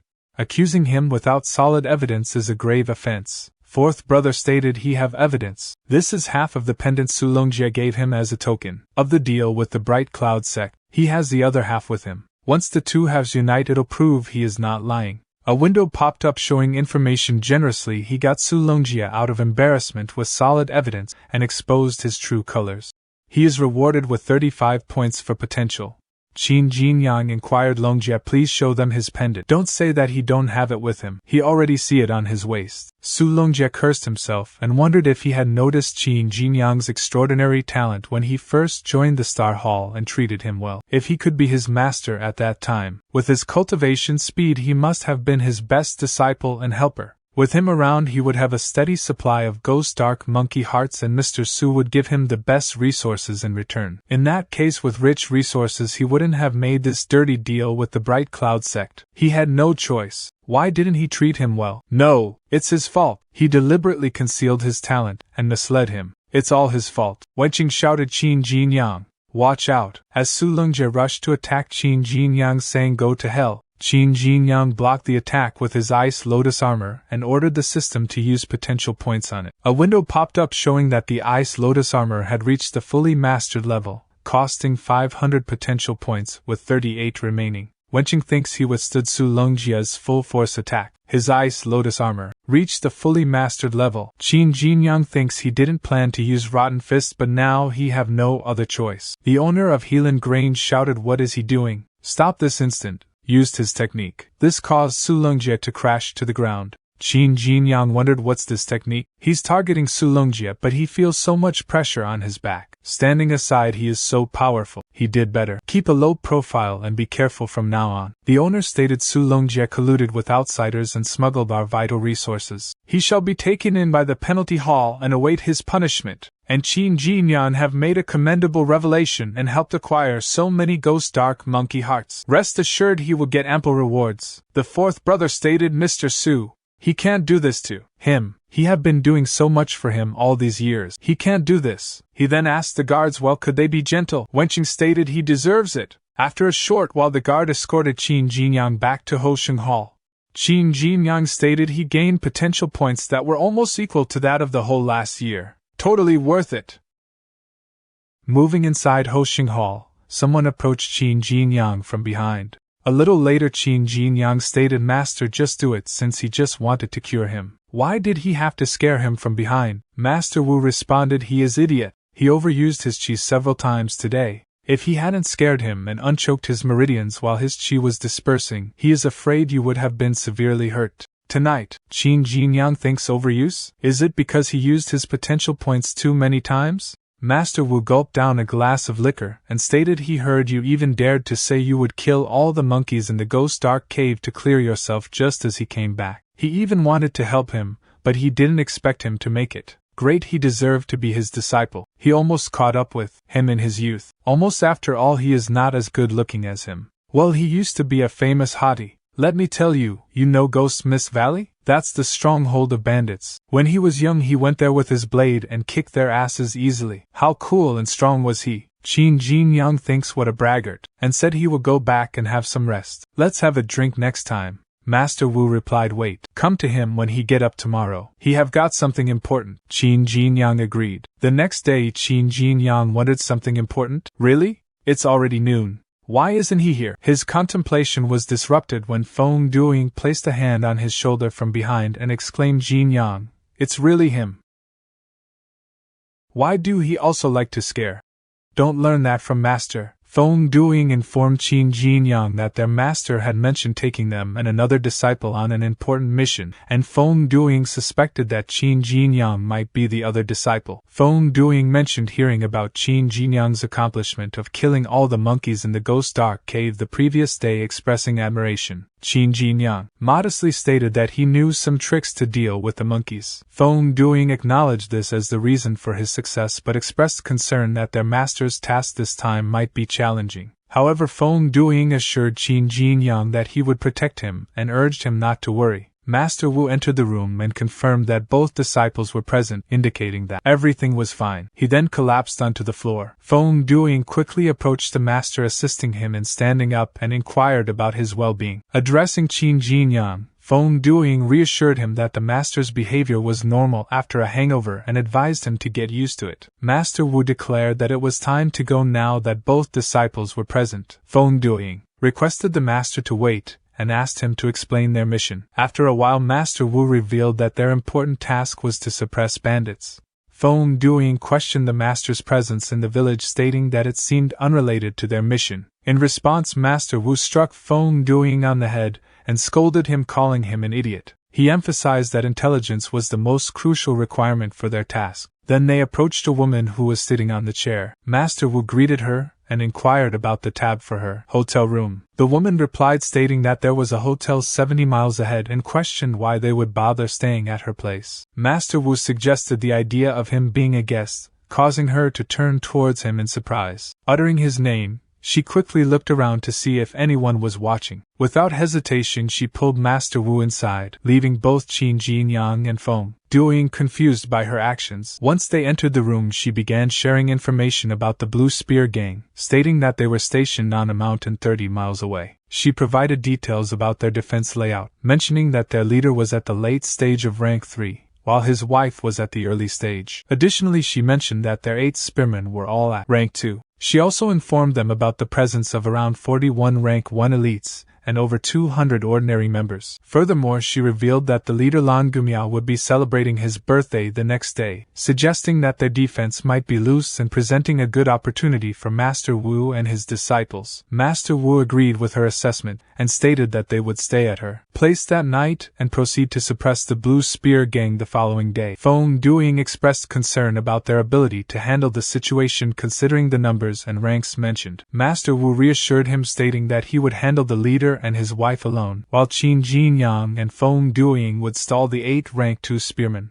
Once he was done, Master Wu planned to easily take care of the 8 spearmen as well. Feng Duing continued to express doubt, pointing out that Master Wu was only at rank 3. In response, Master Wu questioned if there was a problem with him being able to defeat every ordinary member and no higher than rank 1 with one blow. He dismissed any concerns and told Feng Duing that if he had a problem with it, he deserved whatever consequences came his way. Feng Duing then mentioned that Qin Jinyang was only at rank 1. Qin Jinyang exclaimed, "Nice blade," and thinks this is a typical powerful blade. With no fancy trimming, it looks rough but fierce. Master Wu declared this is the famous fierce blade. He have killed so many rank 3 masters with it.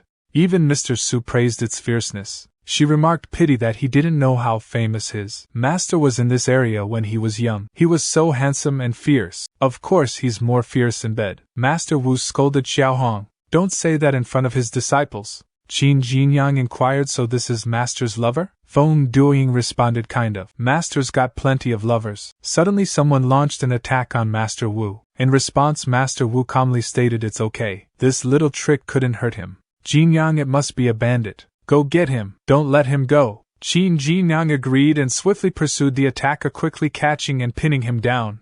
Jinyang demanded, who sent him here? Answer him. His shock grew as he realized that the attacker was a girl. In that moment, a dog ran towards Qin Jinyang, biting his arm. Duing became slightly nervous and called out Qin Jinyang's name, attempting to draw his weapon. However, Qin Jinyang halted him, saying, "Wait, he is okay. The dog is just protecting its master. She shouldn't be a bandit." A little later, Master Wu stated so she believed they came from the Blue Spear Gang, and she attacked him to avenge her mother. She knelt before him and apologized. She stated she saw them getting in secretly with weapons. She thought they must be from the Blue Spear Gang and came here for information again. Master Wu inquired where did she get the weapon. He don't think it's from her village. Meanwhile, Qin Jinyang whispered, "It hurts. Is this dog fine? Do I need inoculation against rabies?" Feng Duing asked, "What? What is he talking about?" She continued while saying his father left this to her mother. Her mother told her he was a martial artist, but he left shortly after she was born, and she don't know where he is now. Upon closer inspection of the weapon, both Master Wu and Xiaohong discovered the name Zhou written on it. Qin Jinyang inquired, "Master, anything wrong with this crossbow?" Master Wu stated he feel like he have seen it but he can't remember. He is really getting old. Well, forget it. Jinyang, take this young lady home first. He agreed. While Qin Jinyang accompanied her back to her residence, she mentioned sorry that Ah Huang bit him. Let her apply some medicine to the wound at her place. Qin Jinyang replied, it's okay. Don't take it seriously. She stated, well, his master said they are going to suppress the Blue Spear gang tomorrow, but other side have got hundreds of martial artists. Is he sure the three of them could make it? Qin Jinyang stated, actually not that sure, but he believe his master is very powerful. At the moment she gave him a bag saying, here's the money she saved from working in town. Please take it. They are going to get rid of the Blue Spear gang and avenge her mother, so she should pay him. He replied he can't take it. This is why they came all the way here. They don't need any payment. Keep it for herself, and use it in her daily life or something. A system window popped up showing information. He let this girl keep all her savings so that she can live a good life. She feels warm. He is rewarded with 5 potential points. She stated, don't worry. She live alone, but she is living a life. See? All along, and she lived there. It's comfortable despite the roof being blown off sometimes. He replied, well, but the wind's blowing the roof now. She exclaimed, my roof. He offered, well, let him help fix it for her. Another system window pop-up showed information. The girl's home has been destroyed by the wind. Will he help her rebuild it? While later he stated he haven't done any manual labor for a long time. He even feel a little uncomfortable now. The window popped up showing information. Kindly he helped the girl rebuild her home in time. She's so moved. He is rewarded with 15 potential points. He stated, wait, this dog knows how to build a kennel. She approached him and offered the bag. Take it this time for rebuilding her house. He agreed to take the bag. She inquired, by the way, is he martial artists married at a young age? For example, is he married at this age? He replied, no, it's not true. He is not married. She stated, all right. Ah Huang and she need to have some rest now. He can go. Don't forget he need to do his work tomorrow morning. He replied okay and bid his farewell. As he seemed a bit distant, she shouted, hey, come back alive and come see her. Teach her some martial techniques in his spare time, alright? She will pay for it. Give it to him then, right? And Ah Huang barked in response. At night, Qin Jinyang thinks, oh my god, Feng Duing snorting even louder than his college roommates. Suddenly he smells something burnt, but it's faint. He wake up. He attempted to wake up Duing. Feng Duing rubbed his eyes and inquired, what's up? Qin Jinyang replied, the bandits are already here. Feng Duing inquired in surprise, what? Feng Duing tried to break the formation with his sword attack, but it was deflected back. He exclaimed, no way. They can't break the formation set up by their master with brute strength alone. He turned to Qin Jinyang and inquired, is he sure the bandits are here? Qin Jinyang confidently replied, yes, he is sure. He just smelled something burning. It wasn't the strong smell of charred houses but human flesh. The houses are not on fire, but people are being burned. There's only one possibility, the bandits are here. Curiosity getting the best of him. Feng Duing questioned, how do he know what burnt human flesh smells like? Qin Jinyang explained, he don't work in the labor hall. Those dogs' bodies who made mistakes might be burned alive as a punishment. By the way, why did our master set up this kind of formation that even shuts out the sound? Feng Duing clarified, although their master looks careless, he's very discreet. Every time he brings his disciples out and stays out at night, he'll set up this formation to ensure everyone's safety. Not only will the formation shut the enemies out, but it'll also block the sound. People inside the formation can't get out unless their master removes it. But they didn't expect the bandits would come at night. She added, to be at his peak performance when facing the Blue Spear gang tomorrow. Master Wu is meditating tonight. If they wake him up now to remove the formation, it'll be too dangerous for him. Qin Jinyang inquired, does the formation go down into the ground? Feng Duing replied, no, it doesn't. What do they do now? Qin Jinyang determinedly stated, the clock is ticking. Let's get out by digging a tunnel. Then the scene shifted to the village where bandits were burning the houses and killing the villagers. One of the villagers inquired the bandit if they would keep their word. The bandit group leader replied that the Blue Spear gang gave their word. They promised to spare the lives of the villagers' father, mother, wife and children as long as the villager jumped into the fire. The villager wife pleaded with him not to do it, but her arm was pierced with a spear by a bandit who commanded her to shut up. The person then turned to the other villagers and declared that for the sake of their wives, children and parents, they should all follow him and jump. All the villagers agreed. As he moved toward the fire, the first person to step into it suffered a swift and fatal burn, causing the other villagers to cry. The group leader commented that he had given these cowards a glimmer of hope, but they had stopped fighting and killed themselves instead. He found the scene fantastic and couldn't get enough of it. Another bandit whispered to his group leader that after these men died, he preferred to see the expressions of the women and children when they were buried alive. The group leader agreed, saying that they would chop off their heads instead of burying them alive this time. Their boss had instructed them to collect 99 women's heads and make liquor with them as a birthday gift for Mr. Lon. The bandit assured the group leader that he knew their head-chopping skill. Suddenly an attack landed on the bandit's head, killing him instantly. The group leader shouted a warning, alarming the other bandits. One of them asked where the attack was coming from. At that moment, Feng Duing utilized his sword technique, swiftly dispatching most of the bandits. Standing on the dead bodies of the bandits, he blocked the path to the burning houses. The group leader exclaimed, "How dare he! Do he have any idea who their boss is?" Qin Jinyang responded with interest, asking, "Who is he?" The group leader replied, "He's one of the Blue Spear Gang's 8 spearmen, and a rank 2 martial artist. He also came here this time." Pleaded him to spare his life. "He can do whatever he want." Qin Jinyang dismissed the offer, stating no need. He don't need a scumbag to do anything for him, and proceeded to kill him. Approaching Qin Jinyang, Feng Duing informed him they killed all the bandits here. But the villagers told him that their boss was still outside the village. Realizing something, Qin Jinyang exclaimed no, and started running. Concerned, Feng Duing called out, "Wait, Jinyang, it's too dangerous for him to go alone." Qin Jinyang instructed Xiaohong and Duing untie the villagers first. Meanwhile, outside the village, she aimed the crossbow at the bandit leader. Leader questioned why do she resist him. "She is good looking. Why not be her woman and go back with him?" "What do she say?" "She did better answer him as soon as possible. Even though she didn't injure her internal organs, she can't hold on for long if she continued to bleed like this. The earlier she surrendered, the sooner he can help her to stop the bleeding." She used the crossbow and launched a metal ball towards him, but he caught the ball with 2 fingers and using his technique to throw the ball at a dog, severely injuring it. Seeing this, she started to cry. Bandit leader remarked, "Forget it. He disliked those who don't appreciate the kindness of others. He will be the raw material for his liquor," as he prepared another attack. Meanwhile, she shut her eyes, and upon reopening them, she saw Qin Jinyang standing in front of her. Leader inquired, "Who is he? May he know his name?" Qin Jinyang responded, "He is dead meat to him."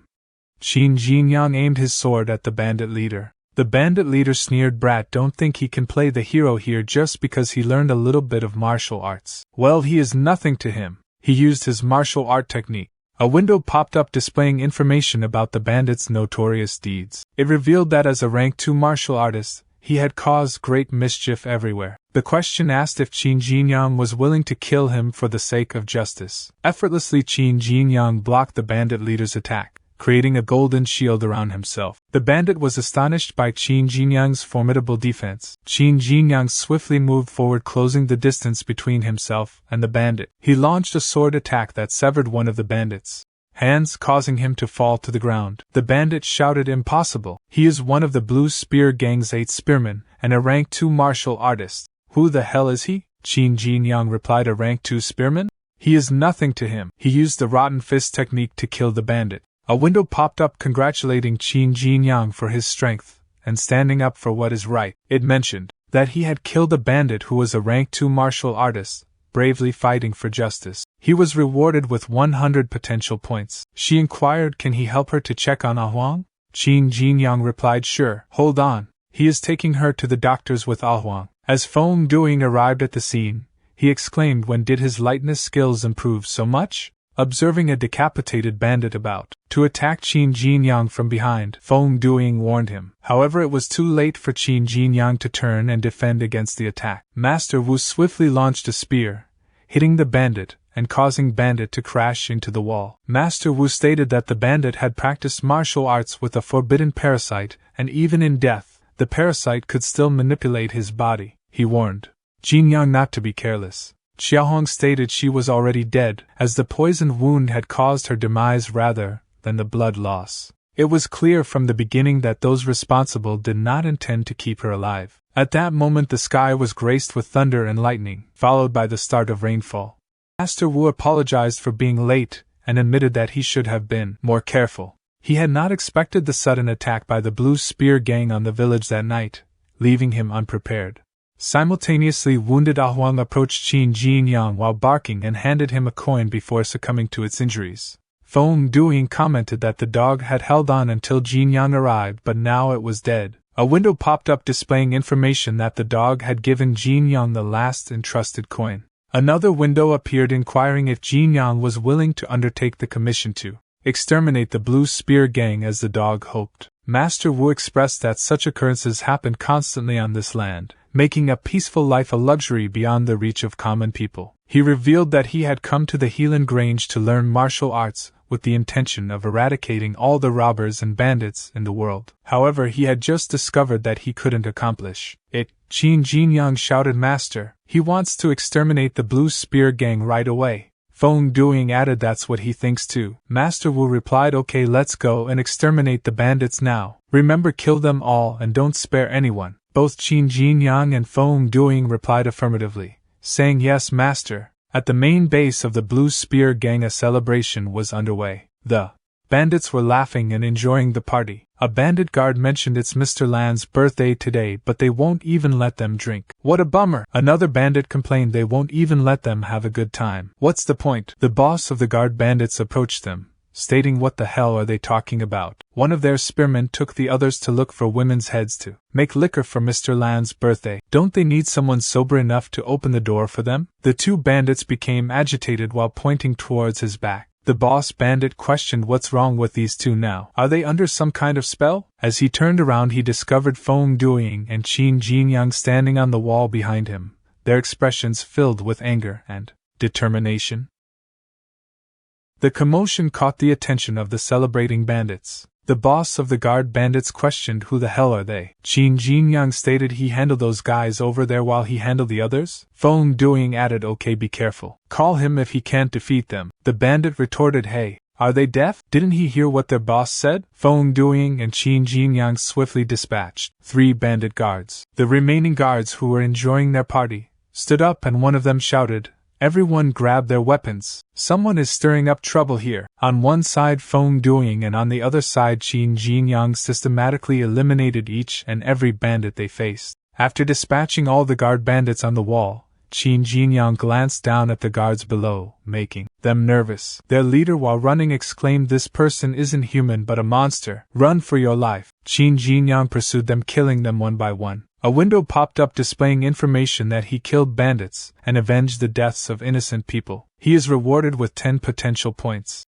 Another window showed he killed bandits. He is rewarded with 12 potential points. Meanwhile, Feng Duing dealt with the bandits on the opposite side, informing Qin Jinyang he have killed all his enemies and inquiring what about him. Glancing around, Feng Duing became a little surprised and remarked, "Well, Qin also cleared his side as well." Within the base, Lan Gumiao, the leader of the Blue Spear Gang, a rank 3 martial artist, sat on the throne. Beside him was his wife Lan Hongmiao, also a rank 3 martial artist. Gumiao inquired, "There is a distinguished guest coming this evening. Where is Laojiao?" One of the 8 swordsmen of the Blue Spear Gang replied, "Laojiao went to prepare a birthday gift for him. He'll be back soon. He'll surprise him by then and laugh." Hongmiao remarked, "Laojiao is full of tricks. Let's give him a bit more time." Suddenly one of the guards rushed inside, shouting, "Mr. Lan, there is a situation." Someone broke in while kneeling in front of him. Gumiao was surprised at his remark, followed by an explosion at the gate. The Blue Spear Gang's 8th swordsman, coughing, exclaimed, "Who dares to stir up trouble here?" He was immediately pierced by a spear from Master Wu, killing him and causing another explosion. Master Wu stated, "Long time no see, mad dog."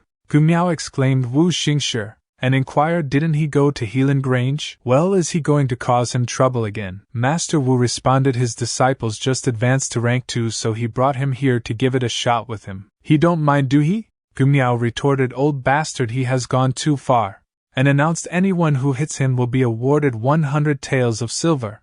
All the rank 2 martial artists looked at each other and rushed to attack Master Wu, but they were instantly killed by him in a single strike. Master Wu stated, "Mad dog, you know these rank 2 losers that got in his way were nothing to him. He have already gotten rid of them for him. What do he say? Will he fight him or not?" Gumiao shouted his name while trembling, rushed forward to attack and stating, "Go to hell." However, Master Wu easily blocked his attack and pushed him back. Meanwhile, Hongmiao approached him from behind at the same time, attempting to land an attack on Master Wu.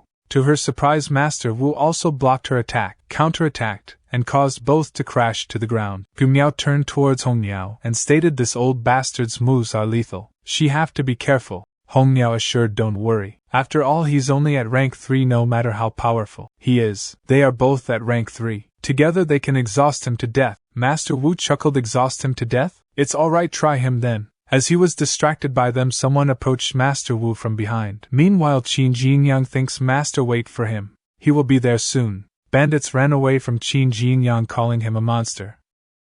A little later, when the two engaged in a frenzied battle with Master Wu, Hong Miao exclaimed, "Is that old bastard really at rank 3? How come they can't defeat him even though they join hands?" Master Wu responded, "So didn't they just say they wanted to exhaust him to death? Have faith in themselves. Go ahead." At that moment someone surprised Master Wu, stabbing him from behind and seriously injuring him. Gu Miao laughed and stated, "Old bastard, how dare he be arrogant." The person using lightness skills moved away from Master Wu. Master Wu recognized him and inquired why did he do that. He was Zhou Nian and a disciple of the upper hall of Helan Grange, a former disciple of the Hosheng Hall, a rank 3 martial artist. He responded saying, "Master, he is sorry." Hong Miao declared, "Surprise, old bastard. Their blue spear gang is expanding thanks to Mr. Zhou. He helped them handle several of their opponents. Of course he's being well treated. All the resources for practicing martial arts that they stole were given to him. Well, he got unlucky. Mr. Zhou happened to be invited here to celebrate Gu Miao's birthday." Zhou Nianan stated, "Shut up." Hong Miao agreed. Master Wu inquired, "Nianan, do he know what he is doing?" "He is colluding with bandits." Zhou Nianan expressed he didn't have a choice. He had been regretting leaving his master all the time since he transferred from the Hosheng Hall to the upper hall. Mr. Su kept talking about virtue, morality, fairness and justness, but did he really mean what he said? All he could think about was wenching. He gave her all the good stuff. The other disciples were putting their lives in danger, yet all they got was verbal praise just because wenching was his biological daughter. The other disciples were nothing but also rans. How could Zhou Nianan possibly break through to the next rank with the minimal resources they provided? He was just a tool for them without a breakthrough, going on missions to get resources till he died. He injured his master's dantian with that slash. His master could not use his chi now. He advised his master to go back and pretend like nothing happened, begging him to do so. Gu Miao shouted, "What is he thinking? Do he believe he won't reveal their secret if he let him go back? Don't be silly, kill him right away while he's injured." He placed his sword at Gu Miao's neck and asserted, "Try him. If he call his master old bastard again, he will chop off his head." Master Wu interjected, "Zhou Nian and know him. He never compromised with the bandits." He executed the fire lion technique, charging at Master Wu and saying, "Master, sorry about this." However, Master Wu effortlessly blocked his attack, criticizing weak defenses, followed by a punch that sent Zhou Nian crashing to the ground. Coughing up blood, Zhou Nian witnessed as Master Wu swiftly approached to strike. Yet Zhou Nian evaded the attack by jumping backward. Seizing the opportunity, Zhou Nian rushed forward and stabbed Master Wu. Unexpectedly, the Master Wu grabbed Zhou Nian's sword, started laughing, and exclaimed he don't have the resolve. He then struck Zhou Nian's head, causing him to stagger backward with a bleeding forehead. Master Wu stated, "Nianan's martial arts are deteriorating. He is even weaker than when he was at rank 2. Hong Miao commented, "This elderly man is still remarkably powerful." Without relying on any techniques,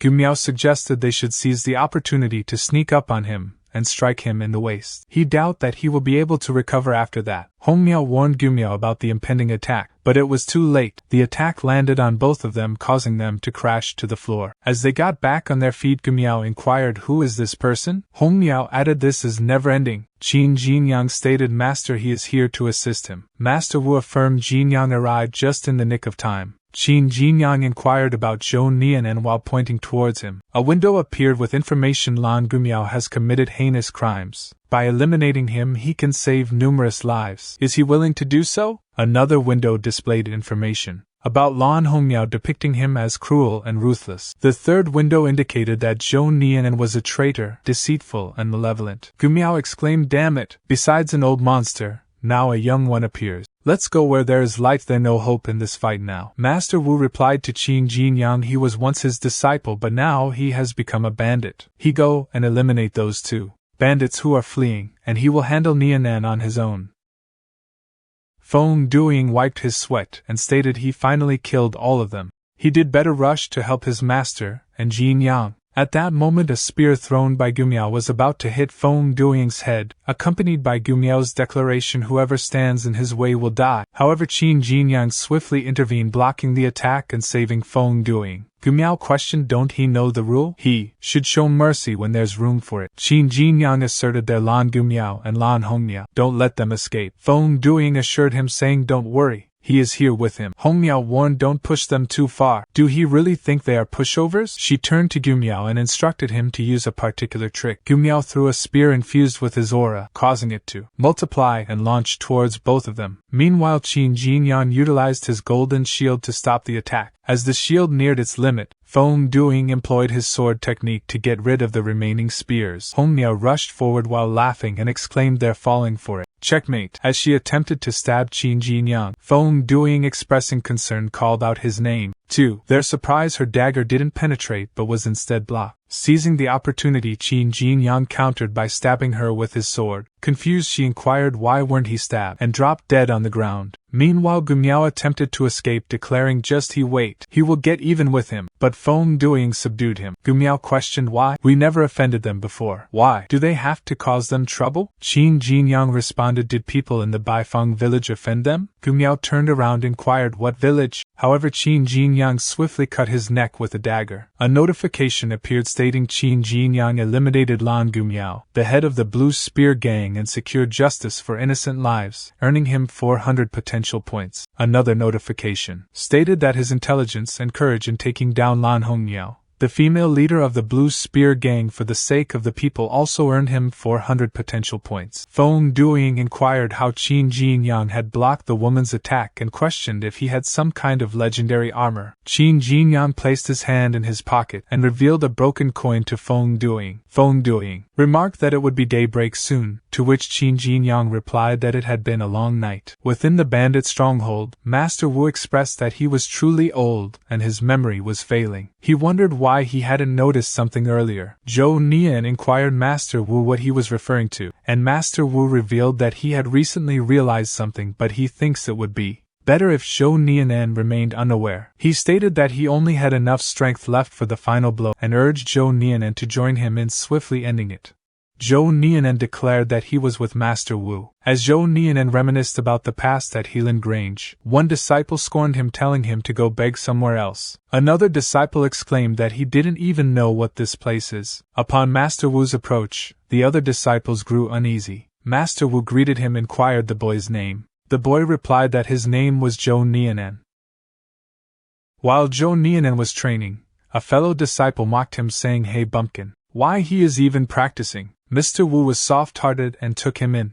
Do he really consider himself his disciple? Another disciple joined in, stating, what's the point of practicing when he have ironwood level root bones? He can't even reach rank 1. Despite the criticism, Zhou Nian continued with his practice. Master Wu, advising Zhou Nian, listen, talent is important but it's not everything. He must work hard and have a fighting spirit. Perplexed, Zhou Nian inquired, fighting spirit? Master Wu reassured him, stating he will understand in the future. Work as hard as he can now. He will become a powerful martial artist, trust him. Persistently, Zhou Nian continued his training without a break. Eventually he broke through to rank 2 and even defeated a rank 3 senior with a single punch. The other disciples couldn't believe it. Some called him a monster, while others speculated that he must have had a lucky break. Regardless, envy lingered among them. Subsequently, the owner of Helan Grange personally elevated Zhou Nian, a rank 2 disciple of Hosheng Hall, to become a disciple of the upper hall. Zhou Nian expressed his determination, stating he will become the best disciple in the upper hall and win honor for his master. In the present, Master Wu questioned Zhou Nian, inquiring why did he do this. Zhou Nian responded he think he know what fighting spirit means. It means upholding justice and fighting heart and soul. Unfortunately, he can never achieve it. At that moment, both Feng Duing and Qin Jinyang approached, worriedly calling out to Master Wu.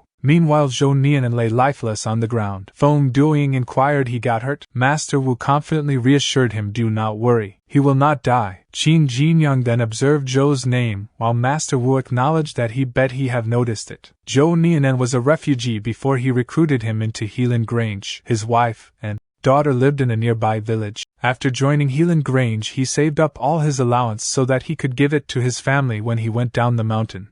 The day he joined the upper hall, he took a leave to go down the mountain, and tell his family the news. However, the village was demolished by the government due to rumors of harboring bandits. His wife and daughter disappeared. He helped him look for his family for a long time, but it was chaos everywhere, and it was impossible to find them. He think maybe he changed from then on.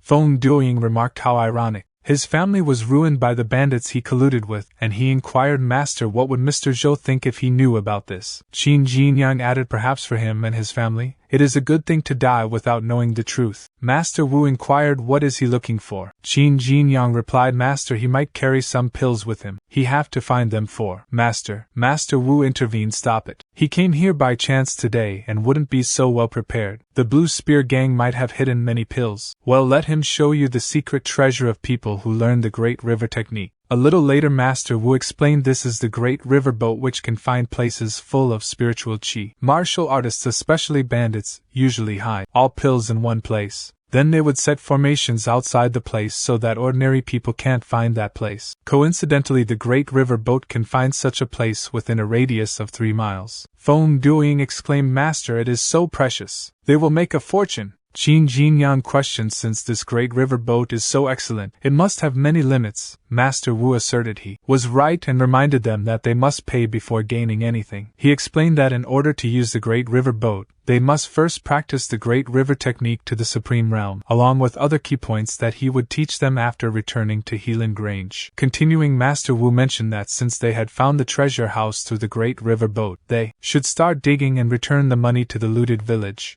He instructed them to hand over half of the pills to Helan Grange and keep the rest for themselves. Feng Duoying questioned Master Wu about the source of the shovels, noting that they had a strange smell. However, Master Wu dismissed his concerns, telling him to stop talking nonsense. Later at the village, one of the villagers expressed their gratitude to Master Wu, calling him the benefactor of their village. They offered to set up a monument in his honor and asked for his name. Master Wu humbly replied that he couldn't trouble them and introduced himself as Wu Xingshi, someone who always does good deeds anonymously. A child approached Qin Jinyang and gave him a gift on behalf of the villagers, explaining that it contained good things gathered by the community. Master Wu urged Qin Jinyang to accept the gift, and he agreed and took it.